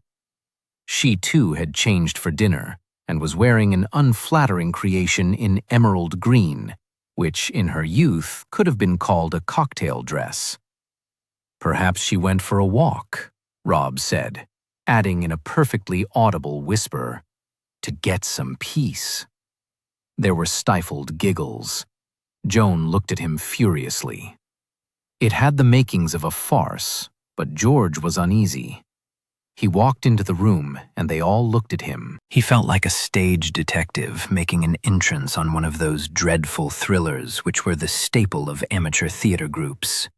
Esme disappeared, Joan said, and she too could have been a middle-aged housewife, stage-struck and acting her heart out, hamming it up for all she was worth. If he were the producer, he would tell them they needed to move more naturally. "Darlings, I'm afraid that you're terribly wooden." Instead, he took a seat next to Joan, and then the tableau was broken and they moved away in groups to chat or go for drinks, content to leave the matter to George. It was impossible, after all, to take either of the Lovegroves seriously. "She wasn't here when you got back, then?" he said. "No. When exactly did you last see her?" "Just after lunch. In the morning there was an organized trip, and of course we went along for that. Esme said that the heat was affecting her. She has rather a weak constitution, or so she claims. I suppose it was about 2 o'clock when I left her." "She was in our room then?" "When I first got back from Smith Oaks with you, I wasn't concerned. Esme likes to play these little tricks. But after a while I began to worry. I spoke to Miss Cleary, who was as pleasant as always, but not terribly helpful. We talked to the girl at reception. She couldn't remember having seen Esme leave, but she did seem rather vague." "I suppose," George said, "your sister could have left Oakland's without passing reception." "Through one of the French doors onto the porch, for instance." "Well, yes." "So I thought I should ask all the guests if they'd seen her. And that's when you came in." The room had become quieter. People had moved from the bar into the restaurant. "I know she's a grown woman, but I feel responsible for her. I always have." "I think perhaps we should alert the authorities," George said gently. "Do you? You don't think that would be an overreaction?" "Esme has cried wolf before, Mr. Palmer-Jones. She does enjoy a drama. I think perhaps it's better to be safe than sorry." George winced at the platitude, but Joan seemed not to notice it. "You do think she's all right, don't you?" For the first time, it seemed to occur to her that her sister might be in danger. George tried to think of a reply that was honest and reassuring, but Joan did not wait for an answer. "Of course she is. Of course. No harm ever comes to Esme." George phoned Joe Benson at home. "Mr. Palmer-Jones, I'm glad you called. You went to see Mrs. Brownscombe?" "I did, but that's not why I'm phoning." He explained that one of Rob Earl's party was missing. "I thought you should know," he said. "Our concern might be unfounded. Miss Lovegrove doesn't seem to be a very sensible or thoughtful woman. It's quite possible that she wandered off without telling anyone. But all the same..." "Well, I do appreciate the communication, Mr. Palmer-Jones." There was a pause, and a sound which George took to be Benson gulping beer from a bottle. "Now, I'm reluctant to cause any panic here in High Island by drafting in people to start a full-scale search right now." He paused again, thinking perhaps of his friend who ran the gas station and the value to the local economy of wildlife tourism. "I understand there's some sort of festival planned for the weekend. The Birdathon. We wouldn't want to spoil that. But you say none of the Brits has seen her all afternoon." "Apparently not." "And no one else is missing?" "No." "Well, maybe I'll come over to the Oakland's hotel myself, and I'll ask my deputy to make inquiries in the neighborhood. Let's see if we can get her back to you before her disappearance hits the news." But in the end, no discreet inquiries of Joe Benson's could prevent Esme Lovegrove's disappearance from hitting the news. George found her at midnight, after an evening of waiting and increased tension. Joe Benson had sent him to bed. Throughout the evening, any remaining hostility towards George had disappeared, and he spoke like a kindly uncle, promising to wake him if Esme turned up. George walked across the lawn to the staff house where he was staying. The moon was covered by cloud. Esme's small body was lying across the doorway into the house. It was as if a faithful retriever had brought a gift for its master. But Esme's skull had been battered, and she was dead. Chapter 19. Molly had followed George's advice and taken a trip to Devon. It went against the grain, but she knew he was right. She accepted that the motive for Mick Brownscombe's murder lay somewhere in the past. It couldn't be a coincidence that Mick had been killed a couple of days after meeting up with his friends. She thought it had all started 20 years ago when they had traveled to the States together. Before that even, when they were at university. The character of Mick Brownscombe intrigued her. As a social worker, she had often prepared social enquiry reports for the court on young offenders, explaining the influences in their family and surroundings which had made them turn to crime. She saw this as a similar exercise. What was there in Mick's background to make him a victim? Parents who had rejected him? A criminal father? Some other factor which had not yet come to light? Molly was beginning her enquiries in a pub. Outside it was raining, and the windows streamed with condensation. She was drinking cider, cloudy and rough and potent as hell. It was women's darts night, and at the other end of the bar, gathered round the dartboard, there was a riotous assembly of women of all shapes and ages cheering on their team. Here, near the fire, there was Molly and an old woman. It seemed that the men of the village had steered clear of the place for the night. Molly had taken a room in the pub. There was plenty of space. The season hadn't properly started, and the pub was on the edge of the village, a couple of miles inland, not quite on the tourist route. She had told the landlord that she was a writer. Not published yet, but hopeful. He had accepted that without question. It was always possible to believe in failure. The woman beside her was called Edie Gill. She drank whiskey with ginger ale. To keep Molly company, she said, though it was always Molly who went to the bar to buy the drinks. Edie knew she was doing her companion a favor. Molly had tracked her down to a stone-terraced house where she lived with her daughter. There she was unappreciated, an unpaid skivvy. When Molly had called, she was in the scullery scrubbing her granddaughter's school shirts by hand, because that was the only way you could really get them clean. Molly asked how long she had lived there. 5 years, since my husband died. Didn't you want to stay on in your own home? Molly liked her daughter, but could never live with her. No, I never could stand being on my own. That had to be useful and have a bit of company. She was no fool. She understood the trade-off. Molly had told her the same story as the landlord. She was a writer, doing some research on the area for a book. Edie had lived and worked there all her life. Would she mind talking to Molly about the old times, answering a few questions? Edie had rinsed out the last shirt and put it in the spinner with the others before answering. Not now.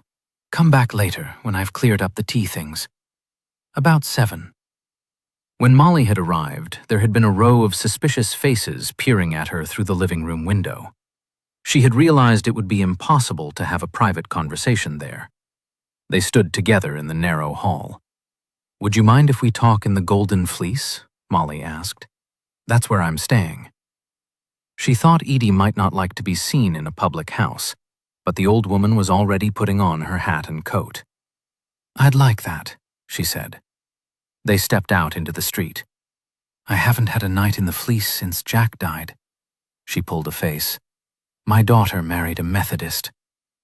They laughed together. And Edie Gill had sailed into the pub, waving to them all like royalty.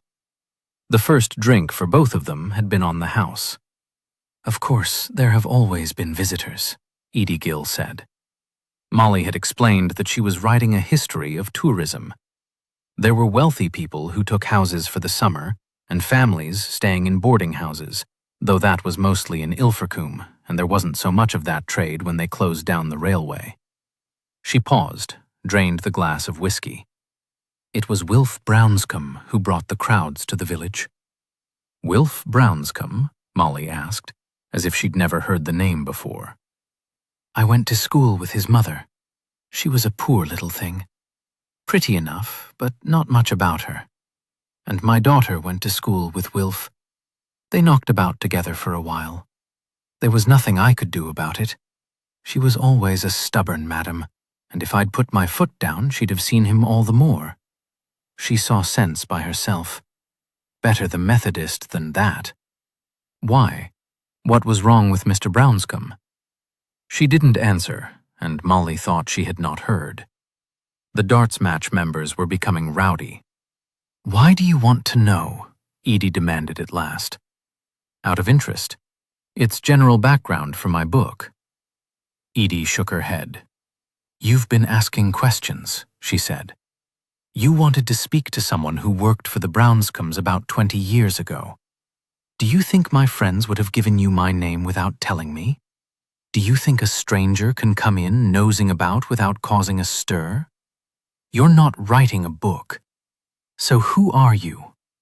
Too old for the police, that's for certain." She paused briefly to take a breath, but did not give Molly time to answer. Has he robbed you? Swindled you out of your savings? You wouldn't be the first one, but he won't have done anything you can prove is illegal. He's too cunning for that. Or Viv is, at least. And if it happened 20 years ago, you've left it a bit late.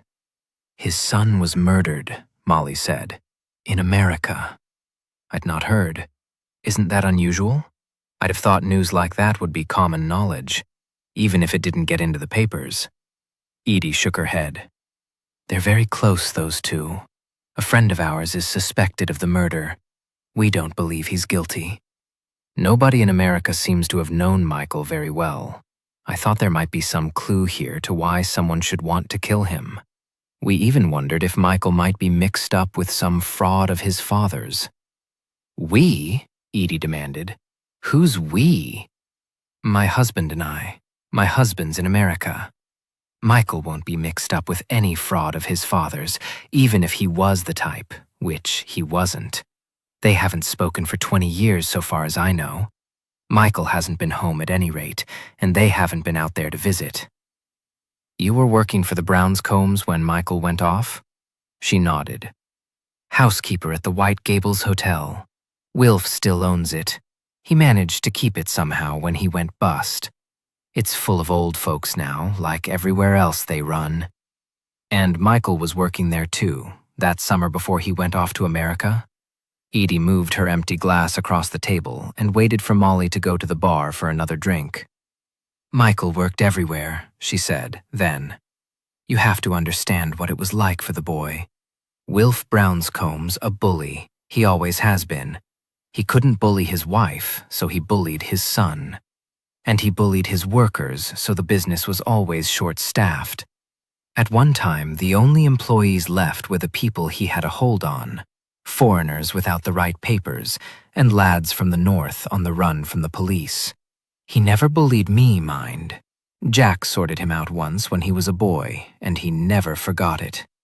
Things changed a bit when jobs weren't so easy to find, and some of the locals went back to work for him because they were desperate, but there were never enough staff to do the job properly.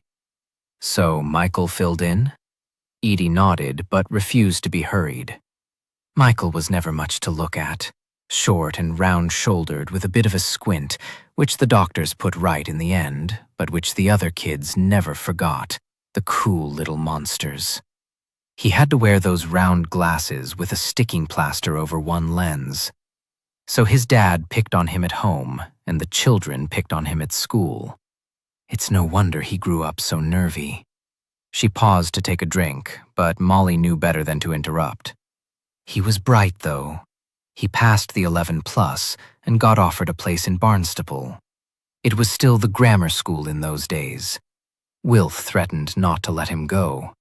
He said there was no point when he'd end up going into the business anyway, but he was only tormenting. It was his idea of fun. I think things were easier for the boy then. He made new friends. I believe there was a teacher who took to him. Mick had always liked bird watching, and this teacher took him out, stuck up for him when he decided he wanted to go to college. Mind you, his dad still made him work. after school and at weekends trying to fit in his schoolwork somehow. Even when he passed his exams and went away, he was still back every holiday, filling in wherever he was needed, waiting on table, cleaning caravans, serving behind the bar. Some days he looked fit to drop, but I never heard him complain. Something must have happened then, Molly said, to have made him break off relations completely. Edie Gill looked at her. Perhaps he just grew up. Perhaps he just decided he'd had enough. No one could blame him. What was the name of the teacher who befriended him? Oh, my dear, if I ever knew that, I forgot it years ago. What about a girlfriend? Molly asked. I heard there was a girlfriend. Someone local, younger than him. Where did you hear that? From his friends at college. There was a schoolgirl he wrote to. There was no one in the village, Edie said. Not so far as I knew, though I dare say he'd keep it quiet. Viv wouldn't like that at all. No one would be good enough for her, Michael. Do you remember the details of his leaving? Molly asked. It was the spring, this time of year, exactly 20 years ago. Mick Brownscombe had been in America for a couple of months. He flew home to the UK with his friends. Almost immediately afterwards, he went back to Texas to get married, with only his clothes and a few bits and pieces. Why the hurry? Did he come home in those couple of weeks? Edie shook her head. I didn't even know that he flew back with his friends. The way I heard it, he met a girl out there and he stayed. I'm sure that's what we were told. She's put me down as a troublemaker. He'd be offered one of the pokey rooms at the back. I understand that Mr. Brownscombe wants to see me, she said. The woman said nothing. She turned and expected Molly to follow. She wore a navy blue skirt and jacket and chunky jewelry, which was probably gold. Her hair was pale apricot, permed and set like caramelized sugar. She looked to Molly like one of the fierce middle-aged women who run cosmetic counters in high-class department stores, and gave Molly the same feeling of inadequacy. There was a thick carpet on the floor, and her shoes made no sound. Excuse me, Molly called after her. Are you Mrs. Brownscombe? The woman stopped and turned. She wore glasses on a fine gold chain round her neck. She looked at her watch impatiently, nodded briefly as if she could not afford the time to speak, and continued up the corridor. Molly scuttled after her. I'm so sorry about your son, Molly said. The woman stopped again. Who are you? She demanded. Mrs. Palmer-Jones, Molly said. She was unusually grateful for the stupid name. Mrs. Brownscombe seemed impressed. My husband's an ornithologist. He knew your son. He asked me to find you, to offer our condolences. He's already in Texas for the funeral. It seemed important to tell Viv Brownscombe that she wasn't working alone. Even to Molly, the story sounded unbelievable. Condolences were sent by the post, not delivered in person by scruffy old ladies. Michael has never mentioned you, the woman said coldly. Would he have done? I understood that you weren't speaking. What do you want? Money? The woman's voice was dispassionate. You'll have to discuss that with me. Wilfred's an undischarged bankrupt. He has no assets. In her befuddled state, it took Molly a while to realize she was being accused of blackmail. She was trying to put together an answer when a door into the corridor opened. A man appeared in front of them, blocking their path. Molly recognized him from the description of his son. They must have been very similar. He was small and dark, and he even had a nervous tic, which might have been the result of a lazy eye. He was also, Molly saw, almost at once, very stupid. He might be a bully, but he was the sort of bully who had started off as a victim. If Mick Brownscombe had not been bright enough to go to the grammar school, perhaps he would have ended up the same way. "Where have you been?" He ignored Molly and spoke directly to his wife. "There was a phone call for you. Some relative. I didn't know what to say." The nerve in his cheek twitched. He was very angry. He hated this place, these sick people, being dependent on his wife. Molly felt that at any moment he might lash out, just throw a tantrum because he was miserable. "This is Mrs. Palmer-Jones. You were expecting her." The conversation in the lobby, the oblique reference to blackmail, might never have taken place. Brownscombe looked at Molly, like a butcher at a fat stock market, selecting a beast. Then he dismissed her as unimportant. She could tell exactly what he was thinking. He was not sufficiently clever to put on a show. Whatever the rumors going round the village, this woman was no threat. He had been worrying about nothing. He smiled. "You'd better come in," Mrs. Brownscombe said, "now that you're here." The impulse to bring Molly to the nursing home had obviously been Wilf's. She had disapproved of it. They had been standing in the corridor, staring at each other. Wilf moved back through the door. The room was an office, rather overblown and grand. There was a large desk and a leather chair in one corner. Velvet curtains fell to the floor. A chintz sofa and armchair faced an ornate wood and marble fireplace. The gas fire had been lit. Mrs. Brownscombe looked very much at home there, as if she had wandered down a floor in the department store, from cosmetics to furniture. "Perhaps you could ask Ingrid to bring us some tea," she said to her husband, speaking slowly, as if he were one of her demented residents. Perhaps she was hoping to get rid of him so she and Molly could continue their conversation. But he just went to the door and yelled the message to a woman in a blue uniform who was maneuvering a drugs trolley down the corridor. They sat on the sofa and looked at the fire. "You wanted to see me?" Molly said. "We'd heard you were asking after us. As I explained to your wife, I wanted to pass on our condolences." He accepted that without question. Molly looked at the woman. She hadn't been taken in, but had decided to let Molly continue. "You were a friend of Mickey's, then?" he asked. He reached out to take a tumbler of whiskey from the desk, and she thought he was probably more drunk than she was, and that he was grieving.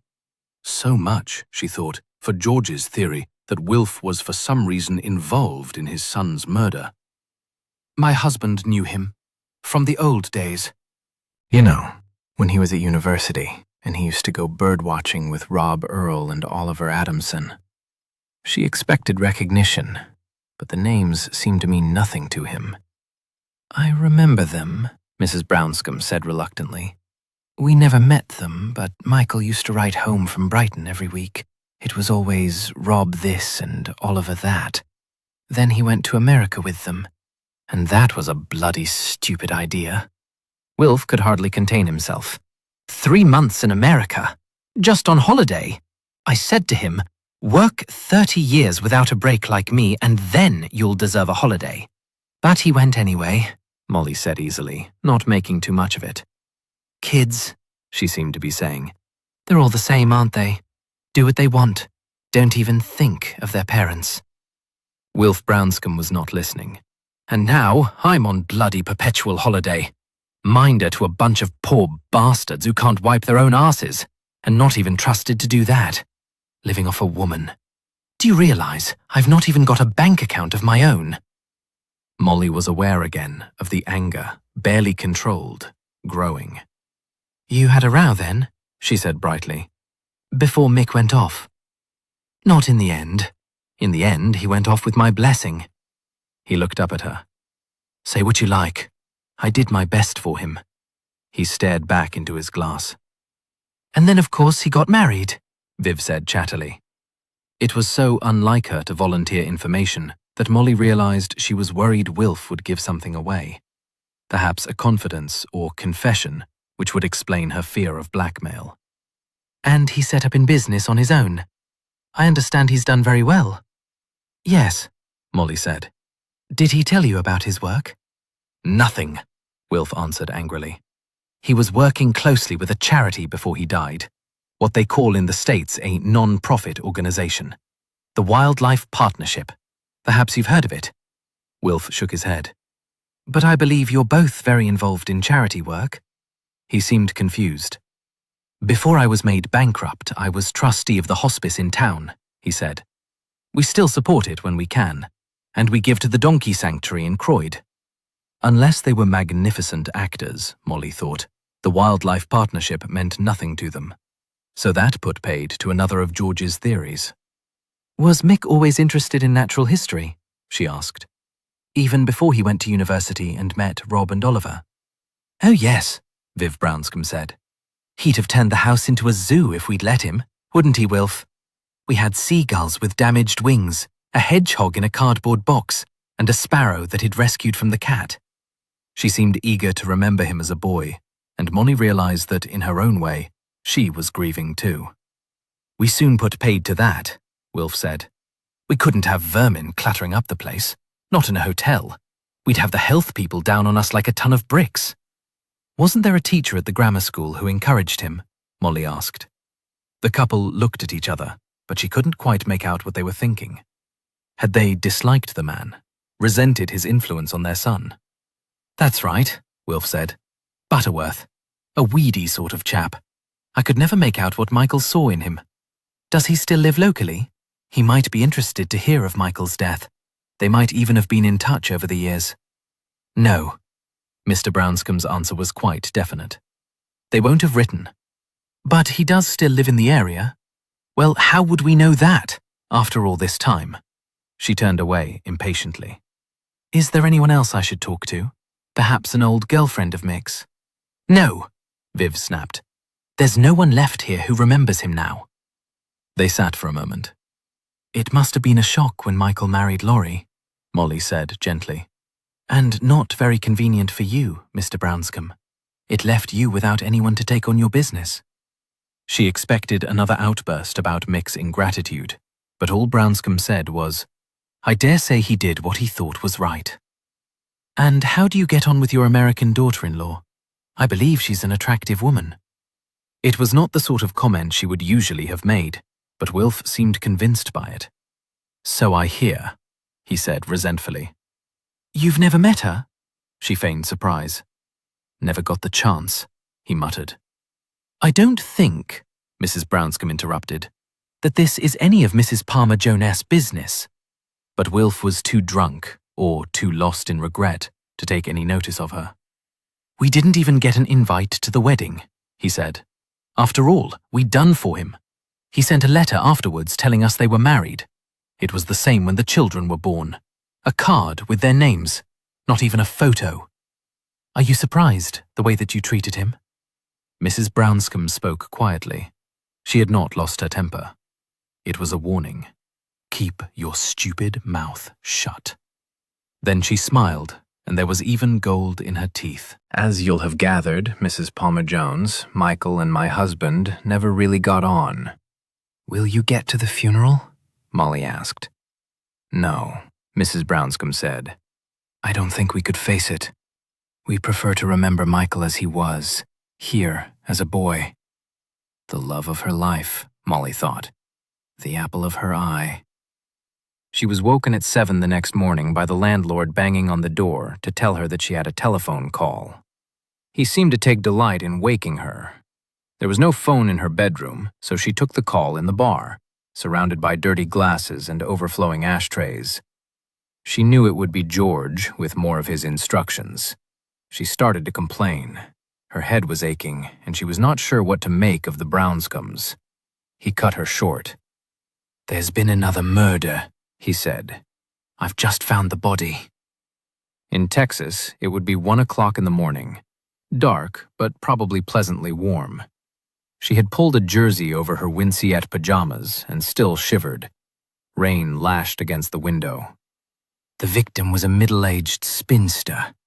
Ineffective, slightly batty," said George. That would almost describe me, she thought.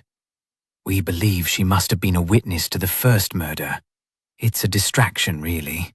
She could hear the impatience in his voice. "I doubt if her relatives see it like that," she said. "Well, of course not." He hoped she was not going to be difficult. "What are your plans now?" "I thought I might try to trace a teacher of Michael's, someone who took him birdwatching. The Brownscombes claim Mick never had a girlfriend. Perhaps he made her up to impress Rob and Oliver. If that's true, this teacher is the only person he was close to before he left home. Would that wait? At least, she thought, he was asking her, not telling her. I suppose so. You see, this is all so untidy, he went on. So many loose ends, so many distractions. I'd like at least to clear some of it up. And then, as she had expected, there came the list of instructions. She scribbled notes on the back of a beer mat. Well, he demanded. What do you think? She said that she supposed it all made sense. Chapter 21. George spoke to Molly on the phone in the hotel lobby. When the call was finished, he stood on the veranda and looked over the garden to the block of staff houses. They were brightly lit by spotlights. The identification unit had already arrived from Galveston. The medical examiner would be there soon, but the body of Esme Lovegrove still lay where he had found it, like a rag doll tossed away by a playful dog. The house was surprisingly quiet. Most of the guests were in bed when George had found the body, and he had been discreet. He had walked quietly back to the house to speak to Joe Benson. There had been no drama, no screaming. Even Joan Lovegrove had accepted the news of her sister's death with very little fuss. The authorities had given her permission to fly home, but she had rejected the idea. She would stay with her sister, she said, until they could both leave.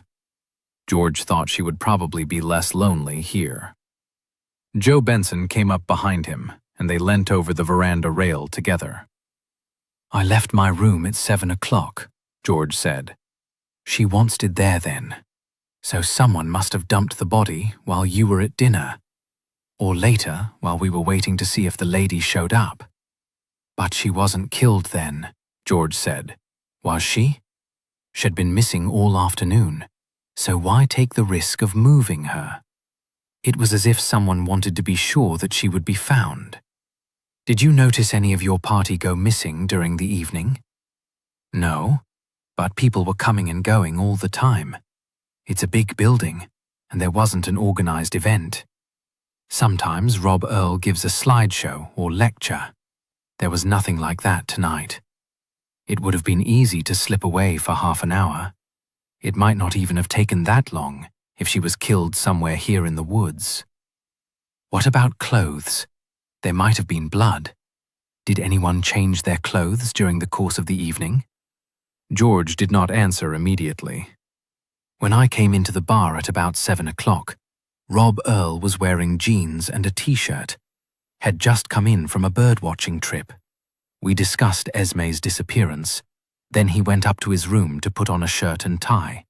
He was gone for about 20 minutes. We had dinner together.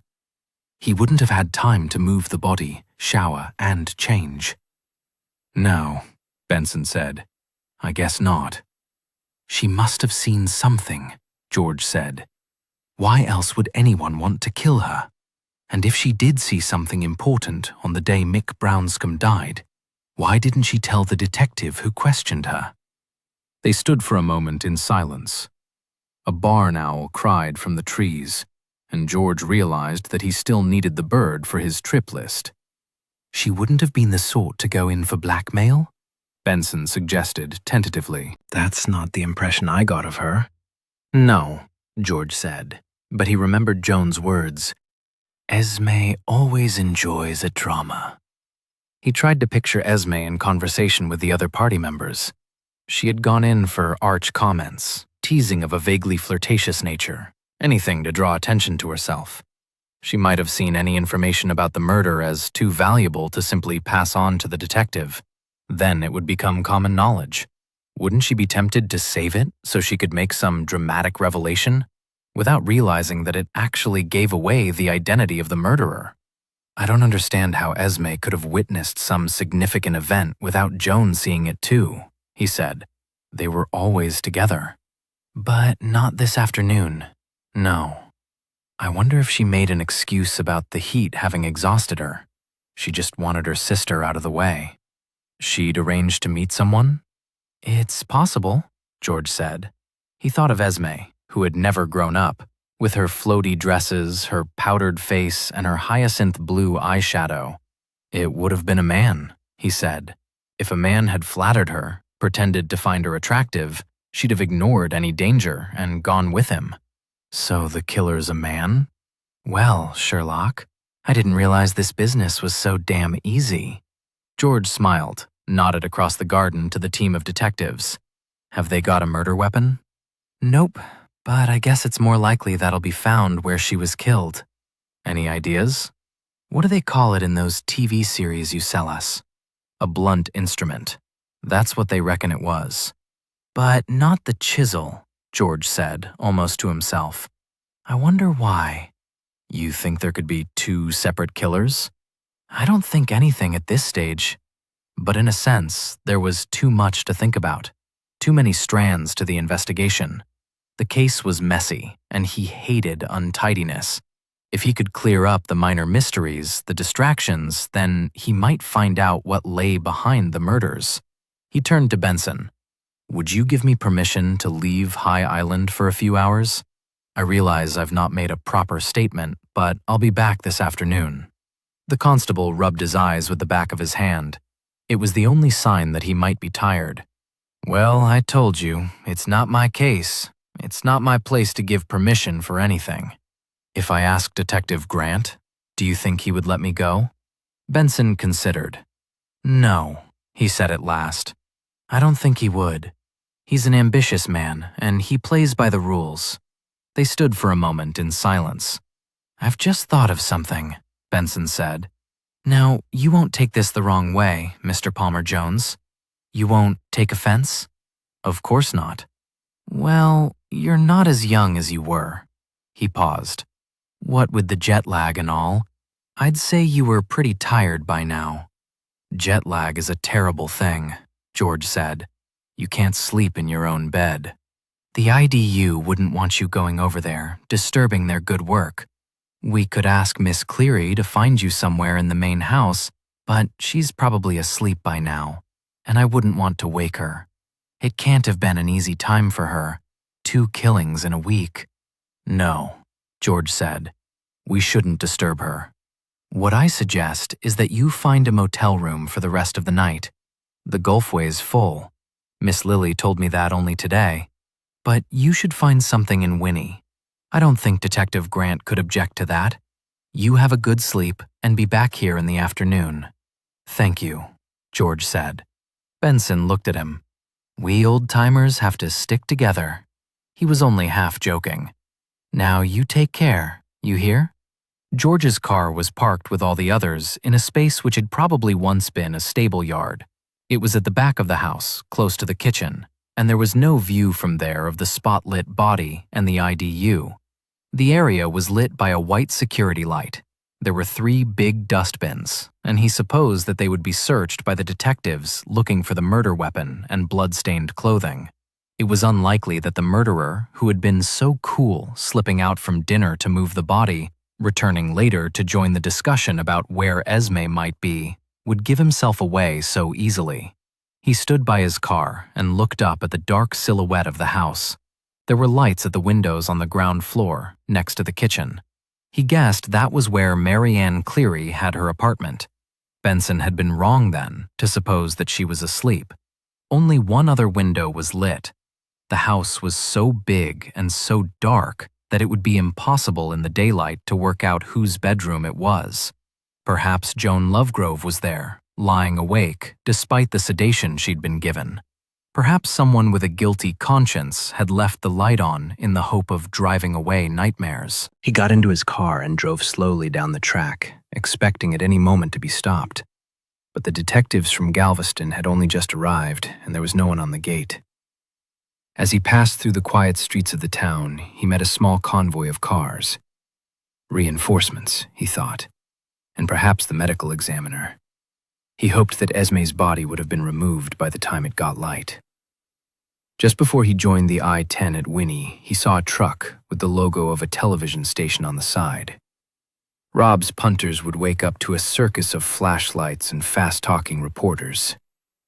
The freeway into Houston was clear, and he seemed to come to the dramatic skyline at once. It appeared so unexpectedly that he realized he could not have been concentrating on the road. He switched on the radio to keep himself awake and heard the first news report of Esme Lovegrove's death. Chapter 22. Although the business park where Brownscombe Associates had their office was marked on his roadmap, George had to drive round for a quarter of an hour before he found the actual building. The development was small-scale, providing accommodation for insurance offices, investment brokers, and computer consultants. But the units, new brick and glass blocks, all looked similar.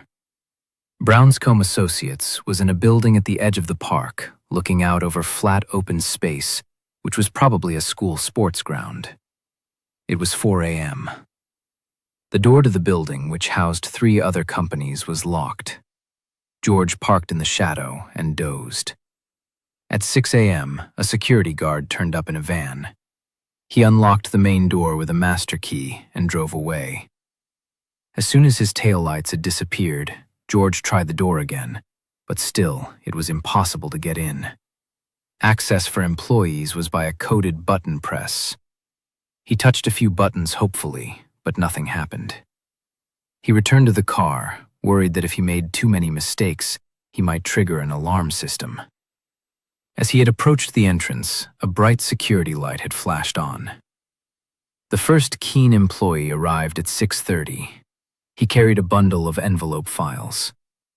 From the car, George had a good view of the button press, but the man was so quick and deft that he could only make out the first figure. 2.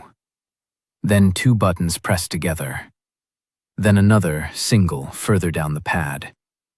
The man pushed the door open with his backside, his arms full of the files. George held his breath, hoping the door would just shut gently so the lock would not catch. But once inside, the man pushed it tight again.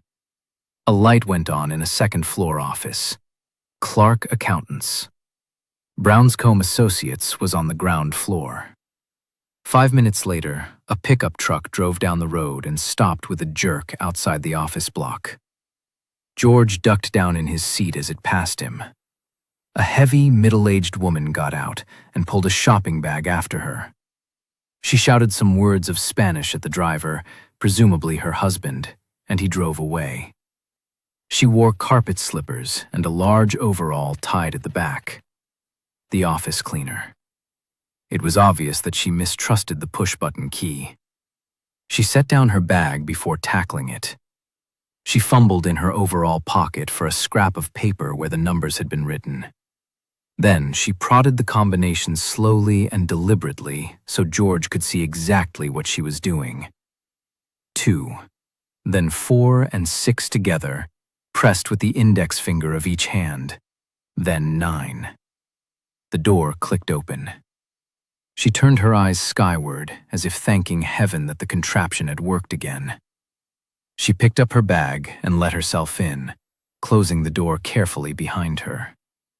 After a moment, the offices of Brownscombe Associates were flooded with light. There were 3 rooms in a row, probably a reception area, and individual workspaces for Michael and Lori. All faced out to the car park. George climbed stiffly out of the car and pressed the buttons. The door unlocked, and he let himself in. He saw then that he had only gained entry to a gloomy lobby lit by shadowy emergency lights. There was a lift and a flight of stairs. Each of the businesses had its own separate security system. The entrance to Brownscombe Associates was on his right. There was a heavy glass door with the firm's name in gold letters. A bunch of keys hung from the lock, but the cleaner was still inside. He could hear the sound of an industrial floor cleaner and her remarkably tuneful singing. He waited, aware that time was passing, and soon other workers would be arriving. Eventually it seemed that the cleaner had finished with the Brownscombes offices and was prepared to move on elsewhere. She switched off the lights, wedged open the door, and pulled through the floor polisher. George melted into the shadow by the stairwell. She pressed the lift button. George heard her pull the polisher into the lift and the machine move up to the next floor. The Brownscombes' door was still open, and he slipped in. A few minutes later, he heard the lift return, and the cleaner closed the door behind him.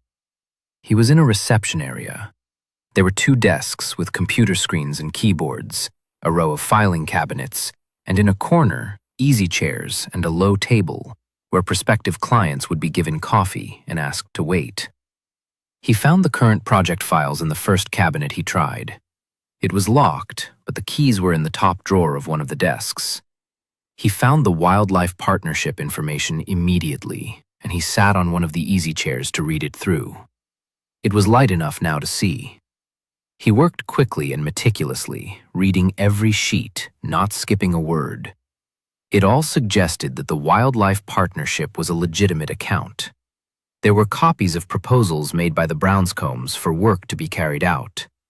Mick had visited Central America several times to visit reserves and meet local workers, but all the expenses were itemized and receipts provided. There was no indication that either of the Brownscombes had visited England on the organization's behalf. No copies of the mail shots sent to Cecily Jessup. George replaced the papers tidily. He was not disappointed. He had achieved what he had come for and knew that he should leave. Even if Laurie had not yet returned to work, he knew from his previous phone call that secretarial staff had been covering the Brownscombes' holiday, and presumably they were continuing to hold the place together now. They could arrive at any moment. He had checked that the big glass door could be opened from the inside without a key. But he did not leave. He realized with a shock that he was enjoying himself. The possibility that he might be caught only added to the exhilaration. He wondered how he would explain his rashness to Molly. She would say he was an old fool trying to recapture his youth.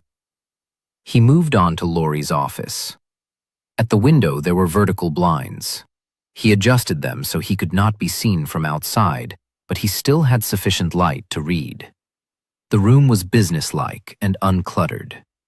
The drawers of her desk were tidy. There was nothing personal, no photos of her children, not even a box of Kleenex. The top of the desk was clear, except for a computer terminal and a plastic tray marked filing. He was grateful that the office system was so unsophisticated. In the tray were 2 slender files which must just have been opened. New business. One involved a shopping mall which had requested suggestions for landscaping. The other was labeled Oaklands and contained only a single sheet of paper. This was a short letter from Ann Cleeves. It was formal, even hostile in tone. It asked Brownscombe Associates to draw up plans for the new wildlife sanctuary in the Oaklands grounds and confirmed a meeting between Ann and Laurie to discuss the details. The final sentences read, "I hope this settles the matter. I am prepared to cooperate with you over this project, but have no desire to see you and Michael socially once it is completed, or to go over past history again." So, George thought, Ann had been telling the truth about her meeting with Laurie, but as he had suspected, she had not told him everything.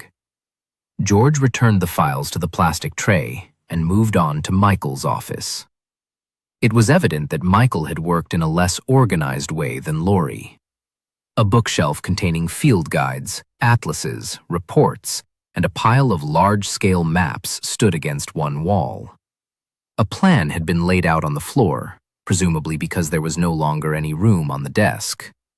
This was covered with letters, data from field workers, and half-completed, handwritten reports. George flicked through the chaos quickly. He saw nothing which might be relevant to Michael's murder.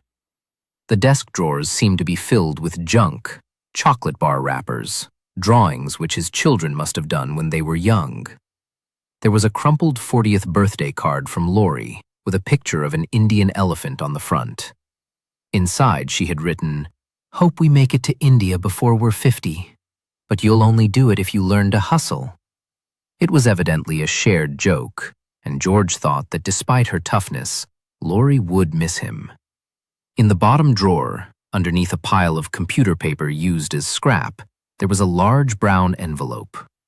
It seemed to contain mementos of Michael's youth. Perhaps he had brought it with him from the UK, with the carved lapwing and his binoculars and telescope. George cleared a space on the desk and took out the contents, one at a time. There were photographs. One was of Michael as a child in his new grammar school uniform. He stood in front of a holiday caravan and looked out at the camera sullenly. The other was of a girl. She was wearing the same brown and yellow tie, but she was older, perhaps 16. Written on the back in round handwriting was, "All my love, Nell." Nell was round-faced and smiling, quite ordinary. Was she Michael's schoolgirl sweetheart?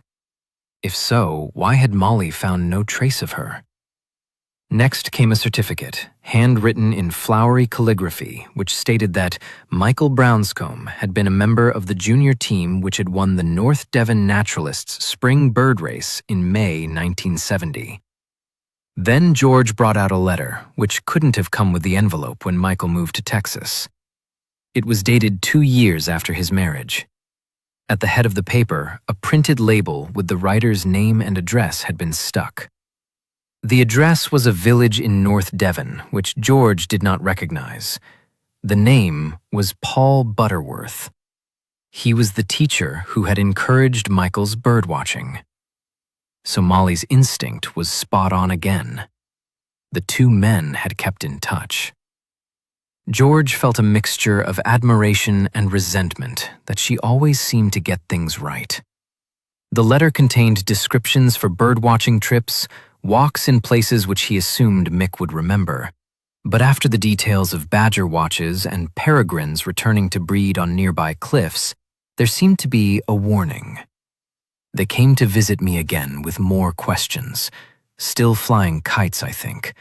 Of course, I said nothing, but I thought you should know that, even after all this time, they haven't given up.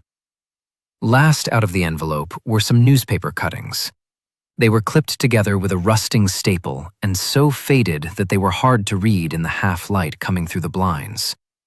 They came from the North Devon Journal-Herald and were dated just before Michael had made his trip to the States with Rob and Oliver. George settled to read the substance of the text when he was startled by the sound of the door into reception being unlocked. He froze, then replaced the contents into the envelope and put it back into the drawer. Later, he would wonder why he hadn't taken the unread newspaper cuttings with him, but now he thought about nothing but making his escape. The only way out of Brownscombe Associates' office was through reception. He closed the drawer silently and began to make his way to the door to listen for movements in the outer office. But as he turned, his elbow caught a wire basket overflowing with paper which sat on the edge of the desk. It fell and landed with a clatter on the floor. The noise seemed deafening. A woman's voice, cheerful and unsuspicious, sang out, "Hi, Sandy. You're in early today, hun. Be an angel and cover the front office while I go upstairs to the restroom." There was the sound of a door closing. She must have been in too much of a hurry to wait for an answer.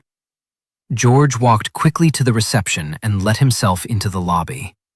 By now, it was crowded with people pushing their way up the stairs or waiting for the lift. A well-dressed, middle-aged man held the main door open for him, and he left the building. It was 8:15 and the sun was shining. The day was already hot. He drove his car to another anonymous street in the business park and slept for an hour until the worst of the peak time traffic had passed.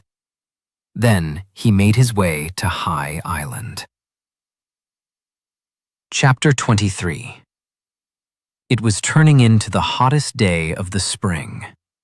George arrived back at the Oakland's hotel in the early afternoon, still high after his successful raid into the office of Brownscombe Associates.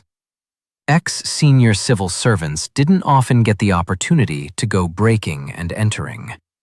He was lightheaded through lack of sleep and fizzing with ideas.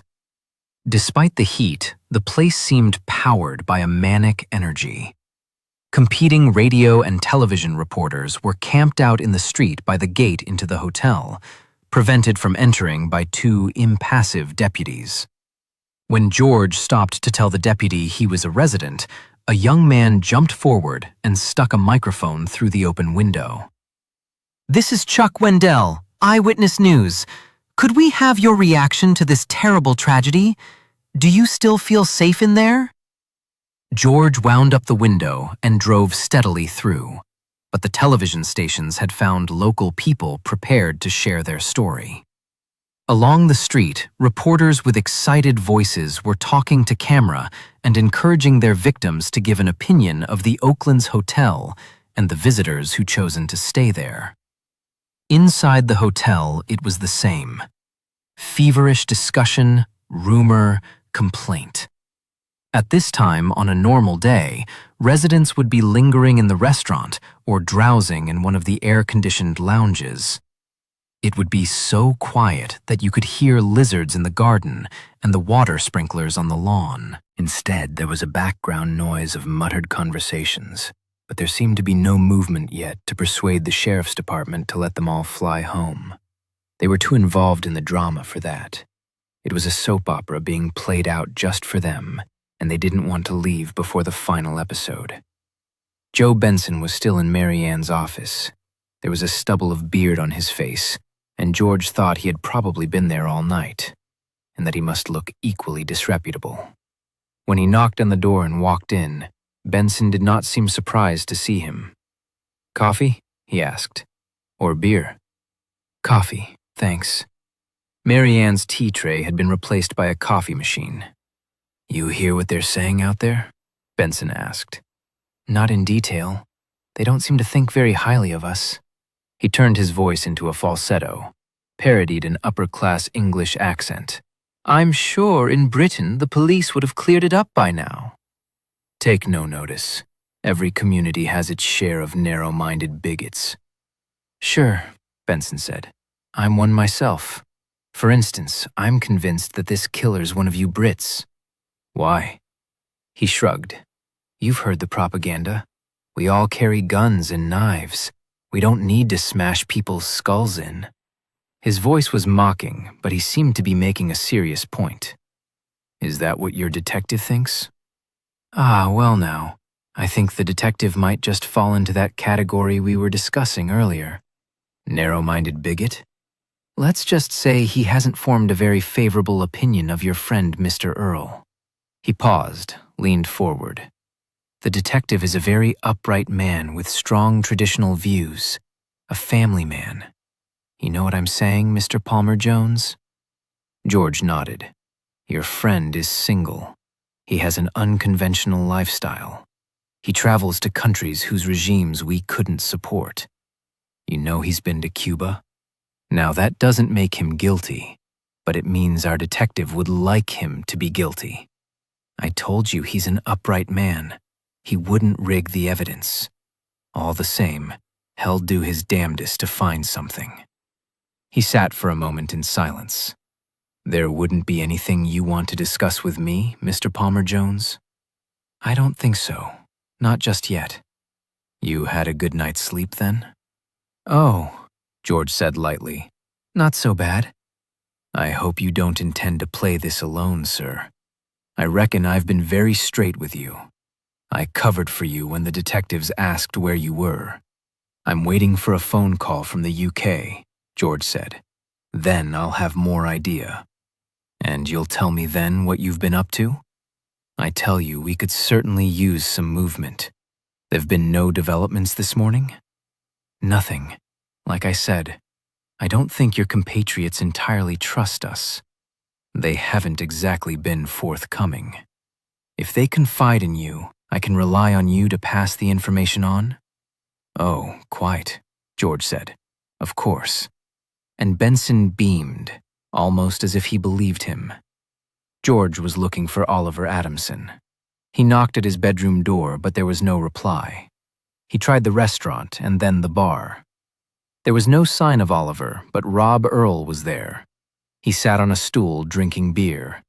It looked as if he had been there for some time. "George," he said, "where the hell have you been?" He seemed to have been the only person to have noticed George's absence. "Following the investigation on your behalf," George replied pompously. "I could have done with you here." He sounded like a sulky child. You don't know what it's like, George. All the whispering. It's one thing to have been accused of murdering Mick. He was a grown man, wasn't he? And should have been capable of looking after himself. Besides, they didn't really have the chance to get to know him. But Esme Lovegrove. Dear, sweet, dippy Esme. She irritated them to hell when she was alive, but she's achieved sainthood in the last 24 hours. Feeling sorry for yourself won't help. I know, but I can't prove I didn't kill her, and that makes me feel bloody helpless and shit scared. You do realize they have the death penalty here, George. It's not like at home where they can release you with a fat compensation check if they cock up, and you can make a fortune by selling your swords to the papers. That was something George had tried not to think about. He ordered a beer. When did you last see her? He asked. I've been through all that with the detective, but perhaps you could tell me? George allowed his impatience to show. Rob seemed not to notice. The Lovegroves came with me on the trip to the coast yesterday morning.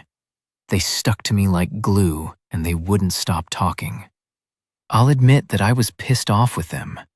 You know what it's like, George, when you're trying to scope up a big flock of duck, get an accurate count, and at the same time pick up anything out of the ordinary? You need to concentrate. And you're trying to suss things out for the birdathon on Sunday. You surely don't intend to go ahead with the bird race now. Rob seemed surprised. I think so. No one said anything about cancelling. Why? You don't think it's a little insensitive? Because of the murders? No, I don't. And I've already put a lot of work into it. I hope it goes ahead. So you were with the Lovegroves all yesterday morning? Yes, they wouldn't stop sniping at each other.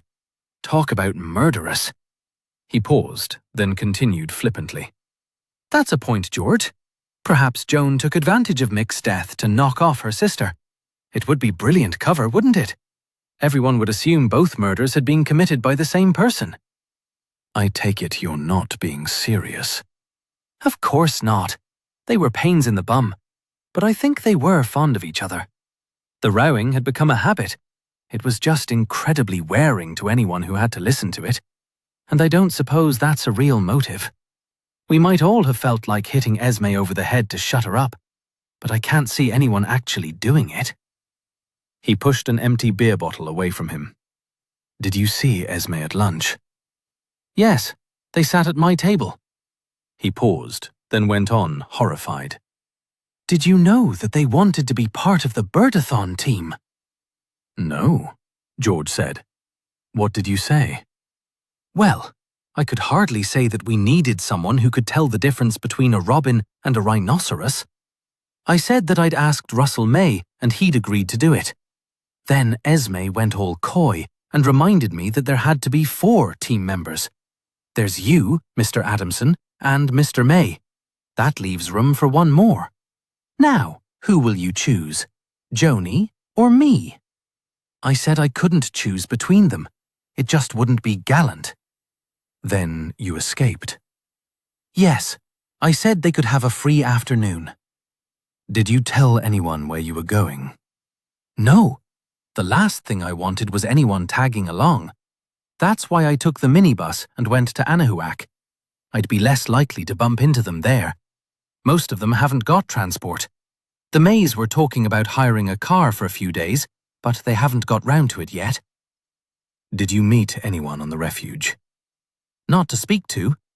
I think a carload registered after me, but I didn't see them again. It's such a huge space. The marsh goes on for miles.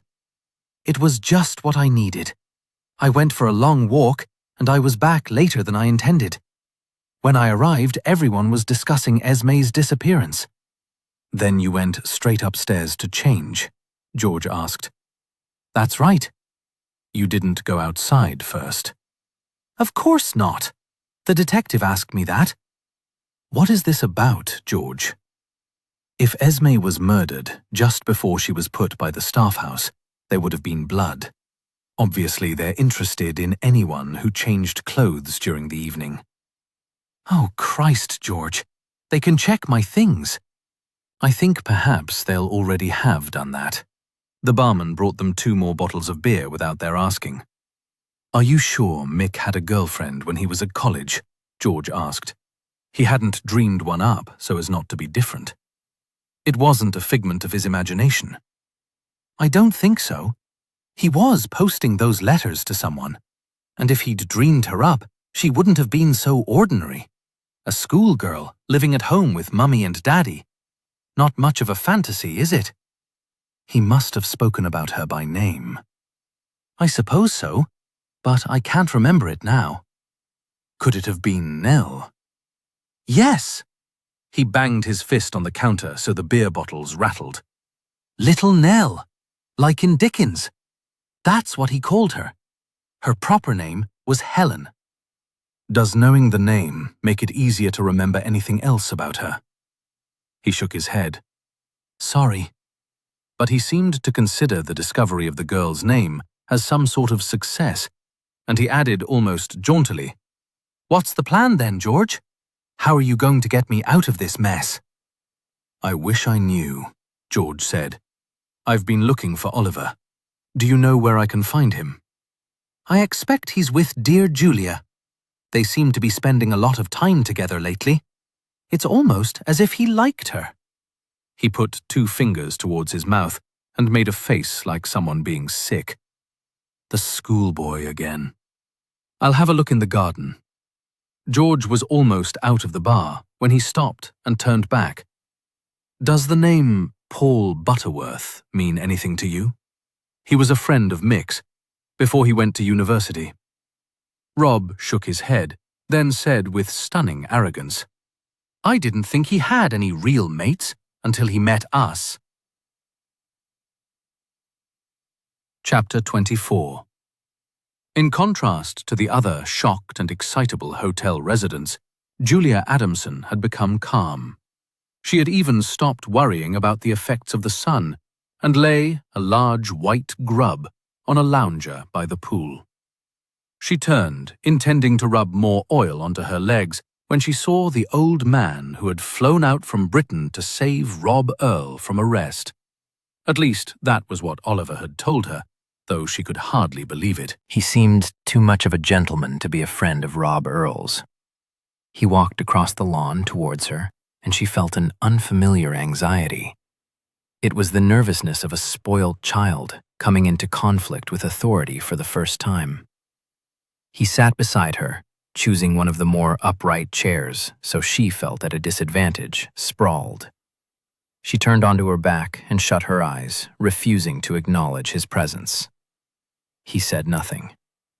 She lay for a few minutes, waiting for him either to speak or to go away, feeling herself become more and more tense.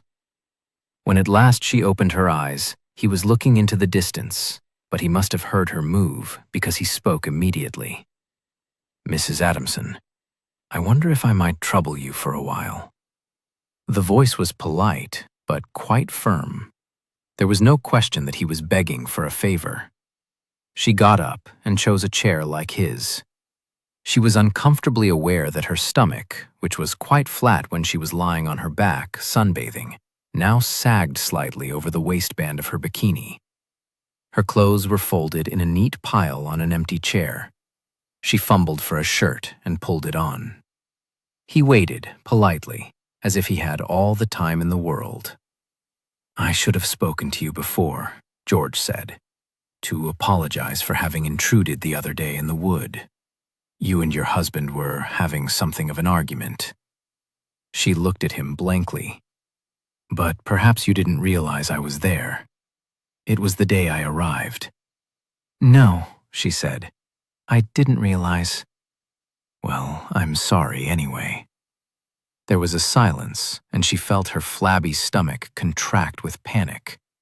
It was none of his business, and certainly she did not owe him an explanation, but she found herself stuttering. It's the heat, isn't it? Or the humidity. It seems to make us all short-tempered. She thought with anger of Oliver, who had told her there was nothing to worry about. "Oh, yes," he agreed. "It's very wearing." But while she felt the perspiration on her forehead and running between her breasts, he seemed to show no sign of being hot. "Of course, one must forgive your husband for being emotional," he persisted. He had just lost one of his closest friends. "Not so close," she snapped. "They hadn't met for 20 years. She tried to remember exactly what they had shouted to each other in Boy Scout wood. How much had Palmer Jones overheard? Not much, she thought suddenly. He's fishing. The panic subsided, and something of the old confidence returned. Mr. and Mrs. Brownscombe visited Britain occasionally on business. Did they? Well, they never got in touch with us. I suppose they might have contacted Oliver at work. He didn't mention it to you? No. They might have met through his business, George said. I understand that he specializes in charity law. Yes. Her monosyllabic answers made it clear that it was only good manners which kept her participating in the conversation. He represents wildlife charities? Not exclusively, she said haughtily. If he did, he'd never make a living. What about the Wildlife Partnership? George asked. It's an American non-profit organization. Has Oliver had any dealings with them? I wouldn't know, Julia said. But Laurie Brownscombe mentioned the partnership at dinner on your first night at Oakland's. Did she? I remember her talking about some charity, giving us the hard sell, actually. But she didn't mention a name. I would have remembered if she had. Why? George thought. Why would the Wildlife Partnership mean anything to you? Your daughter is one of its supporters, George said. Is she? She tends to support all those causes. Whales, seals, bats. It was working on that television program. I expect she'll grow out of it. They usually do, don't they? Did your husband grow out of it? Did he grow out of what? A commitment to nature conservation. Oh, that. She leaned forward with her elbows on her pink, oily knees. I'll tell you one thing, Mr. Palmer Jones. Oliver is a lot more interested in money than he pretends to be. Does the name Cecily Jessup mean anything to you? No, she said. Should it do? She looked at him as if he were an idiot, and he was quite convinced that with that reply, at least, she was telling the truth. Would you mind telling me what you and Oliver did yesterday? I don't see why I should. I've already talked to that detective. There's no reason, of course, why you should, but I would find it very helpful. Did you go with Rob's party to the coast? No. She was horrified at the prospect. Actually, we were out all day. We went to Galveston on the ferry, had lunch in rather a pleasant seafood restaurant in a converted warehouse by the docks. Did some shopping. You know, normal things. The things people do when they're on holiday. So you wouldn't have seen Esme Lovegrove? I saw her at breakfast. She was flirting dreadfully with Mr. May.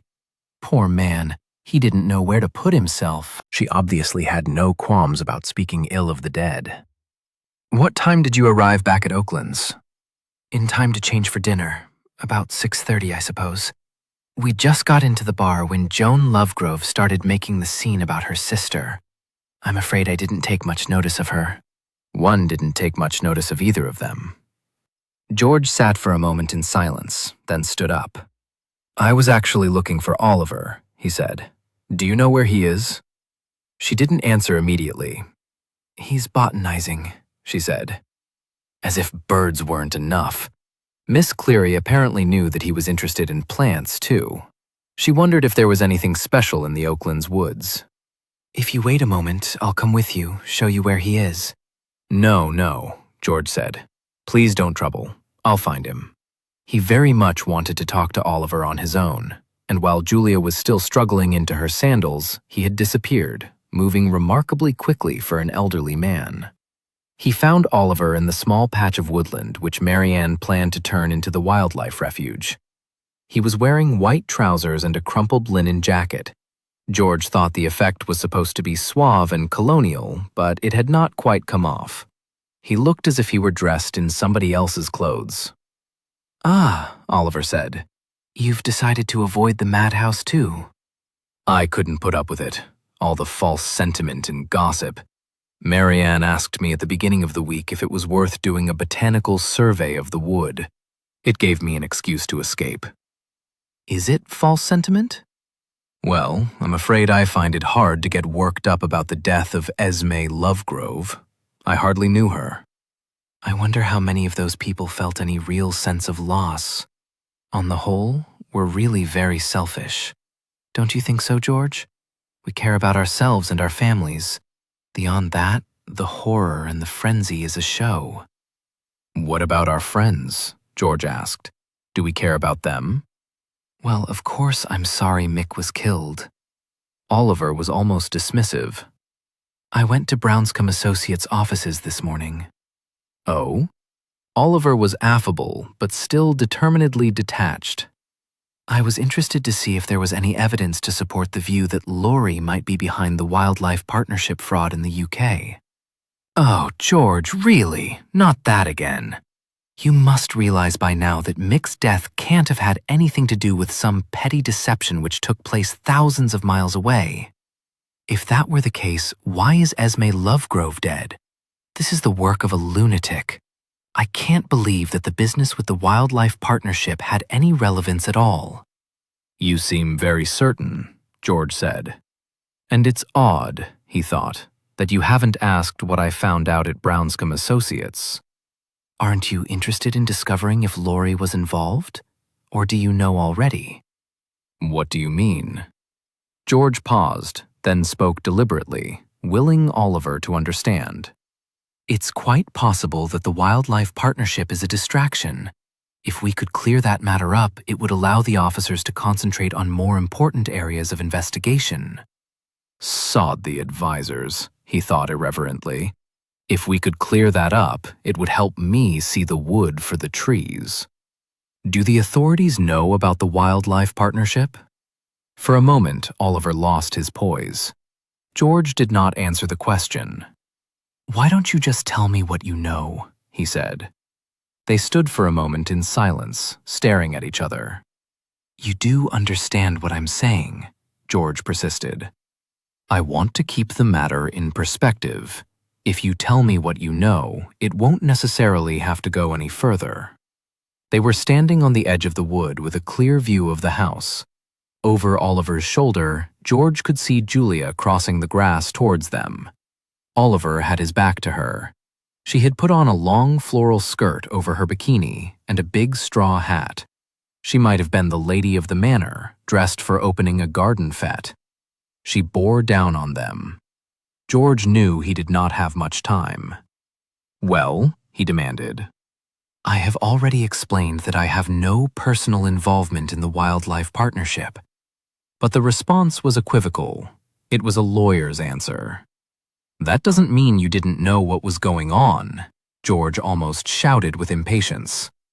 Oliver pulled at the waistband of his trousers, a nervous gesture. The knees were stained green. He must have been kneeling, taking his plant hunting seriously. He seemed about to answer when he heard a movement behind him. He turned, saw Julia, and greeted her with relief. Darling. He touched her arm, and George saw that his fingernails were dirty. It spoilt the expert of the web suit. George has some strange notion we can help him with information about the peculiar charity which Laurie was representing. It was almost a question, he wondering her to make the decision about what should be told. Of course not, she said. What nonsense. What on earth would we know about that? George let them walk back together across the grass, arm in arm in their fancy dress. He knew there would be no point in following them. Chapter 25. It was dusk. Heavy rain clouds to the north had cut the day short, and there was a wind. The deputies still stood by the gate of the Oaklands Hotel, but no one attempted to come in. The street outside was quiet. A couple of news people waited, but the wind was cold and most had returned to the studio or to cover fresher stories. A stabbing in a high school in Galveston. New revelations about a senator's life. Connie May sat on the Oakland's porch and wished the light was better. Shed brought her crochet, though Russell had laughed at her, had said this would be the trip of a lifetime and there would be no time for that. She was glad of it now. It had been a dreadful day. There had been enough gossip and rumor for her to imagine what Esme Lovegrove's body had looked like, dumped in the doorway like a bag of rubbish left out for the bin men. The thought of it made her feel sick. The same sort of sickness as when Russell had taken her on the steamer from Ilfracombe to Lundy Island, and they'd anchored in the swell to let passengers off in little boats. It was only by concentrating on the crochet that she stopped herself throwing up. When George came to sit beside her, she knew at once that he wanted something. He was a pleasant man, but not the sort to be sociable just for the sake of it. She finished her row, wound up her wool, and waited for him to speak. He seemed very tired, and she wondered if there was a wife somewhere who should be looking after him. "A couple of days ago, you asked if you could help me," he said. "Yes? Would you tell me about Esme? I never really got the chance to speak to her." He was surprised that she did not answer immediately. She had seemed eager to be part of the investigation. "Could we go somewhere else?" she said. "I mean, right away from here. Just for a couple of hours. We were going to hire a car, but we never got round to it. I mean, it's a lovely hotel, but after all that's happened..." She looked at him, hoping he would understand. "Of course. Why don't I take you and Russell out to dinner? Well, take the ferry to Galveston. That's a city. There'll be more going on, lots of people, and they won't all be talking about the murder." "Yes," she said. "I'd like that." It was the same road as he'd taken when he'd gone to the Bolivar Flats with Oliver. There were lights on in the bars in Crystal Beach and Gilchrist. The wind rattled the billboards and blew sand across the street. At Bolivar, at the end of the peninsula, they had to wait for a ferry. They watched it approaching, bobbing on the choppy water, and Connie was reminded again of the Lundy steamer and hoped she would not make a spectacle of herself by being sick. They were first in, and a small, hunched man waved them to park right in the bow. They spent the 10-minute crossing sat in the car and could see nothing. The water came over the side and drenched the windscreen with salt spray. George found the restaurant where Oliver and Julia Adamson claimed to have had lunch the day before. It was the ground floor of a converted warehouse with a covered terrace which looked right out into the bay. Tonight, everyone was eating in. The place was noisy and crowded, and they had to wait for a table. It served seafood with a Cajun flavor, blackened snapper and shrimp and dirty rice. A waiter in a starched white shirt and tight black trousers led them to a table, handed them enormous laminated menus, began his spiel. "Hi, my name's Carl. I'm your waiter for tonight. First off, can I get you all a drink?" "Orange juice," Connie said firmly. "That's all." "Yes, ma'am." "Hey, aren't you English?"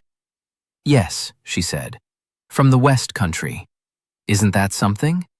I served 2 English people only yesterday." "At lunchtime?" George asked, not quite believing his luck.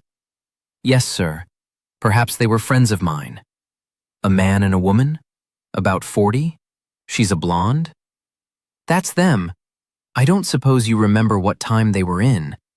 I'd arranged to meet them yesterday and I missed them." "Sure.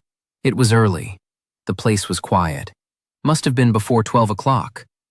"Thank you," George said. So Oliver and Julia had been in Galveston as they'd said, but if they'd eaten at midday, they would still have had time to return to the Oakland's hotel to murder Esme Lovegrove. Esme Lovegrove wasn't mentioned throughout the meal. They talked about the birding friends they had in common and Russell's preparations for Sunday's race. He seemed as determined as Rob that it should go ahead. "I've always enjoyed a bird race," he said. "And I hear you're going to be a member of the team too, George." "Oh no," George said. "I don't think so. I haven't been asked. I think you'll find Rob's counting on you. Over coffee, Connie brought up the subject of Esme herself. She was a silly woman, though I dare say there was no harm to her. In what way silly? Spoilt, as if she'd never grown up. You could tell she was pretty when she was young. When you're young, you can get away with things. Flirting, chatting up other people's husbands. When you get a bit older, it's not very nice. Did she chat up your husband? Whenever she got the chance, Connie said placidly, though I don't suppose he noticed. Did you, Russ? No. He seemed shocked, mildly flattered. To tell the truth, I thought she was a bloody nuisance, always wanting to look through the telescope, always asking questions. That's what I thought she was after. He gave an embarrassed giggle, as if he had made a particularly risque joke. Connie gave him a disapproving stare and continued, I didn't mind for myself, George. We've been married for nearly 40 years, and I wouldn't have stayed with Russ if I couldn't trust him. But I didn't like the woman making a spectacle of herself. I thought she was an educated lady, and she should have known better.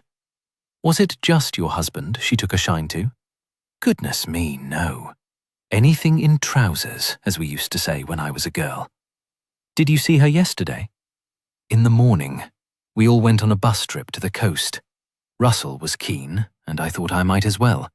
It wasn't much what I was expecting. A bit run down. I suppose when I think of the seaside, I think of Western. A prom and a cream tea after. She laughed at her own silliness. I sat across the aisle from Esme on the coach. Did you talk? Well, she talked, Connie said.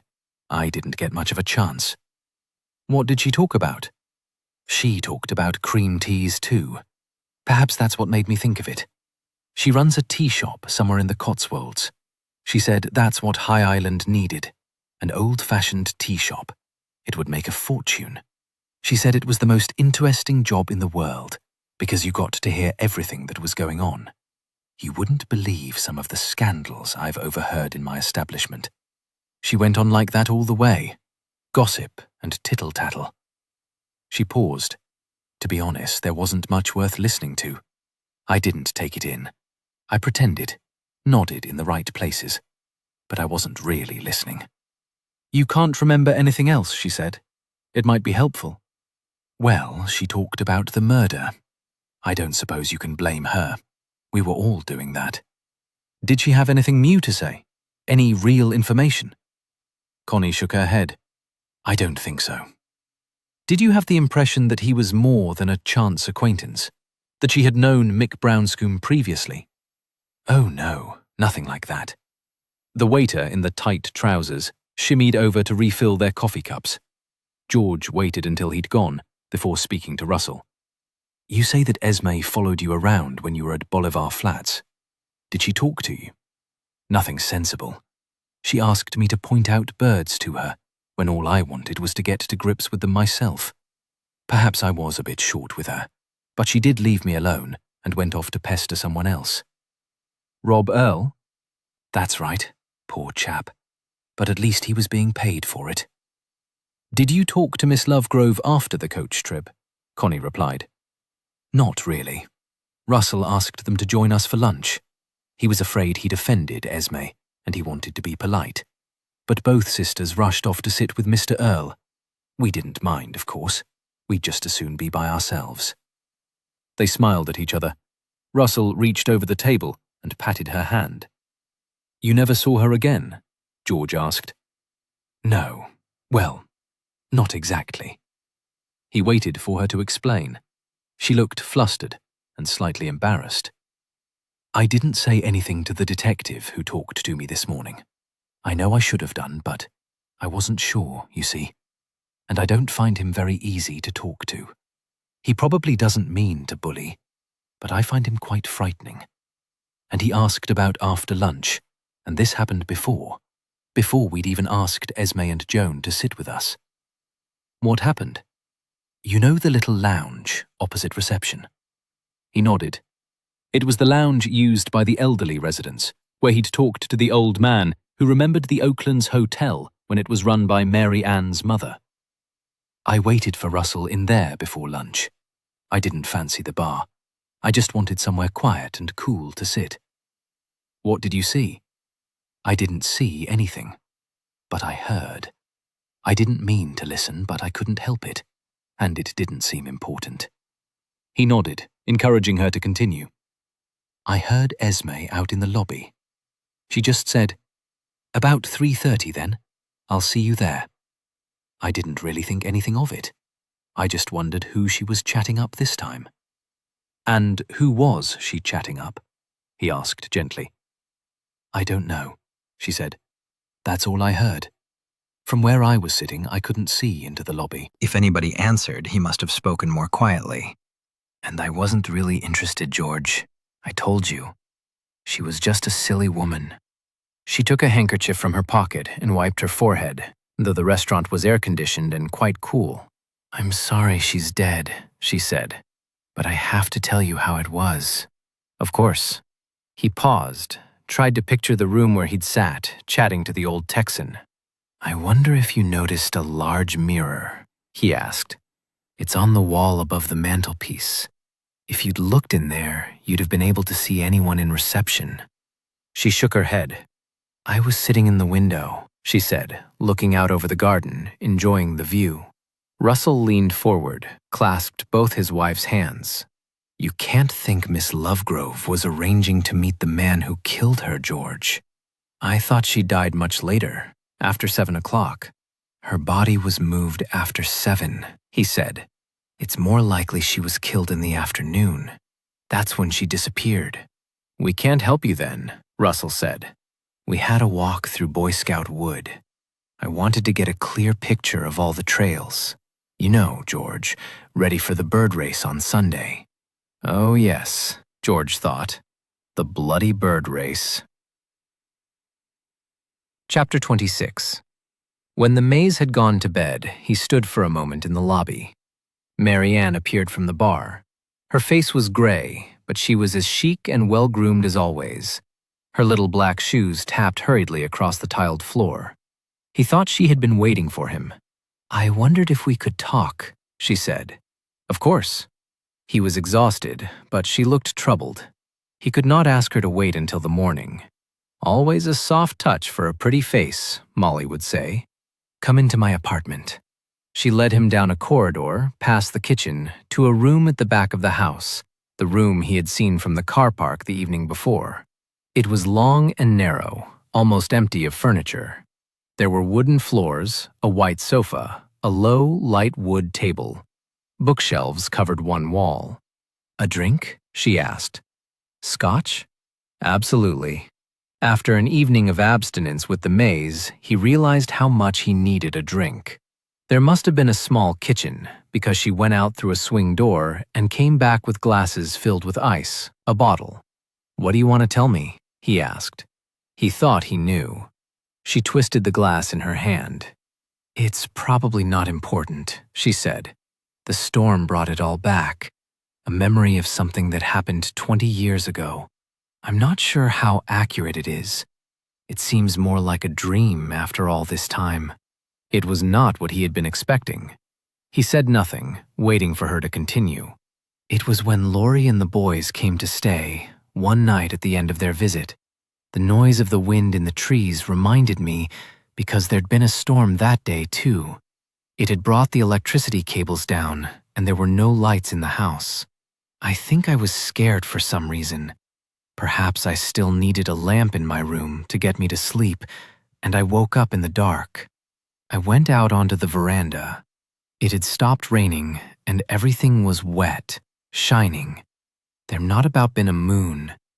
The whole house was quiet, apart from the water dripping from the roof and the trees. You remember it very well. Yes, she said. I can see it, you know, in flashes, like one of those jumpy early movies. What happened? I heard noises coming from the front room, the room where the Adamsons are staying now.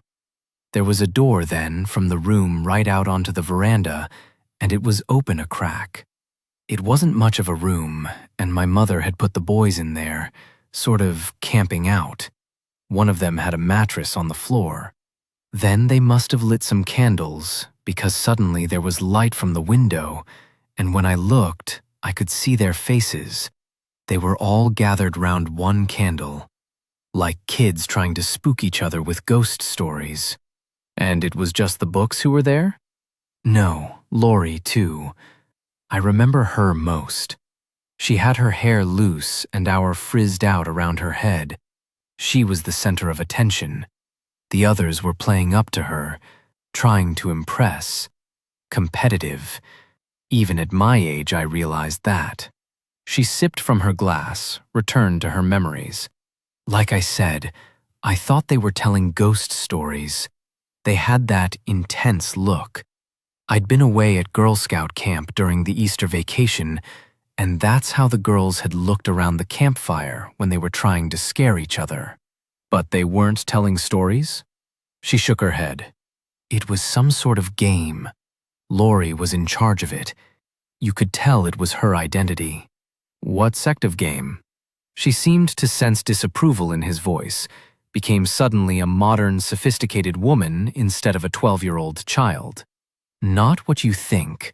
No undressing or groping in the dark. Nothing to shock or deprave. It's not only nudity which can shock or deprave, he said lightly. It was a truth game, she said. Laurie was asking the questions. Of course. Perhaps it had been going on for a while, before I went out onto the porch, before they lit the candles.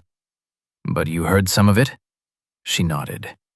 Laurie asked them how many women they'd made love to. That had me hooked. I was 12 years old.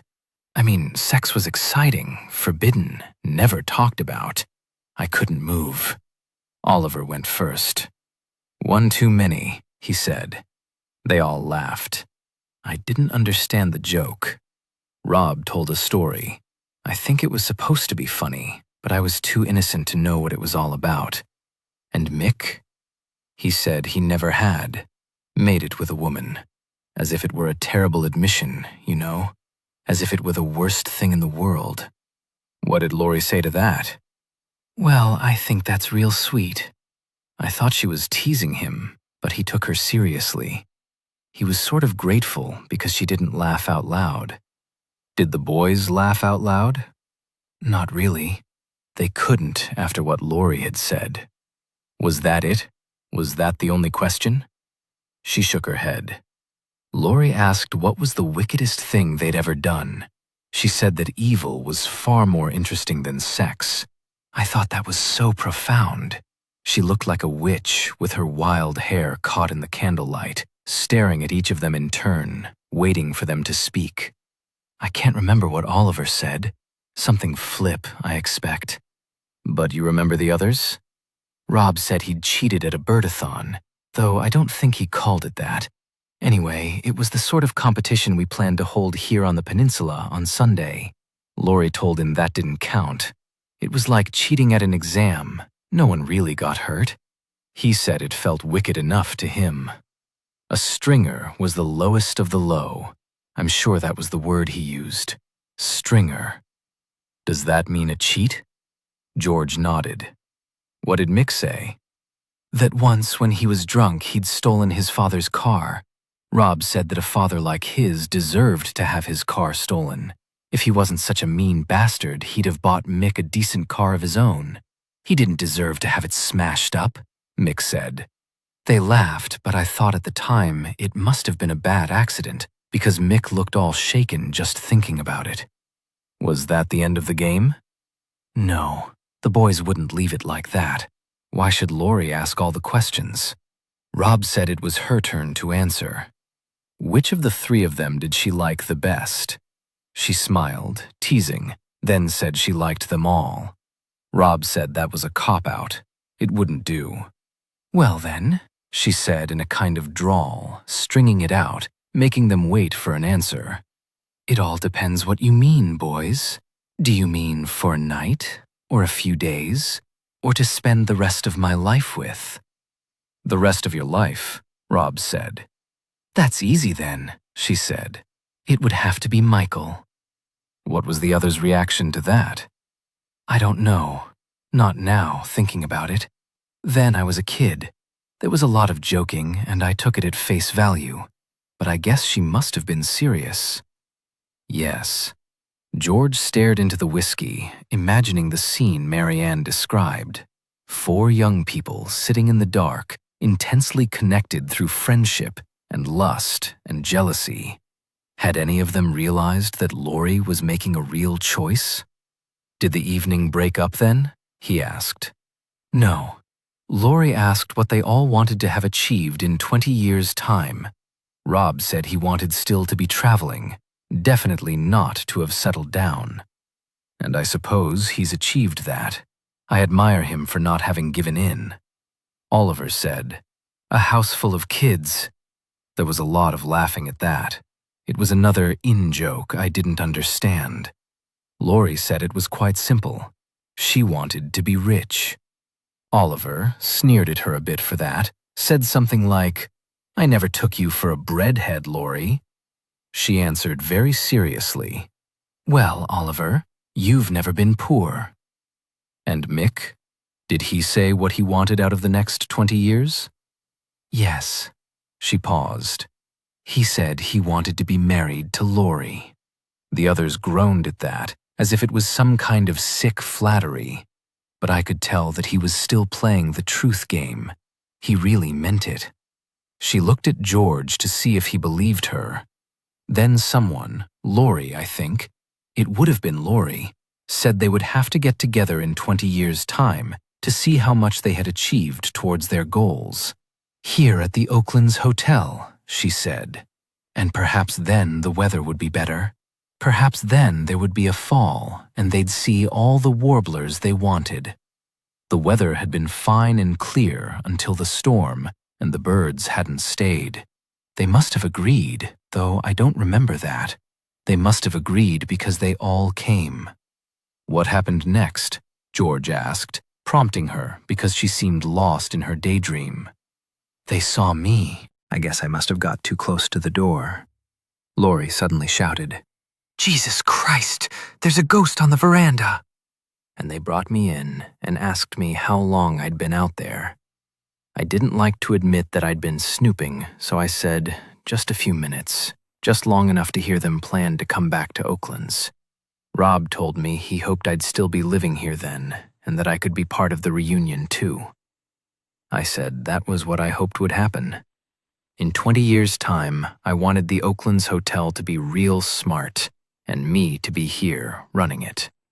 Then the lights came on suddenly. The room just looked a mess. It wasn't magic anymore. I went to bed, and by the time I'd got up in the morning, they'd all gone. Laurie, too. Was that true? George asked. Was that what you wanted even then? He knew the answer already. He thought that was why she remembered the evening so clearly. It wasn't only the strange light and the storm and her fascination with adult conversation. She saw it as the beginning of her life's work. It was as important as that to her. Yes. I think it was. Even then. She spoke casually, trying to make light of it. And I think you would have done anything to get what you wanted. What do you mean? Didn't Laurie believe that she was entitled to a share of the house? Is that what she told you? He shook his head. She didn't believe that. She pretended she did, though. Your grandmother and Laurie's were sisters, weren't they? Twins? They were sisters, but they weren't twins, though they looked as alike as peas in a pod as they grew older. My grandmother was the elder, and Oaklands was left to her. Neither of the old ladies would have wanted Laurie's father to have it. Laurie knew that all along. She knew she had no real claim to the place, and she didn't want to know until the hotel became successful. Like she said in the truth game, she was always motivated by money. She was jealous that I was doing so well. What did she do? She started dropping in with Michael. Just to be neighborly, she said. She didn't come near the place when Mom was sick, and I could have used the help. There were 6 old men here then, most of the rooms shut up, and I was cleaning the bathrooms myself. She didn't show an interest until I did the place up, and she could see I was making a go of it. At first, she just dropped hints about how my grandmother would never have been able to keep the Oakland's hotel going herself, about how the two sisters were partners, not formal perhaps, never written down, but they'd never think it would have to be. They'd think that the family would always stick together, always look after each other. That's what she'd say. Mary Ann swirled the remaining whiskey in the bottom of her glass. It was her father's fault, she said. He started it. According to Mom, he was always going on about how the place should have been his, when he was sober enough to speak. Laurie took the idea from him. That's why your mother didn't mix with that side of the family? She nodded. Things moved beyond hints, didn't they? She looked at him, weighing up what he knew, too tired perhaps to come to a judgment. I was at the Brownscombe offices this morning, he said. I found a letter you'd sent to Laurie confirming the contract for the wildlife refuge. She continued to stare at him. Then she drained the last of her whiskey. I made a mistake, she said. I talked to Laurie and Mick about my idea for the new refuge. They were in the business. I thought they could give me some advice, as they wanted to be neighborly. Laurie began pushing straight away for Brownscombe Associates to be given the contract for surveying and planning it. I told her I hadn't reached that stage. She got mad, said that if I couldn't be reasonable, she'd have to consult a lawyer about making a formal claim on the hotel. I was scared. I didn't think she'd win, but if I had to defend that sort of action, it could cripple me financially. So you gave them the contract? Yeah. She got up and poured more whiskey into both glasses. I was a coward. I wasn't prepared to take the risk. And as I said the other day, she had some pretty good ideas. But then I thought, that's it. I'm never going to allow her to put pressure on me again. I put it in writing on the morning Michael died. Why didn't you tell me all this when I asked you before? Why do you think? What Laurie did amounted to blackmail. Suddenly, her husband, a partner in the business, and so also implicated in the blackmail, is found murdered. At the very least, I'd be a suspect and hassled. I can't afford that kind of distraction. I need to run this hotel. And how did the meeting go with Laurie last week? Do you know, it's ironic. We got on better than we had for some years. She said that she hoped there were no hard feelings, and I must understand her wanting to be involved in the place. As if the threats were a bluff or a joke. Of course I could understand. Look, Mr. Palmer-Jones, if you think I had a motive for killing the man, you're wrong. We ended up on good terms. I didn't think it would be so bad working with her, and I'd never had any quarrel with Mick. He left her then. He hoped she would sleep, that she would realize the hotel would function without her until morning. He walked through the windy night to his room. Chapter 27. George had expected to sleep badly, but he woke early the next morning to squally sunshine and the surprised gratitude which always came after a full night's rest. It had rained very heavily in the night. Surface water had gathered in a dip in the lawn. The restaurant had only just opened for breakfast, and he ate alone. From the phone in the lobby, he used his charge card to call the pub where Molly was staying in Devon. The landlord said she had gone away for a couple of days to research her book, but she'd asked him to keep the room for her, and he expected her back that evening. "Any message?" the landlord asked, curious, shouting against the noise of the lunchtime drinkers. "No," George said. "No message.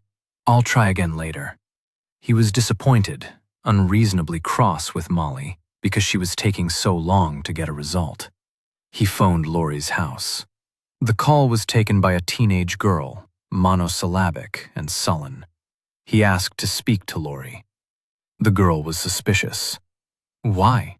Who is it? Perhaps they had been troubled by reporters, ghouls, and cranks. "A friend of your father's," he said, and gave his name. Laurie seemed relaxed, almost cheerful. "Hi, George. How can I help you?" "I've a few more questions, I'm afraid. I was wondering if I might come to see you." "Sure, but I was planning a trip into Houston today. Why don't you meet me there? We could have lunch, and it would save you a little traveling." "Why not?" he said, but he would have preferred a different arrangement. London was the only large city he'd ever felt comfortable in. She suggested a place in the Galleria and gave him directions. He wrote them down, then went to the reception desk to borrow a street map of the city center. Connie May was on her way out of the restaurant. "I'm going into Houston," he said. "You have friends there, don't you? Would you like a lift? Perhaps you could arrange to meet them." For a moment, she seemed taken aback. "That's very kind," she said, "but I'd rather stay here, close to Russell. I know it's silly, but I'd feel easier in my mind," as if she could protect her husband. "He could come too." "No, he wouldn't want to leave High Island. He thinks the rain might have brought some more birds." "I'll come with you." It was Julia Adamson. He had not seen her. She must have been listening. She smiled at him. "You will give me a lift, Mr. Palmer-Jones, won't you? I've been trying to persuade Oliver to take me all week." "I expect he had other things on his mind," George murmured. He meant the murder of an old friend, but she did not notice the sarcasm. "Yes," she said. "This bloody bird race. They still intend to go ahead with it? Madness, isn't it?" They seemed keener than ever. "You will take me, Mr. Palmer-Jones, won't you? I could be ready in a moment." He paused. She took his hesitation as consent, thanked him, and hurried away. It took her half an hour to prepare for the trip. He waited with mounting impatience. He hated to be late. When Molly said she was almost ready, it meant she had to grab a coat, or change from the tennis shoes with the holes in to the new baseball boots their daughter had given her for Christmas. She seldom bothered to brush her hair. When Julia finally appeared, she was very glossy, very made up. They walked round the house to the old stable yard where his car was parked. The drains were full and the trees were sodden. A minibus drove down the drive and pulled up outside the kitchen door. A dozen officers, dressed in overalls and waterproof boots, got out. "My God," Julia said. "Do we get individual bodyguards now?" "I think they're here to make a detailed search of the grounds." He had expected it before. "Isn't that a question of shutting the stable door once the horse has bolted?" The flippant tone annoyed him. "They haven't found either murder weapon yet. They searched the Boy Scout Reserve after Michael died and found the iron post which caused the head wound, but not the chisel which stabbed him. They'll be looking for the object used to kill Esme Lovegrove, too." "Oh," she put her hand to her mouth. They drove to Houston in silence. The fields on either side of them were covered in the water which had drained from the road. The traffic was heavy, and there sat in a queue on the outskirts of the city. At the Galleria, George chose an underground car park. He and Julia took the lift together into the shopping center. "I'll meet you back at the car in 3 hours," he said. "Only 3 hours?" she exclaimed in mock horror. "I'll have you know, Mr. Palmer-Jones, that I'm a serious shopper. If you're not there, I'll go without you." She began a little laugh, thinking that he was teasing, then saw that he was not. The lift doors opened and they stepped out into a crowded mall. "My wife's in Bristol today," he said. She turned sharply towards him, but before she could ask what he meant, he walked off. That would give her something to think about while she was shopping. The Galleria complex was a tiered, covered amphitheater built around an oval ice rink. Lines of children holding hands swooped and glided over the ice. The shops seemed expensive, the piped music generally discreet. There were occasional touches of Texan brashness to relieve the blandness. A small shop selling nothing but cowboy hats and boots, rows of denim skirts and blouses covered in diamante and colored embroidery, stalls selling the biggest ice creams he had ever seen. He saw Lori from a distance. She did not notice him. She was sitting at a table outside a French cafe on the same level as the rink, watching the children. She wore jeans and boots and a white button-down shirt. No hat, though, not like the first time the boys had seen her walking down the road from Winnie. On the chair beside her were 2 shiny carrier bags with rope handles and gold lettering. She, too, had been shopping. It seemed an inappropriate occupation for a newly bereaved woman, and he was oddly shocked. When she saw him walk towards her, she moved the bags from the chair so he could sit down. She must have sensed his disapproval because she said, "I bought some treats for the kids. It's been a tough time for them, and they've been great." Her hair was loose, and she pushed it away from her face with the palm of her hand. "More questions," you said. "I've been talking to Marianne about Oakland's." Ah. It seemed almost like a sigh of relief. "Why didn't you tell me?" "It didn't seem right. If she hadn't told you first, it would have been kind of snitching." "Why?" "You work it out for yourself." She didn't exactly feel friendly to Brownscombe Associates. Then Michael got murdered. People might take that the wrong way. But you didn't? You didn't think Marianne killed Michael? Of course not. She's family. I've known her since she was a kid. But you made life awkward for her? Nah. A waitress came. They ordered coffee, savory croissants. Lori grinned. Well, maybe a little awkward. I mean, I'd been brought up to think of the Oakland's hotel as my home, too, in a way. I didn't have anywhere else. I guess I thought I should have a stake in it. When I saw what she was making out of that place, it made me mad. Michael thought I was crazy to mind so much. Just let it go, he'd say. We're doing all right. But I couldn't. I made him come with me to visit, just to let Marianne know that I was still interested. What were you hoping for? I don't know. Some way of being part of it, I suppose. It wasn't just the money. She paused. I went there when things were bad at my parents' place. It was always special for me. Then she told you about the wildlife sanctuary. Yes, and I suggested we could plan it and run it for her.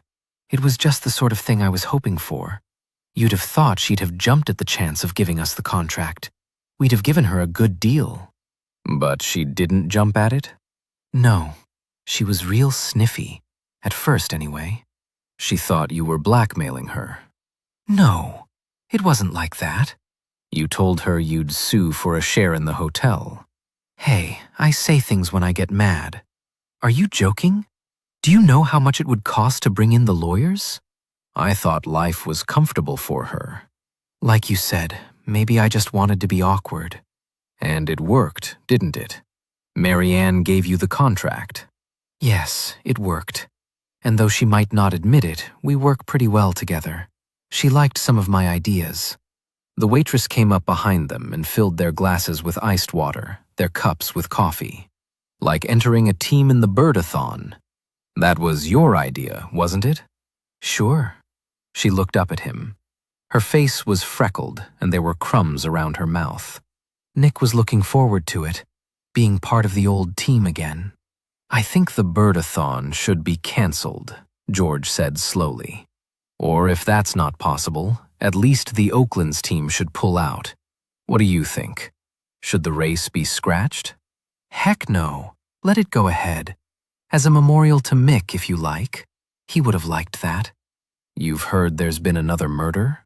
Yes. She gave a sudden and wicked smile. Marianne's going to need as much good publicity as she can get after 2 murders within spitting distance of the new reserve. And I've got a financial stake in the project being a success. Maybe I should take part myself. Despite himself, he admired her refusal to pretend at a grief she did not feel. I don't think that would be a good idea, he said. Maybe not. She got up and walked into the cafe to find the restroom. As soon as she had disappeared through the door, he stooped and looked in the shiny carrier bags under the table. In one, there was a parcel, already gift-wrapped. On the label she'd written, "For Paul, all my love, Mom." In the other, there was a dress, which even he could tell Lori would never wear. So she had not been lying about the shopping. He wondered if she had been equally truthful during the rest of the conversation. Lori made her way back to the table. She smiled at a young waiter who watched her until she sat down. "Tell me about your children," George said. "How old are they?" Paul's 16, Laura's 14. Laura's named after you? Yes, that's right. And Paul? Mick chose that. He was very keen. I think perhaps it was a family name. He had a close friend called Paul Butterworth, George said. Did he? It seemed to mean nothing to her. Perhaps that was it then. Funny though, I don't think he ever mentioned him. Did he talk about any of his friends?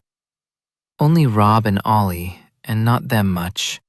He had a girlfriend, you know, when he was at school. He wrote to her while he was at university. Did he? She seemed surprised, impressed. He never said. Her name was Nell. Helen. She shook her head. She wasn't much interested in what Mick had done before he met her. A child skated past them. He was alone, frowning with concentration, his hands clasped behind his back. I used to bring my kids here, Lori said. They won't come now. They think they're too old. You told me Michael's parents wouldn't come to your wedding. That's right. She looked away from the skating boy. It was not a question she had been expecting. They were never invited, George said. My wife's spoken to them.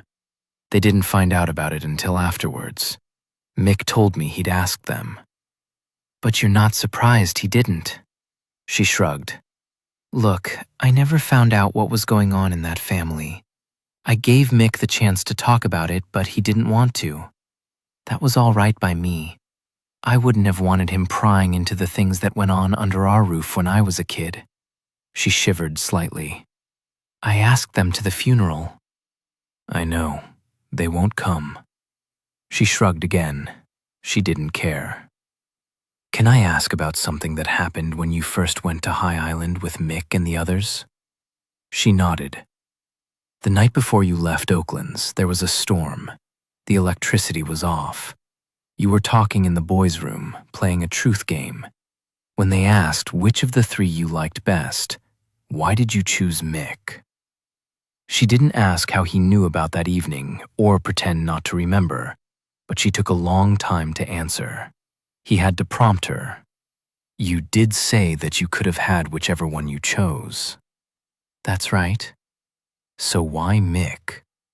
She turned away from the ice rink and looked at him, suddenly serious. You want the truth? Like in the game? Of course. I thought he was damaged goods, she said. I recognized the feeling, but that was only part of it. I knew I could make whatever I wanted out of him. After years of being bossed around, I saw he was someone who'd do just what I told him. And did you get what you expected? Oh, yes, she said. Pretty much. Chapter 28. Julia arrived at the car just on time, hurrying. She was breathless, and her arms were full of packages. But there was none of the elation of the serious shopper who's just had a fix. His remark about Bristol had worried her. George was pleased about that. On the freeway, he tuned the car radio into a classical music station so he would not have to talk to her. Occasionally, he thought she was about to start a conversation, to ask him perhaps what Molly was doing in Bristol, but she did not find the courage, and when they arrived at the hotel, she scurried off, hardly making time to thank him for the lift. He presumed she had gone to find Oliver. Mary Ann was waiting for him in the lobby. She knew he had been to see Lori. She took him into the small lounge where the same old man slept soundly in his chair. She won't sue, George said. Are you sure? I don't think she ever intended to.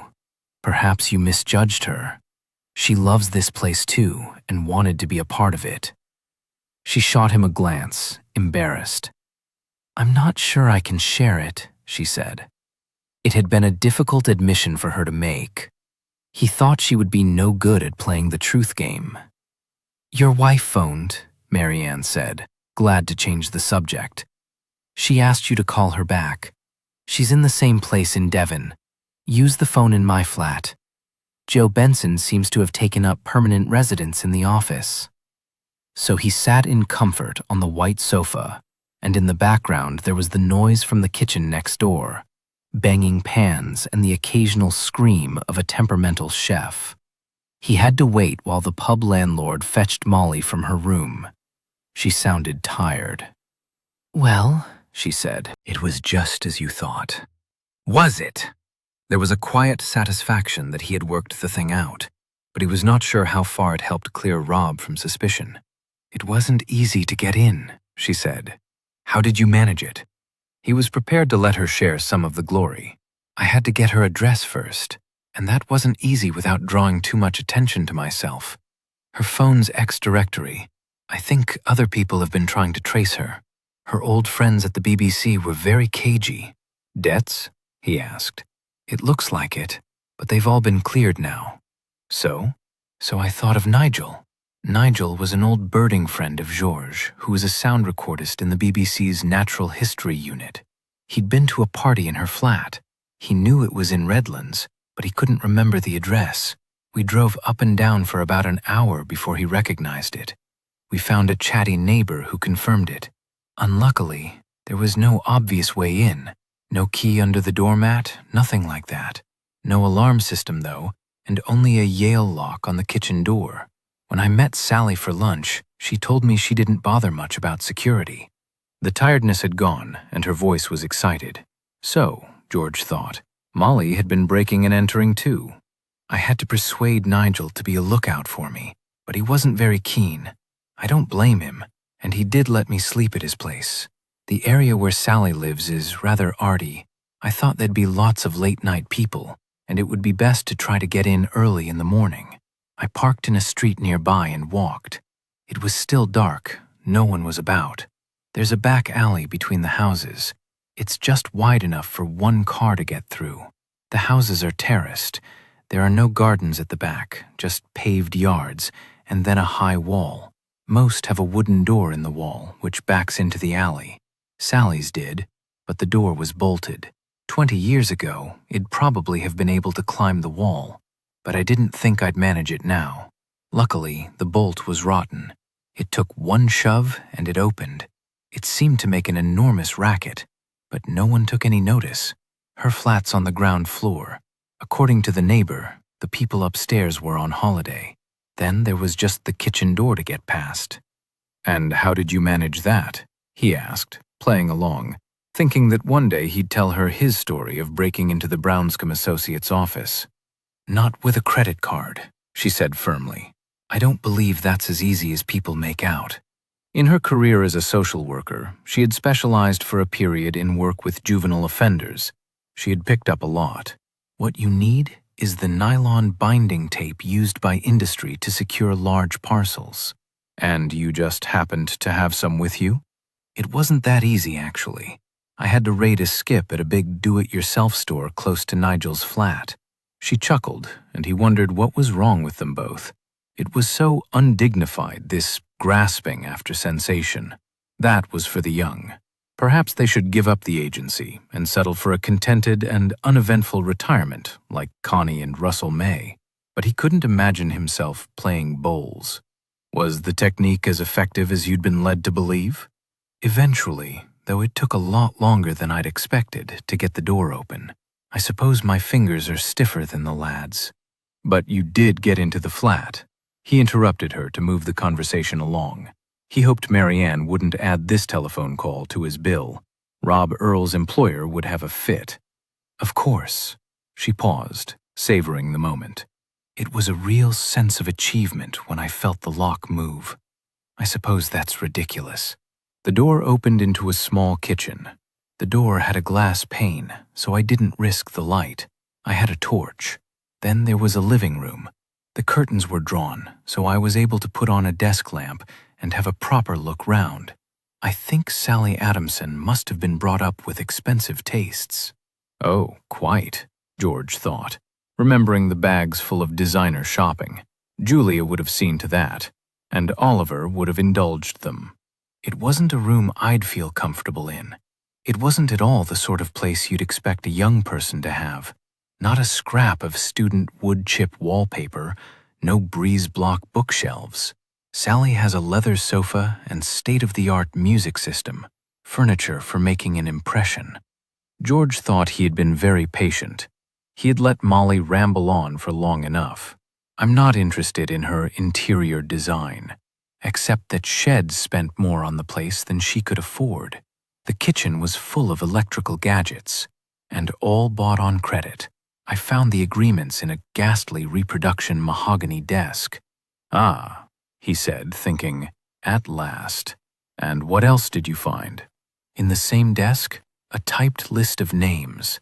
I think it must have been used for the mail shot. I recognize some of the people we know received information and a begging letter from the Wildlife Partnership. Others were familiar through your work with Green Scenes. Sally would have had access to the names of interested people through the BBC. They must have had a contacts file. There was no proof, though? The list wasn't headed Wildlife Partnership? It wasn't headed anything. I made a note of some of the names. We could check that they'd been targeted. That's still not proof. She could always claim a coincidence, say that she'd kept the list after using it for work. Well, she could, Molly said, if it wasn't for the invoice.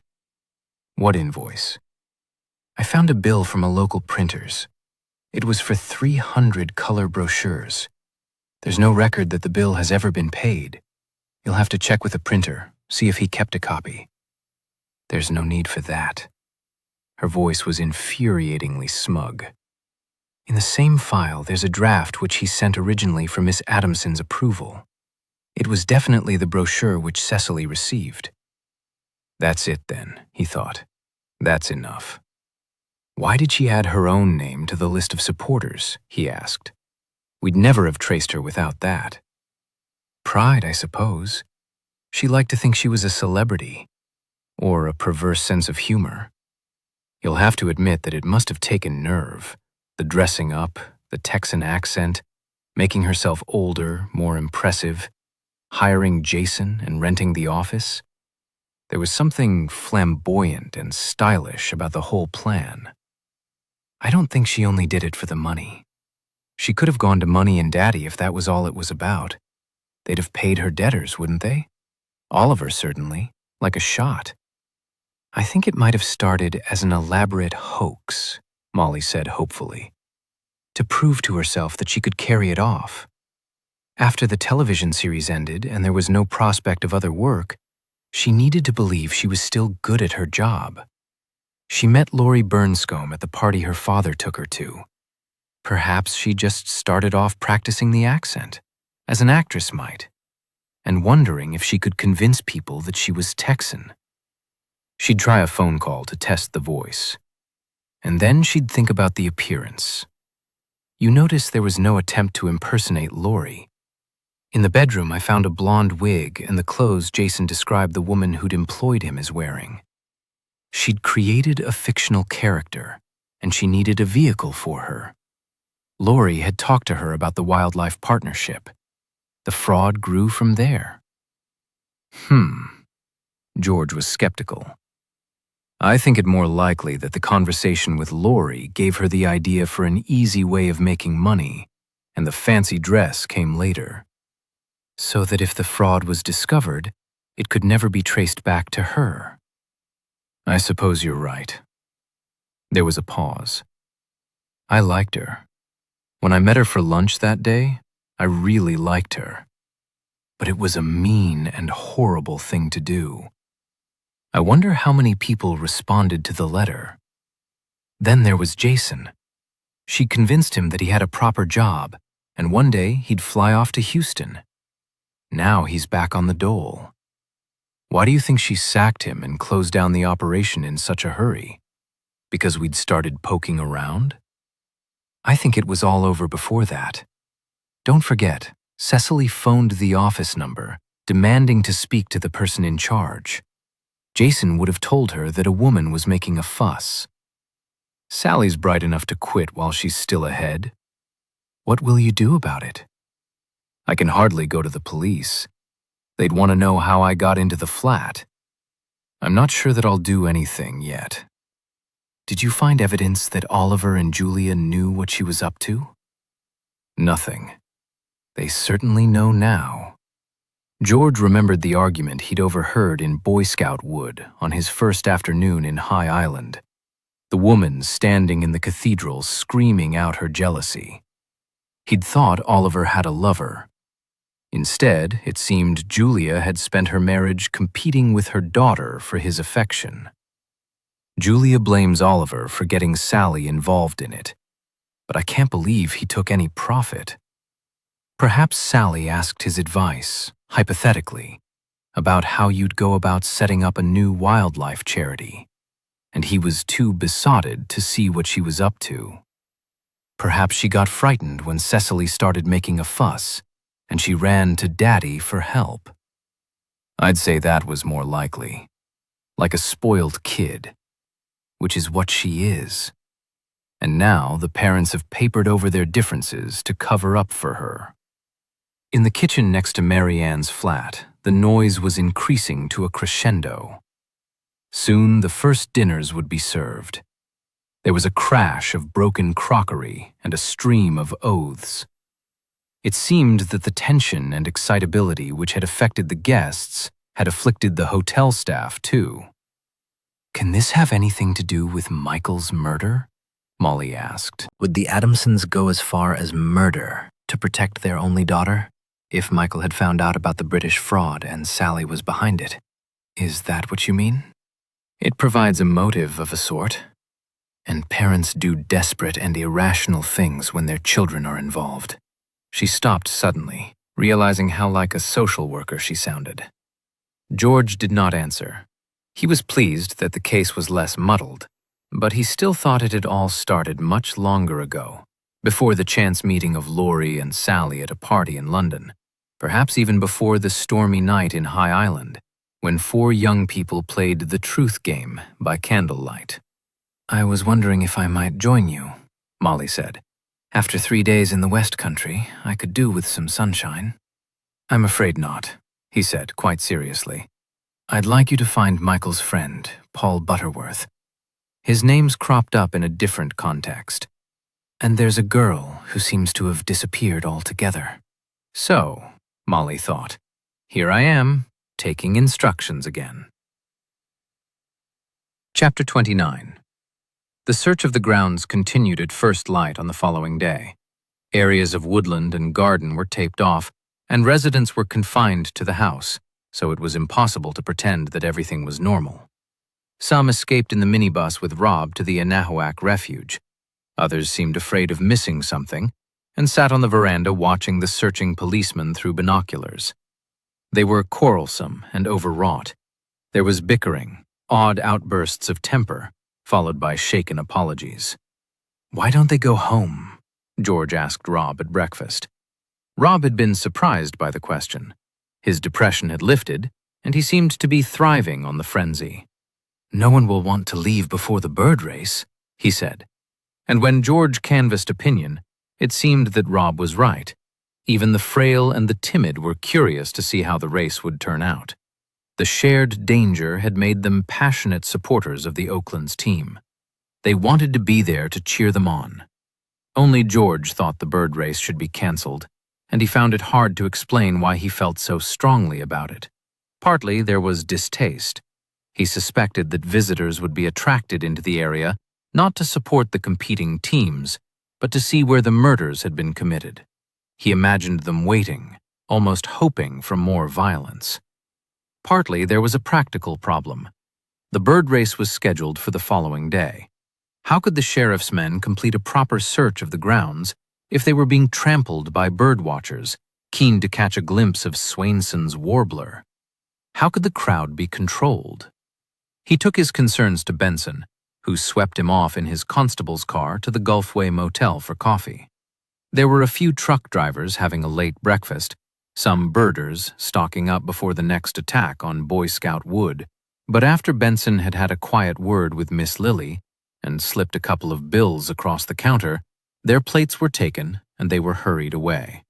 She locked the door behind them. As before, Benson and George had the place to themselves. Benson was sympathetic, but unmoved. "Hey, George, this is the States. If we were to shut down an area for a week every time there was a murder, the country would go bust. I told you, the birders mean big bucks in this town. If I try to stop the event, I'll have a riot on my hands. I mean, it's advertised. They'll turn up anyway. What do you want me to do, set up roadblocks? It's not possible." He narrowed his eyes. "Unless there's something you haven't told me. Unless you think there'll be a risk to the public. Have you any evidence of that?" "No," George said. "I've no evidence. Only a feeling," he thought, and Benson would laugh at that. I would if I were in his shoes. "Then we have to convince people that it's business as usual, that there's no need to panic, and they can visit High Island." "Your friend in the gas station told you that, did he?" George muttered. Benson pretended not to hear. "Tell me," the constable said, leaning forward across the table. "How are your investigations proceeding? What can you tell me?" "The fraud I was telling you about," George said, concerning a non-profit organization called the Wildlife Partnership. Brownscombe Associates had nothing to do with that. Its scope was limited to Britain. The name was used, that was all. I passed the information you gave me about that to the sheriff's department. They checked it out. They thought the Brownscombe business was legitimate too. But thanks anyway. It might have led to something. He waved at Miss Lily to bring more coffee, ordered a slice of pie. Anything else? Laurie Brownscombe thought she should have had a stake in the Oaklands Hotel. Her grandmother was a partner in the place. He looked at Benson steadily. "But you were brought up here." "You'll know all about that," Benson laughed. "I remember those old ladies. They used to come to church dressed from head to toe in black. They had the sweetest singing voices you ever heard." "You didn't tell me." "No, I didn't. I take my work here seriously. It's not my place to divulge confidential information to a private investigator. You'll have to accept that, George. All the information goes one way." He laughed again. "But I knew you'd find out anyways, if you were as good as I thought you were. You don't think it's relevant to the murder? That Laurie Brownscombe's as jealous as hell of her cousin? No. I've known Mary Ann Cleeves since she was a kid. She wouldn't murder anyone. She'll fight like a tiger for that place, but she's not the sort to stab a man in the back. If it was the other way round, I might be persuaded. I went to high school with Laurie's father. He was never any good. By that time, the sisters were too old for much heavy work around Oaklands, but he wouldn't lift a finger. He was always in some bar, drinking, even then. Elsie did it all. She could have gone away to college. She was clever enough to get a scholarship. But she stayed on to look after the old ladies, keeping the hotel open somehow. Where's Laurie's father now? In jail, I checked, where he spent most of his life. But you don't want to hear my stories about the old times, George. Once you get me started, we'll be sat here drinking coffee all day. Believe me, you can forget about Mary Ann Cleeves. The motive for this killing doesn't go back that far. I'm not sure. What do you mean? I think it's too much of a coincidence that Michael was killed 2 days after meeting up with friends he'd not seen for 20 years. You think there was a grievance that's been festering away over all that time? Something like that. You find out what it is then, George, and we've got our murderer. But he spoke as if he didn't really believe it. He stood up and called Lily back into the restaurant so he could pay. Can I drive you back to the Oaklands Hotel? George shook his head. He was glad to be away from the place for a few hours. He sat where he was. Benson drove off, and Lily opened the door to admit the group of birders who'd been waiting impatiently outside.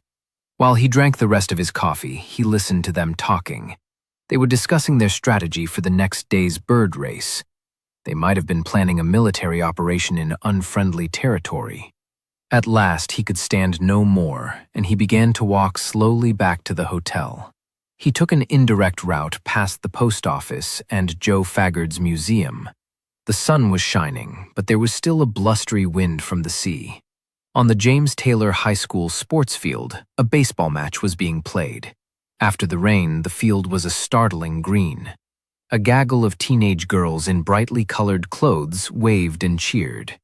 Connie May was there, watching the game through the high-wire mesh fence. When she saw George, she turned away from the leaping teenagers, and they walked the rest of the way together. "You didn't go with the others to Enhoak," he said. "I thought you liked to stay close to Russell." "No, I couldn't face it today. All the chat's getting on my nerves. To tell you the truth, Mr. Palmer-Jones, I won't be sorry to be home. Russell's very keen on the bird race, but it doesn't seem right to me." "That's rather the way I feel too. But they say you're going to be a member of the team. Do they? I'd be glad if you would. You could keep an eye on Russell for me." She smiled, but he thought she meant it. He didn't know what to say.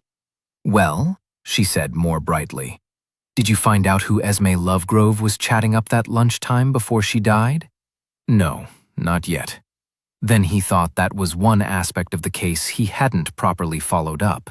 There were still questions to ask about the appointment Esme had made. He had been distracted by the Adamsons and the wildlife partnership. For the first time, he thought he could see a way forward. Chapter 30. George caught up with Oliver and Julia in their room just before lunch. He couldn't dismiss them altogether. They had a motive for Michael's murder. He suspected they had been hiding out there, hoping to avoid him. When he knocked on the door, there was a silence, as if they were debating whether it was practical to pretend they weren't in. They must have decided that he couldn't be fooled, because a voice called out, "Just a minute," and the door was opened by Oliver. "Ah, George, what can I do for you?" "You might let me in." George spoke mildly, but he had his foot by the door. He'd had enough of being messed about by them. "I don't know. Julia has a migraine. Perhaps we should talk somewhere else." "I think Julia will want to hear what I have to say." "Let him in, Oliver." Julia was resigned, but not unwell. "We've done all we can." Oliver stood aside, and George walked into the room. Julia was sitting in an easy chair next to the long window, which must once have been the door onto the veranda. Mary Ann had stood outside it, listening to a group of young people revealing their secrets, telling the story of their lives. "You'll have come about Sally," Julia said. "Is that it, Mr. Palmer-Jones?" She was wearing a dress he had not seen before, a purchase, he supposed, from the Galleria. Her hair was pinned elaborately away from her face. She was not so concerned about her daughter that she had let herself go. Oliver looked crumpled and gray. He turned to his wife, as if to warn her not to speak, but she went on impatiently. "It's no good, Ollie. She's not a child anymore. You can't take the blame for what she's done." She looked up at George. "Our daughter's a manipulative woman, Mr. Palmer-Jones. She can twist Oliver around her little finger. She always has done." She might have been talking about a stranger. "I'd like to point out that I had no part in this mess. I was furious when I found out that he covered up for her." "I didn't," he said. "No, not exactly that." "What exactly did you do?" George asked. "She came to me a couple of months ago," he said. "Not home. To my office in London." "She wouldn't come home," Julia spat. "She wanted sympathy, not home truths." Oliver ignored his wife's outburst. He had heard it all before, so her words had no meaning. He sat on the edge of the bed. Neither of them thought to offer George a seat, and he stood just inside the door, leaning back against it. "I've never seen her so upset," Oliver said. "Not even when she lost her job with the BBC. She was terrified, really, in floods of tears." "She's an actress," Julia said. "She was putting it on. Eventually I calmed her down and she told me what happened. An unfortunate prank which had got out of hand. Obviously that's what it was." "How much money did she make by this prank?" George asked. "I'm not sure." Oliver was defensive. "Not exactly. But presumably there is a list of donors and donations, so the money can be returned?" "As a lawyer, you'd have asked her that?" "Of course." She's unfortunately vague. You know, George, I think she was very depressed at that time. She had a sort of breakdown. Not too depressed, George thought, to dream up the prank. If she continues to be unfortunately vague, he said, we'll have to ask the police to look into her bank account and trace all the incomings and outgoings. I suppose she did start a bank account in the name of Wildlife Partnership UK. Oliver nodded sadly. And if anyone had checked, they'd have discovered that the Wildlife Partnership was a perfectly respectable non-profit organization which had done a lot of good work in Central and South America. They'd assumed that Sally's charity was part of the same outfit. I don't think, Oliver said, that anyone actually checked. It's a minefield, charity law. Very few people understand it. But Sally would have understood more than most because she'd grown up with it. I suppose she must. And why was she so upset when she came to see you? I take it that she hadn't had a sudden crisis of conscience. There was a silence. Oliver considered lying, looked at Julia, then thought better of it. No, he said, but she was frightened. Because Cecily Jessup had phoned the Bristol office threatening police action, lawsuits, and other unimaginable torments if the Wildlife Partnership turned out to be a fraud? Oliver nodded. Instead, George said grimly, she consulted me. What did you advise Sally to do? To close down the operation immediately, of course. It was Oliver the lawyer, the upright citizen. Oh, of course. But perhaps you could be a little more specific. You didn't advise her to return the money to the subscribers or to pass it on to the Wildlife Partnership in Houston. That possibility was considered. And then discounted? Oliver had been staring at the floor. He looked up. She's my only daughter, George. What could I do? If the fraud had been discovered, she'd have been ruined. I couldn't take the risk. I advised her how to cover her tracks. I told her to stay in character and fold up the operation as if it were legitimate, and to keep the money. The money wasn't the question. Oliver was becoming irritable. I would willingly have repaid that, but how could she give it back without implicating herself in the fraud? I hoped the fuss would just die away. You can't know Lady Cecily Jessup, George thought. Then, of course, Oliver went on persuasively, an obvious afterthought. In a couple of years' time, when it had all been forgotten, we would have made a substantial donation to the Wildlife Partnership. Anonymously? George said, not believing a word. Well, yes, anonymously. He twisted his wedding ring around his finger. From the chair by the window, Julia had been watching them. She's trying to work out what I intend to do, George thought. Still leaning against the door, he swiveled to face her. When did you find out what Sally had been up to? She shrugged. The same day, after she confessed to Oliver and asked for his help. I could tell he was upset when he came home from work. I guessed it was something to do with Sally. She's the only person he cares that much about. He never sees these friends he's supposed to be close to. He had to cross the Atlantic to do that. And you supported him in his aim to help Sally. She shrugged again. Oliver stood up. His voice was shrill, melodramatic. But you weren't concerned about Sally, were you, Julia? You weren't worried that she might actually have to go to prison. No, George. All Julia was bothered about was what people in the village would say if the thing got into the newspapers. That's why she didn't want me to confide in you. If it weren't for her, I'd have spoken out sooner. Don't be pathetic, Oliver, Julia said. You're making yourself ridiculous. Oliver sat on the bed. Weren't you a little concerned about coming here and meeting the Brownscombes who represented the real Wildlife Partnership? George asked. Ah, Julia said. Well, Oliver didn't actually tell me about that bit, did you, darling? He told me that Sally had got the idea from an American woman she had met at a party. He didn't tell me that it was quite a particular American, the wife of a bosom pal. He didn't tell me that we'd arranged to spend a week with her on the upper Texan coast. I didn't realize that until Laurie started talking about it at dinner the first night here, and even then it took me a long time to catch on.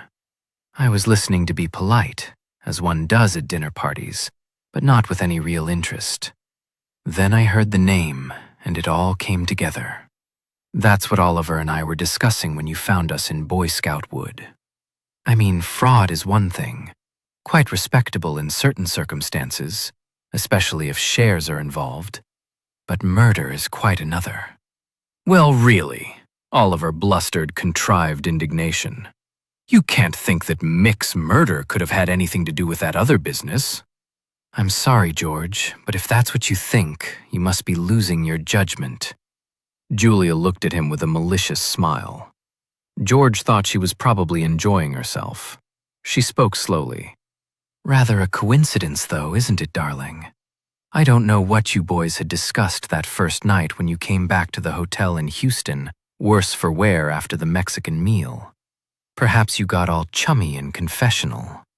Perhaps you admitted to Michael that Sally had been using the Wildlife Partnership name to pay for her smart flat in Bristol. What did you expect him to say, Oliver? Don't worry, old pal, don't think about it. We're all friends together after all. But perhaps he didn't say that. After 20 years, the friendship might have worn a bit thin. Did he threaten to go to the authorities, darling? Is that why you stabbed him in the back with a chisel? I don't think, George interrupted quietly, that the murder weapon has been found yet. She laughed. Don't worry. It's not inside knowledge, just what everyone's been saying. And I'm only joking, George, about Oliver. He wouldn't have the nerve, not even for Sally, would you, my love? Besides, he couldn't stand by and let Rob Earl be accused of the murder. He's far too much of a gentleman. They both looked at Oliver. He seemed on the verge of tears and struggled to speak. I didn't tell Michael about Sally. Please believe me. I wouldn't. There was a moment of silence, then George continued as if Oliver hadn't spoken.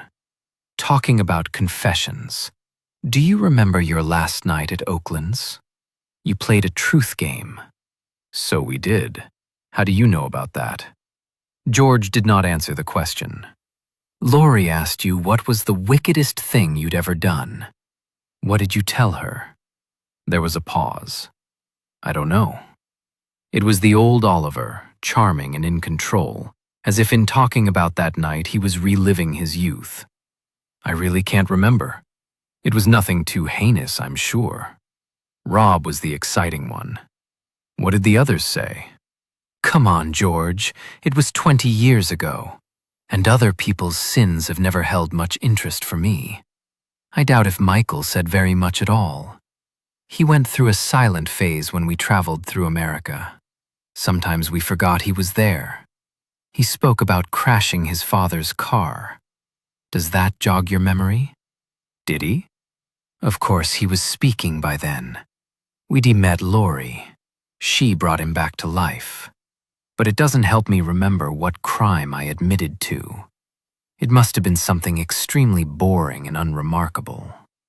I wonder, George thought, if Mick would have remembered. What will you do now? George addressed the question to both of them. He found it hard to believe that they could continue their life together after such antagonism. But perhaps they had devised ways of surviving these skirmishes. I want to go home, Julia said. She stretched her arms above her head. Honestly, Ollie, I don't think I can stand it here any longer. You're the lawyer. Surely you can persuade the sheriff to let us go. There might be seats on the flight this evening. Oh, no, Oliver said. That's quite out of the question. Tomorrow's the bird race. Then George thought that madness had overtaken them all. Chapter 31. They found it just as they were planning to give up the search for the evening.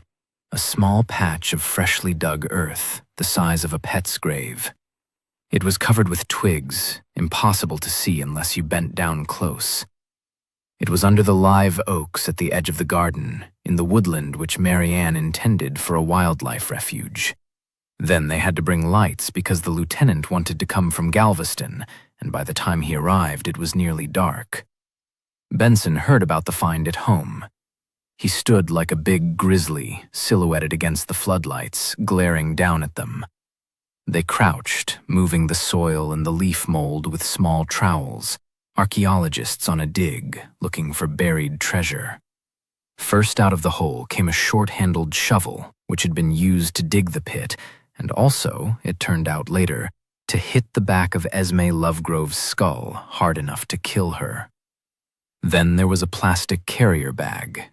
It had come from Gatwick Airport's duty-free shop and would have held a bottle of spirits. It was too big for perfume or even for packets of cigarettes. Now it contained a chisel with a sharp point and a fat wooden handle. "A woodcarver's chisel," said Benson, who knew about tools. "Lovely and old, and just right for the job." "For sticking through a victim's ribs?" said one of the officers, but nobody laughed, and Benson did not consider that worth answering. All this George saw from the edge of the gathering. He stood apart from the officers like an uncertain guest at a funeral. He had spent the afternoons sitting on the veranda, listening to the conversations going on around him, asking questions. Esme Lovegrove had been much on his mind. He had even sought an audience with Joan, the sister. He had offered to go up to her room, but she had come to him. They had taken tea together, sitting side by side on an uncomfortable wrought iron bench, and had chatted for half an hour before tiredness, or the medication she'd been prescribed, had overtaken her. He had begun to feel a little cold. There was still a cool breeze in the evenings, a remnant of the storm, and was about to go to the bar before preparing for dinner when he recognized the excitement of the officers searching the wood. He sauntered over and stood unobtrusively, watching, tolerated because they knew he was a friend of Benson's. He saw the exhumation of the shovel and the carrier bag. Although the lieutenant was there, it was Benson who carried the bag, right under the floodlight, and opened it, a fist through each handle. He did not see inside, but he knew what it contained because Benson described it, lovingly. A woodcarver's chisel. And immediately that triggered a memory of his visit to Laurie's house. It meant nothing to Mary Ann. She was sure it had not been taken from Oakland's. It was the sort of thing a craftsman would own. For as long as she could remember, Oakland's hotel had been run by women, and they had no time for wood carving. It was old enough to have belonged to her grandfather, but she did not remember seeing it around as a child. Wouldn't it have come as part of a set? This was what she had told the detective. She repeated the conversation to George when she invited him to her flat after dinner for coffee and brandy. "Wouldn't it have come as part of a set?" she said again, asking George's advice. "I think it would." He was more interested in the shovel. That must have come from the hotel. He asked her about it. "Sure, I recognized that. It's been here forever. I mixed mud pies with it when I was a kid, but I haven't seen it for years. It'll have been in the storeroom with all the other junk." Then George said he would have to go. "That's fine, George," Mary Ann said. "We're real busy. It's the birdathon reception tomorrow night. I'll be in the kitchen until dawn." That's still taking place? He thought the discovery of the murder weapon might have made a difference. "Mr. Benson said it should. It's too late to cancel," he said. "I bet he did." "I asked Miss Lovegrove if she'd mind. She had no objections." "Really, George, she wanted the race to go ahead." Mary Ann paused. "And I saw Lockdown. She's agreed to come over tomorrow night to present the trophy to the winning team. I thought it was time we patched things up." "A nice gesture," George said bitterly. He still considered the bird race an appalling idea. "Yeah," Mary Ann said, pleased. "I thought it was." The rest of the bird race team was in the bar, planning its strategy for the following day, assisted by the bird watchers in Rob's group. George saw them from the door, but he did not go in. He spent the evening prowling round Oakland's hotel. He began outside in the paved yard beyond the kitchen where the residents parked their cars. He crossed the yard and looked up at the house, trying to place the window which had been lit on the night of Esma's murder. Through the uncurtained windows of the kitchen, he saw that a chef was still working, presumably preparing the next night's feast. He was chopping, hitting the palm of his hand on the wooden handle of a wedge-shaped knife, a knife which would have been a more effective weapon than a wood carver's chisel. Marianne was there too, and a couple of women stacking a dishwasher, but outside it was dark, and no one saw him. The old stables which formed two sides of the yard had been turned into storerooms. The doors were unlocked. There was nothing of value inside. The shovel would have been here, with the car spares, a rusting lawnmower, and the piles of cans and bottles waiting for recycling. The storeroom had an electric light, a neon tube which flickered and left the corners in shadow. When George switched it on, he had left the door open, and a rectangle of light would have been visible from the kitchen. But the people there were so engrossed in their work that they did not notice. Would they have seen a visitor, crossing the yard in daylight, poking around the storeroom? Probably not. Inside, everyone was in the bar. Even the sleepy old man had deserted his seat in the lounge to watch the preparation for the bird race. It was something special to focus on. They needed that. And a few beers. From the bar came shouts and bursts of laughter. George ignored the noise and continued his tour of the hotel. He walked through the restaurant where the tables were already set for breakfast. He stood for a moment at reception. A pale young man was answering the phone. George hoped briefly that it might be Molly with news which could finish the matter tonight. But in Britain, it was 4 a.m. If she had news, she would have called before. He climbed the stairs and wandered round the corridors, finding his bearings, occasionally bumping into a couple of chambermaids who were turning down the beds. Eventually, he talked to them, though they would not stop work. He stood in bedroom doorways while they changed damp towels, rinsed out cups, replaced sachets of coffee and sugar with the speed and mechanical efficiency of robots. Then he let them move on down the corridor while he considered what he had learned and what he should do with the information. He could not face talking to the stone-faced sergeant or the deputies who had been left in charge of the taped-off area where the murder weapon had been found. Joe Benson had gone home. George had learned from Marianne that Benson had married just a year ago. They had all thought he was a confirmed bachelor. Then he had married a Mexican girl a third of his age. There was a baby. Before the murders, Joe Benson's romance had been the talk of High Island. It would be easy enough to find out where they lived, and George did not even think Joe would mind the intrusion. The constable had invited him home sometime for a beer. He probably wanted to show off his lovely wife and baby. But what would George say to him? "I know who killed these people, but I've no idea why." Better to let Benson spend the evening with his family in peace. The bar was quieter. People had started to drift away to bed. Rob, Oliver, and Russell May sat at one table. They had enjoyed being the center of attention. Russell looked every now and again at his wife, who was sitting with other women from the party, clasping her orange juice, apparently as proud as punch of him. "George," Rob said, "we could have done with you here. Where have you been?" "Trying to save your skin," George thought. He said nothing. "The essence of a bird race is in the planning," Oliver said primly, "especially when we're working in such a small area. I'm sure I can safely leave that to you. We need to be at the Bolivar Ferry at dawn, George. That's where we intend to start. Meet for breakfast in the restaurant an hour before that. Marianne will leave out cereal and thermos flasks of coffee. I'll be there." Because although the thought of the race depressed him, he felt, like Connie, that they needed looking after. Playing nursemaid to a bunch of birders, he thought. Has it come to this? Chapter 32. It took Molly longer than she had expected to trace Paul Butterworth. His name was not in the telephone directory. She thought he had probably been a young teacher when he had befriended Mick Brownscombe more than 20 years before. It was possible he was still working in the area. Even if he had changed schools, someone might remember him, have an address for him.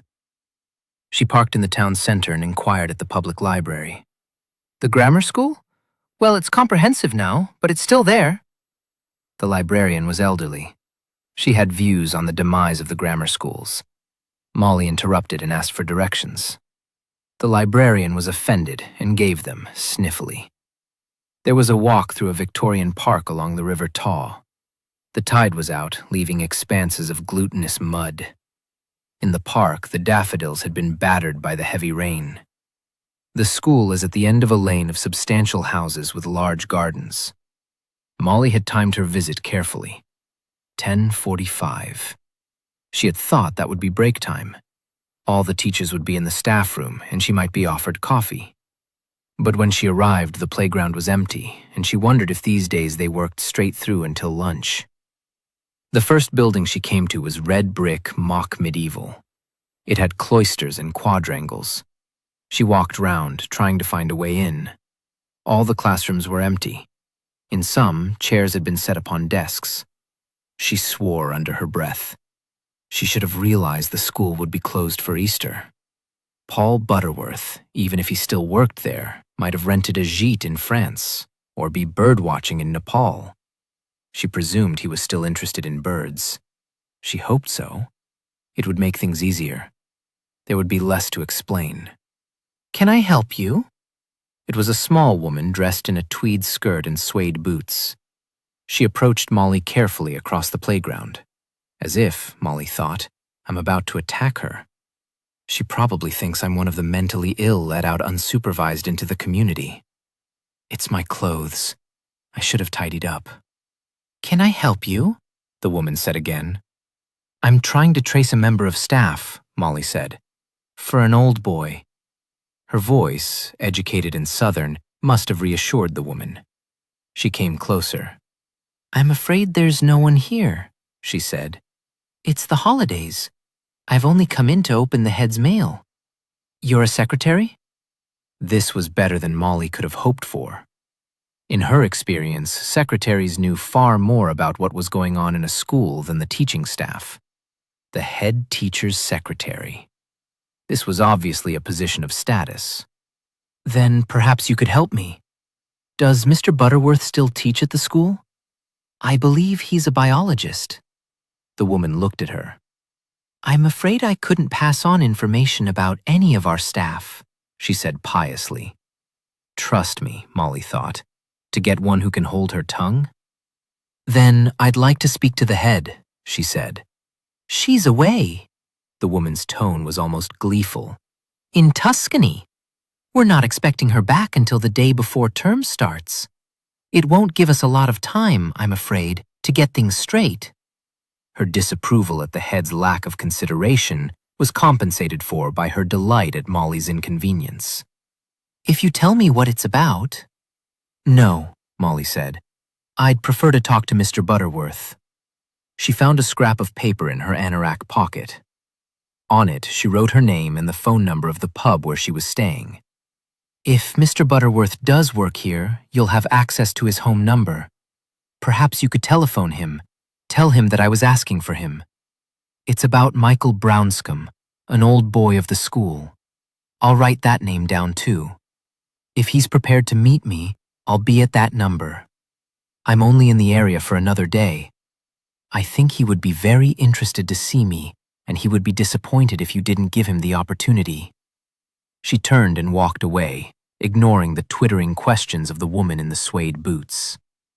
She drove back to the pub, though she would have enjoyed the chance to explore the town. The landlord was surprised to see her so soon. "Nose to the grindstone, is it?" he asked. He still seemed to believe the fiction that she was writing a book. Butterworth phoned in the evening, just as she was giving up hope. He spoke softly, but without accent.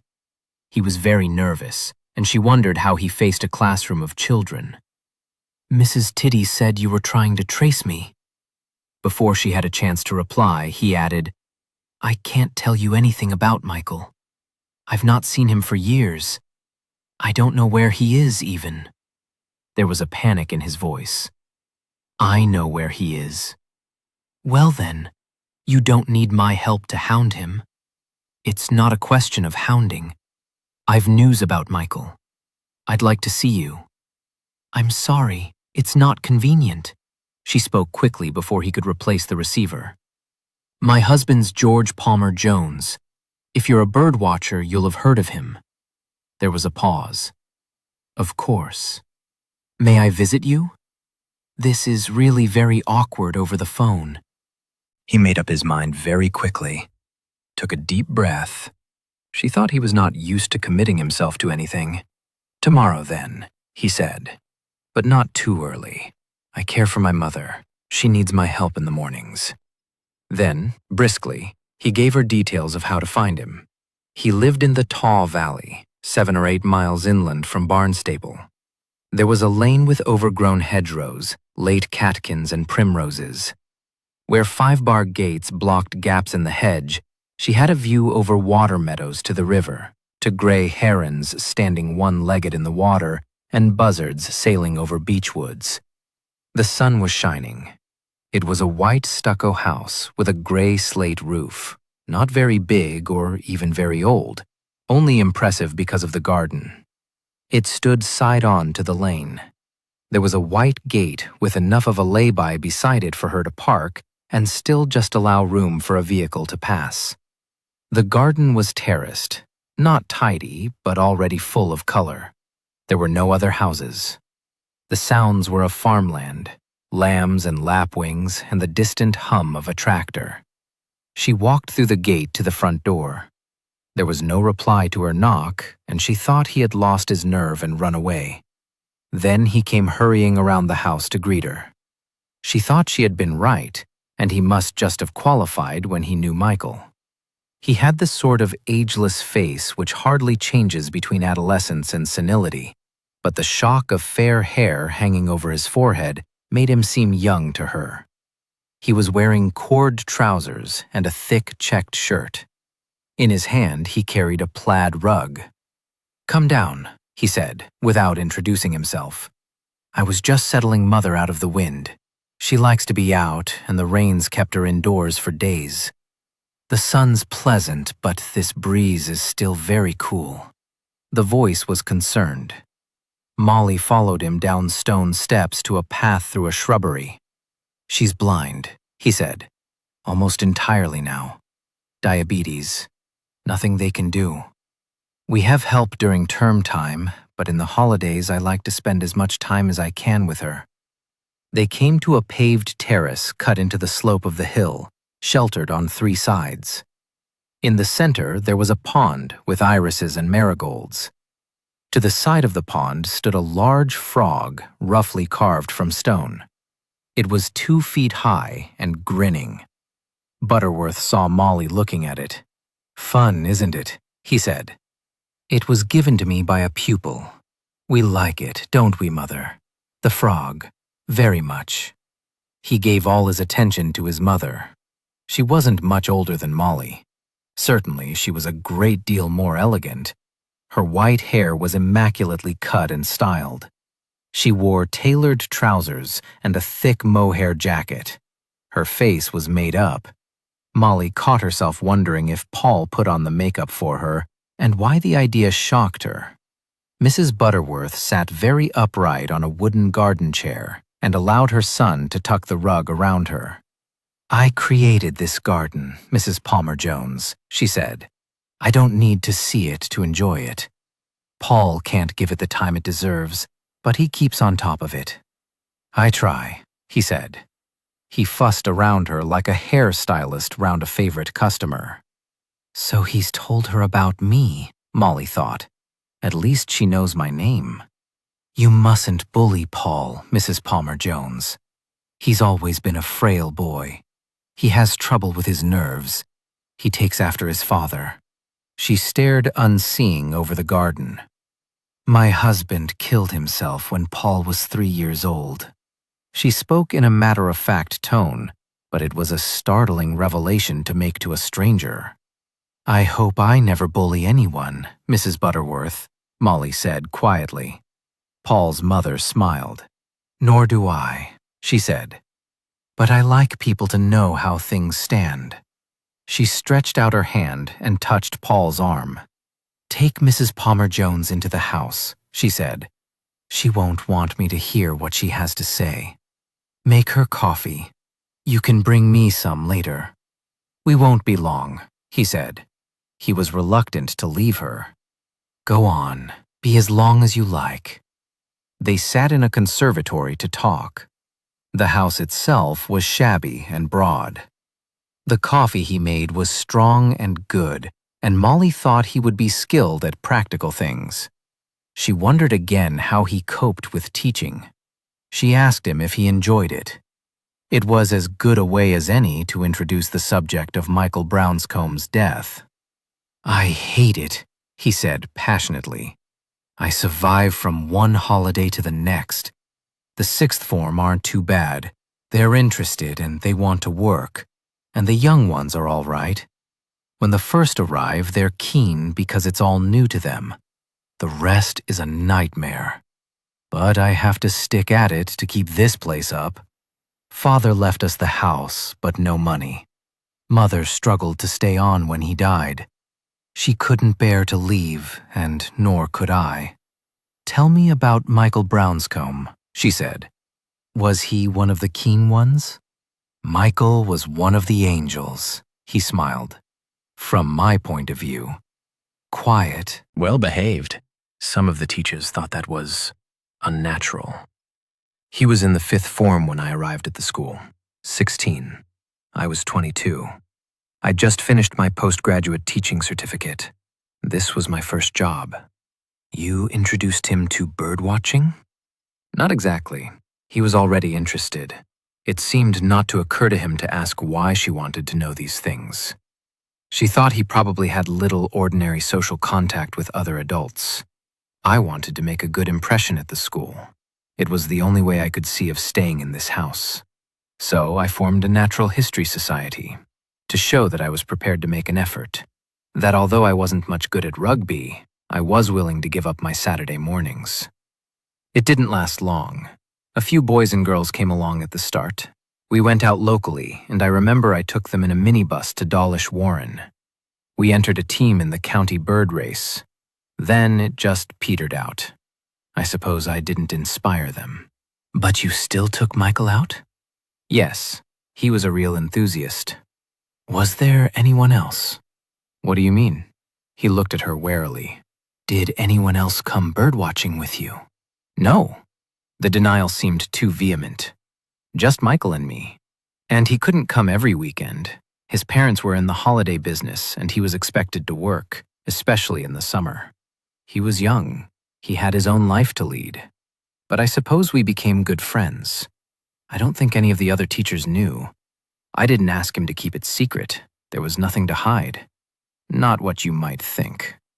I was rather ashamed that I couldn't make friends of my own age. I suppose it seemed pathetic that I had to turn for company to one of the boys. You kept in touch when he went away to university? In the holidays, yes. And we wrote. I was pleased that he'd made friends. He told me about their birdwatching trips. He paused. I suppose I was jealous. I had a hellish time at university. But Mother started to be ill at around that time. I had plenty to keep me occupied. Did he tell you he was going to America? I heard that he was going. The answer seemed deliberately vague. What is all this about? He asked. Have you got a message for me from Michael? You said your husband knew him. Michael's dead, she said.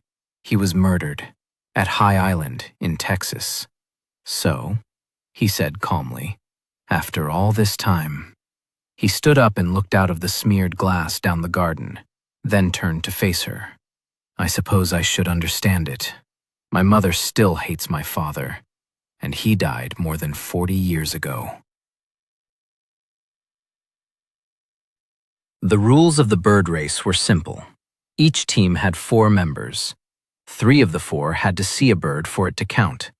The object was to collect as many species as possible in 24 hours. All birds had to be seen on or from the Bolivar Peninsula. The I-10 marked the boundary. When the Oakland's team arrived at the Bolivar Ferry, it was still dark. The lights of Galveston were reflected in the bay. The team was using Oliver's hire car. Oliver seemed altogether more cheerful, quite boyish, as if, in revealing his involvement with Sally's fraud, the slate was wiped clean. He thinks he's charmed me into believing him, George thought, as he would have done in the old days. Rob was hanging out of the car window and smoking, the murders forgotten. Nothing was as important as winning the bird race. He muttered into the darkness. You'd think the storm would have brought something in. This must be the best place to start. Nobody answered or took any notice of him. The muttering was a nervous habit, like the chain smoking. He could not stand the tension of waiting. Russell sat in the back with George. Two old men together. Nothing had been said, but they knew it needed someone with sharper, younger eyes to be in front to spot chance wanted species by the side of the road. Russell seemed to have lost something of the previous evening's excitement. He's worn out, George thought. Like me. He's looked forward to this trip for so long. Now he doesn't have the energy to enjoy it. George wondered what Molly was doing. He had phoned her before leaving the hotel. In England, it would have been late morning. The landlord recognized the voice before George identified himself. She's still out, he said. Went away first thing, and I've not seen her since. George had felt let down. It began to get light, and they got out of the car. They identified birds on call before they could see them properly. Hundreds of laughing gulls were roosting on the old pier sheds. Then the sun shone, and they could start the race properly. George took notes and counted up the running total. Adult Franklin's gull going north, brown pelican. And just as they had decided that they had ticked off everything they could expect to see at the ferry, there was a juvenile, magnificent frigate bird. Huge, a 7-foot wingspan and a forked swallow's tail. Ferocious, like some throwback from Jurassic times, Oliver said. It had been blown from the Caribbean by the 3 days of storm. No one could have predicted it. That set the tone of the day. It was like a dream. Wherever they went, they saw all the species they expected to get, and more. George had never known a day's birding like it. The birds Rob had staked out on his day of planning were waiting for them. The willet was still displaying on the post by the side of the road leading to the flats. A solitary sandpiper was still in the ditch. As the day wore on and their score increased, they stopped being surprised by their luck and took it for granted. When they bumped into competing teams who complained about birds they had missed, they had to control their glee. You always miss a few, they said, though that day they missed nothing. Well, George said to Russell, it's not much like the old Devon Wildlife Trust bird race. No, Russell shook his head as if he could not quite take it in. He tried to find words to explain how he was feeling, but there was no time. They had to get back into the car and drive on to Anahuac. Rob was worried that they were running behind schedule.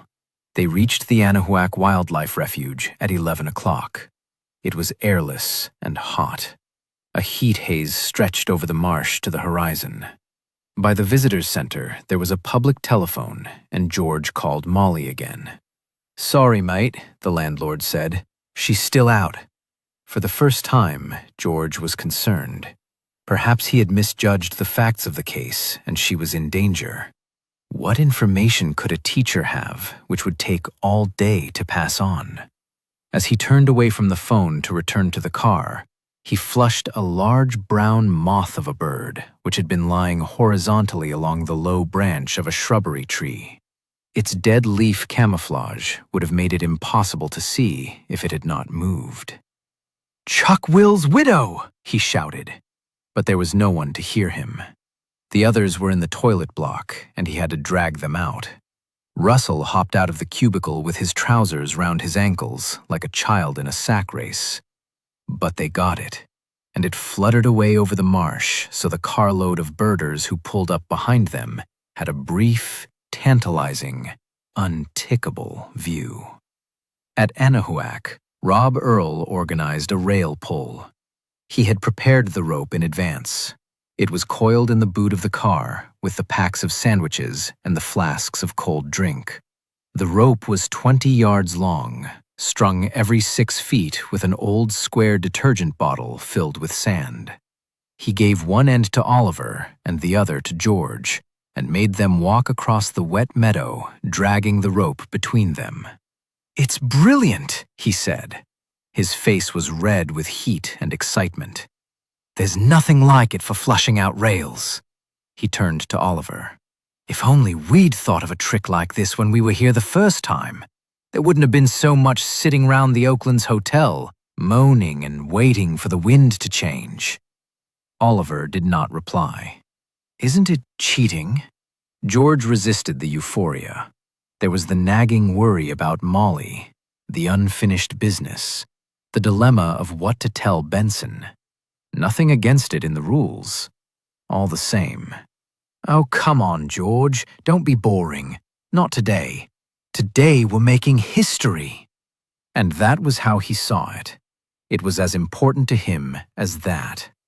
They went slowly, tugging the rope through the marsh grass. George suddenly found the situation ridiculous. What was he doing here, up to his ankles in mud? These were boys' games, and he should have grown out of them. He watched the Sora rails, which had been skulking in the vegetation, fly out into the open. They had short wings and an ungainly, awkward flight, which took them only a few yards before they scuttled back into the marsh again. Then he saw a flash of white, which made him forget his ethical misgivings. It was the wing of a tiny yellow rail, the bird which Rob must have been after all the time. George felt a rush of adrenaline and yelled with the rest of them. He was still just as much a boy as they were. Rob was triumphant. "There you are, George. What did I tell you? Wasn't that worth it?" And George admitted that he supposed it was. In the afternoon, they returned to High Island, to the Audubon sanctuaries. Again, Rob had left nothing to chance. He had briefed one of his party, the retired doctor from Inverness, to go round the reserves in the morning, and the man was at Boy Scout waiting for them, eager to report what had been seen. They sat at Perky's Pond to eat lunch, adding species to the list all the time, feeling like celebrities as people from the Oakland's hotel turned up to cheer them on. Connie May was with them. She had been at the sanctuary entrance when they arrived. Perhaps she had been there all morning, looking out for the hire car. She beamed. "I hear you've been doing ever so well," she said. She sat next to her husband, unwrapped his sandwiches, poured him a drink, like a mother flushed with pleasure at her child's achievements. Even Julia Adamson came to Boy Scout Wood. Her face was hidden by large, round sunglasses, so George could not tell what she made of them all, or why she was there. Perhaps she had come to pass on information, because he overheard her say to Oliver, "The Merry Widows arrived at Oakland's. They're making a fuss of her, of course. You can tell she's loving every minute." "She can hardly be grieving for Michael, can she?" Oliver said, "And I suppose you'd grieve for me?" The thought of Laurie at Oakland's made George more anxious. He was taking a risk. He should have passed on his suspicions, however tenuous, to Benson. There would at least be a shared responsibility then. He was desperate to talk to Molly, but it seemed that the day had a momentum of its own. He could not control it. There was no time to get to a phone. Rob moved them on, to Smith Oaks, to the oil field ponds, and as night began to fall, back to the coast, to the town of Gilchrist, close to where they had started. In the dusk, black-crowned night heron drifted over their heads. As they drove back to the hotel, they completed their list, with a barn owl which they saw in the headlights hunting along the roadside. George, who had spent the day expecting a disaster, was relieved. It was over. He could take charge of events again. "This is it then," Rob said.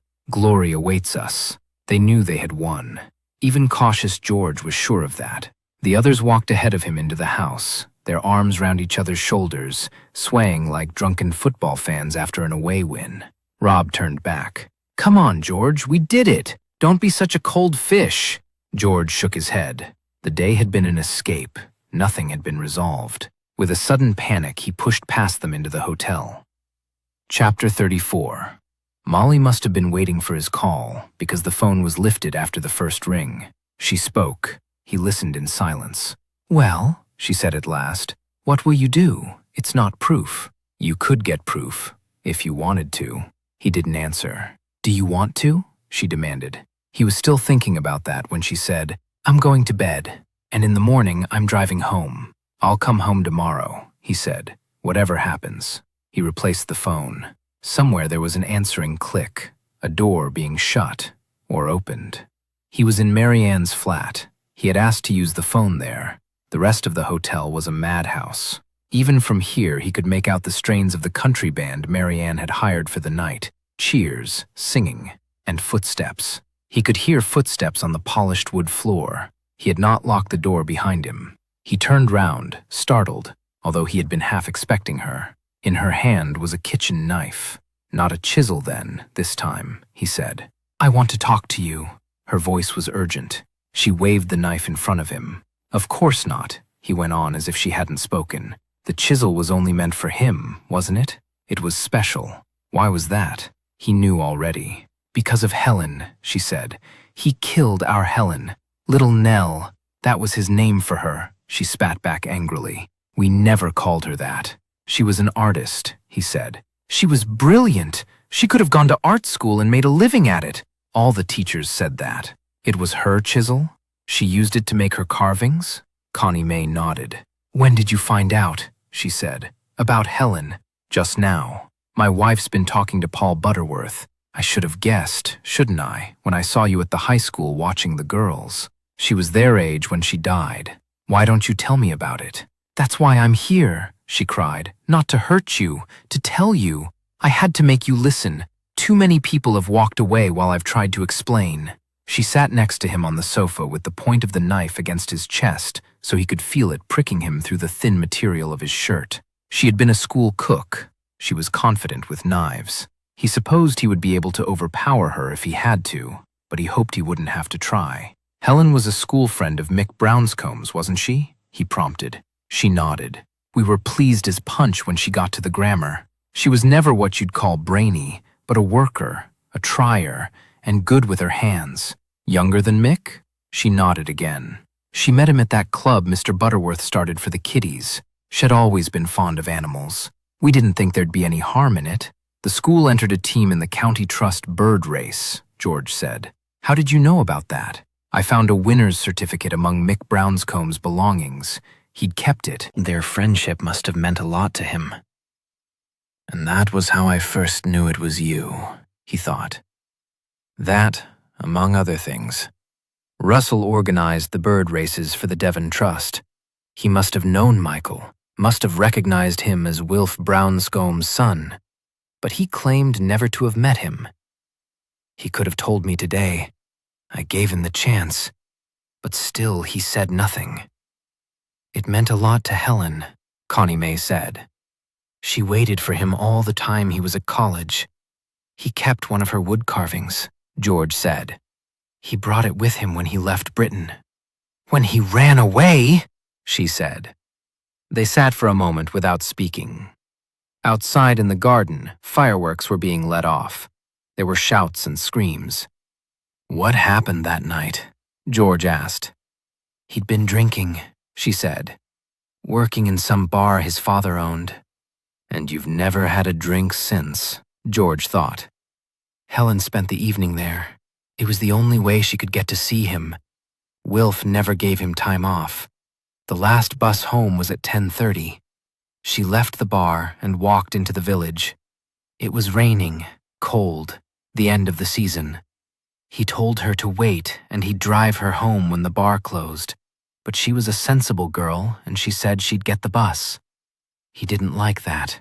He followed her, in his father's car."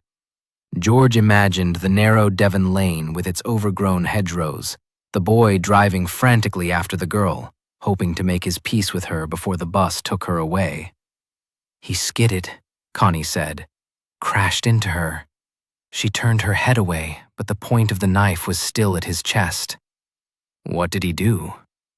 "Left her, went back to the bar, phoned an ambulance."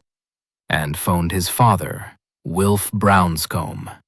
Just the man to fix anything. By the time the police arrived to find out what had happened, there were half a dozen witnesses to swear that Mick Brownscombe had never left the bar all evening. Why are you so sure that he had?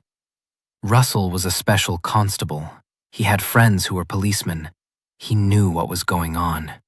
If anyone had tried hard enough, there'd have been forensic evidence to link that car to the accident.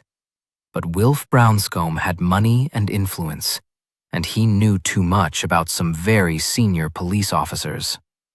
You don't only get corruption in the city, Mr. Palmer Jones. No one tried very hard. And it had happened, George thought, just as Connie had described. Mick admitted it. On High Island, in the middle of a storm, he told the others how he had crashed his father's car when he was drunk. He couldn't admit to it all. That was too terrible a secret, even for the truth game. But Laurie had realized there was more to be told. She'd seen him as damaged goods, and that she could do what she liked with him. We tried to get justice, Connie went on. We wrote to the papers and the chief constable. The letters weren't printed. Russell was sacked from his job as a special because they said he was too emotionally involved. Then Michael suddenly flew off to America. His dad hadn't liked the idea before. He'd been dead set against it. But suddenly the trip had his blessing, and Michael flew away to enjoy the holiday of a lifetime. No, George thought, remembering what Oliver had said about the trip. Michael didn't enjoy it. He hardly knew where he was. It was only when he came to High Island and met Laurie that he considered any future for himself. And then he grasped the chance. He was desperate. He hated his father for saving him from prosecution. He should have been grateful, but he hated him. He couldn't go home. Everyone forgot about it, Connie said. Even some of our friends forgot that we'd ever had a daughter. And when people asked us, we'd say, "No, no children." You don't want to have to explain. But of course, you didn't forget. We wanted justice, she cried. That was all that kept us going. We'd lost our only daughter. As Sally was the Adamsons' only daughter, and Oliver would have done anything for her. She took a deep breath and tried to calm herself. We knew Michael would have told Mr. Butterworth what he'd done, she said. They were that close. He would have had to tell someone, and there was no one each he could confide in. If Butterworth had come out into the open, made a public statement, that would have been enough. We could have left it alone. But he wouldn't. We saw him several times, but we couldn't persuade him. I suppose it was a sort of loyalty. Why did you leave it so long before trying to focus with coaching? She looked at him. We couldn't afford it. Until Russell was made redundant. You knew he was in Houston? Oh yes, Connie said bitterly. We found out that much. We knew he'd set up in business for himself and was doing your ninth. She books on this trip. We'd been planning it for years. There were no friends out here working for British Gas, were there? You thought you would hire a car and go to Houston to find Michael. But there was no need. Michael came to you. Yes, she said. He came to us. Did you mean to kill him? No. We wanted to talk to him, to show him how much he'd hurt us. But you brought the chisel with you. To remind him. Of what had been. Of the waste. Why then was he killed? She didn't answer, and he changed tack, said conversationally, You shouldn't have made up that story about overhearing Esme Lovegrove. I was in the lounge the lunchtime of the day she died. She saw you burying the chisel, and you had to kill her. You made up the story to save yourself. She looked at him with growing horror. Not me, she said, so quietly that it was almost a whisper. Is that why you think I'm here? She looked at the knife, threw it away from her onto the floor. That was to make you listen. I had to make you understand why he did it. Why do you think I asked you to stay with him all day? So that it couldn't happen again. Where is he now? George asked. Quite safe. With Rob and Mr. Adamson. Everyone's making a fuss of them for winning the race. I wanted him to have that. Russell killed Michael and Esme Lovegrove? She paused, then nodded. Michael Brownscombe didn't recognize us at first. We'd followed him down that narrow trail. It was raining. No one else was about. We thought we'd lose him, and Russell shouted after him. We'd been talking to him earlier about bird watching in Devon, and he didn't have a clue who we were. You'd think he'd remember, even after 20 years. So Russell shouted. He turned round, and then he did know us. Perhaps he had all along, and he'd just been pretending. But he wouldn't stop and talk. He turned his back on us and carried on along the trail. Russell lost his temper then. He picked up one of those metal poles and ran after him. He hit him. He's never been a violent man, and I wasn't expecting it. I couldn't stop him. Then he rolled him off the track and stuck the chisel in his back. It was to remind him of Helen, Russell said. As if Michael would know. He must have been unconscious. Russell can't have known what he was doing. After all those years of brooding, that's what I came here to explain. And perhaps he was right. Perhaps that's what Brownscombe deserved. And Esme? Did she deserve it? No. She was just a stupid woman. Russell went off on his own to bury the chisel. I thought they might search our rooms. I wanted to go with him, but he wouldn't have me involved. He found the plastic bag in the dustbin and the shovel in that shed by the car park. Esme saw him go into the woods from her bedroom window and followed him. To chat him up. I suppose she thought it was exciting going after a married man. He lashed out at her with the shovel. He came running up to our room in tears. I'm surprised nobody saw him. He didn't know what to do. He wanted to hide her body, but I said no, that wouldn't be fair. To leave her sister not knowing, wondering. We had to wait for Helen to die. She was on a life support machine for 3 weeks. All the time we were hoping she might pull through. I told him to put the body where someone would find it. She stopped for breath and looked directly at him. I had to find you this evening to tell you. I waited until you were on your own. Russell's not himself. He might do something silly again. Why didn't you tell me the night he killed Esme? Why the story about her arranging to meet someone? Because of the bird race. He so much wanted to take part in that. From the stable yard, there came a noise. One voice, yelling. It was too early for the revelers to be returning to their cars, and this was different from the good-natured taunts in the bar. George could not make out the words, but the tone was sharp, deadly serious. Connie recognized it immediately. That's him, she said. George ran out of the flat and along the corridor past the kitchen to the back door. Connie sat for a moment, frozen. Then she followed. 2 figures stood in the stable yard. Laurie Brownscombe was spotlit by a security lamp. She must have been on her way to her car. Russell May was closer to the outhouse, in shadow. Laurie was turned towards him with a puzzled expression on her face, not scared in the least. I'm sorry. Did you want to speak to me? I want to speak to you, lady. Tell me, did you know you were sheltering a murderer for 20 years? He moved out of the shadows towards her. Laurie edged away from him towards her car. Don't turn your back on me, Russell shouted, petulant as a child. Don't you dare do that. Then, still like a playground bully, I'm bigger than you, and I've got a gun. Has he? George demanded in a whisper to Connie. Of course not. But George thought it was not impossible. He had seen all the news reports about how easy it was to buy firearms in the States. Russell was angry enough and convincing enough to get away with it. Laurie stood very still, her hands flat-palmed towards him. He was going to marry my daughter, Russell said. Not you. Not some stuck-up American. They'd have been children. My grandchildren. He moved towards her.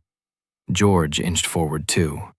Still, he was not in a position to see whether Russell May was holding a weapon. Suddenly, there was an explosion of noise, a shout followed by a gunshot. The sound was so intense that George turned his head away. When he looked back, at first the scene seemed unchanged. Laurie Brownscombe still stood, her hands ahead of her. The noise had not attracted attention from the hotel. To the people inside, it was just one more firecracker. Then he realized that Connie was screaming, and he saw Russell May lying on his back in the yard. Joe Benson, stiff-armed with a gun in his hand, moved into the spotlight. George walked towards him. He said he was armed. Benson's voice was gentle, almost apologetic. I couldn't take the chance. No. And wasn't it better, George thought, to end like this than with a squalid court case and years in a Texan jail? No, he said again. You couldn't take the chance. What did he mean about his daughter? About Laurie having taken her place? I'll explain it all to you later, over a beer. Benson lowered his gun and put his hand on George's shoulder. In the distance, they heard drunken singing, Rule Britannia and Land of Hope and Glory. Rob and Oliver were celebrating.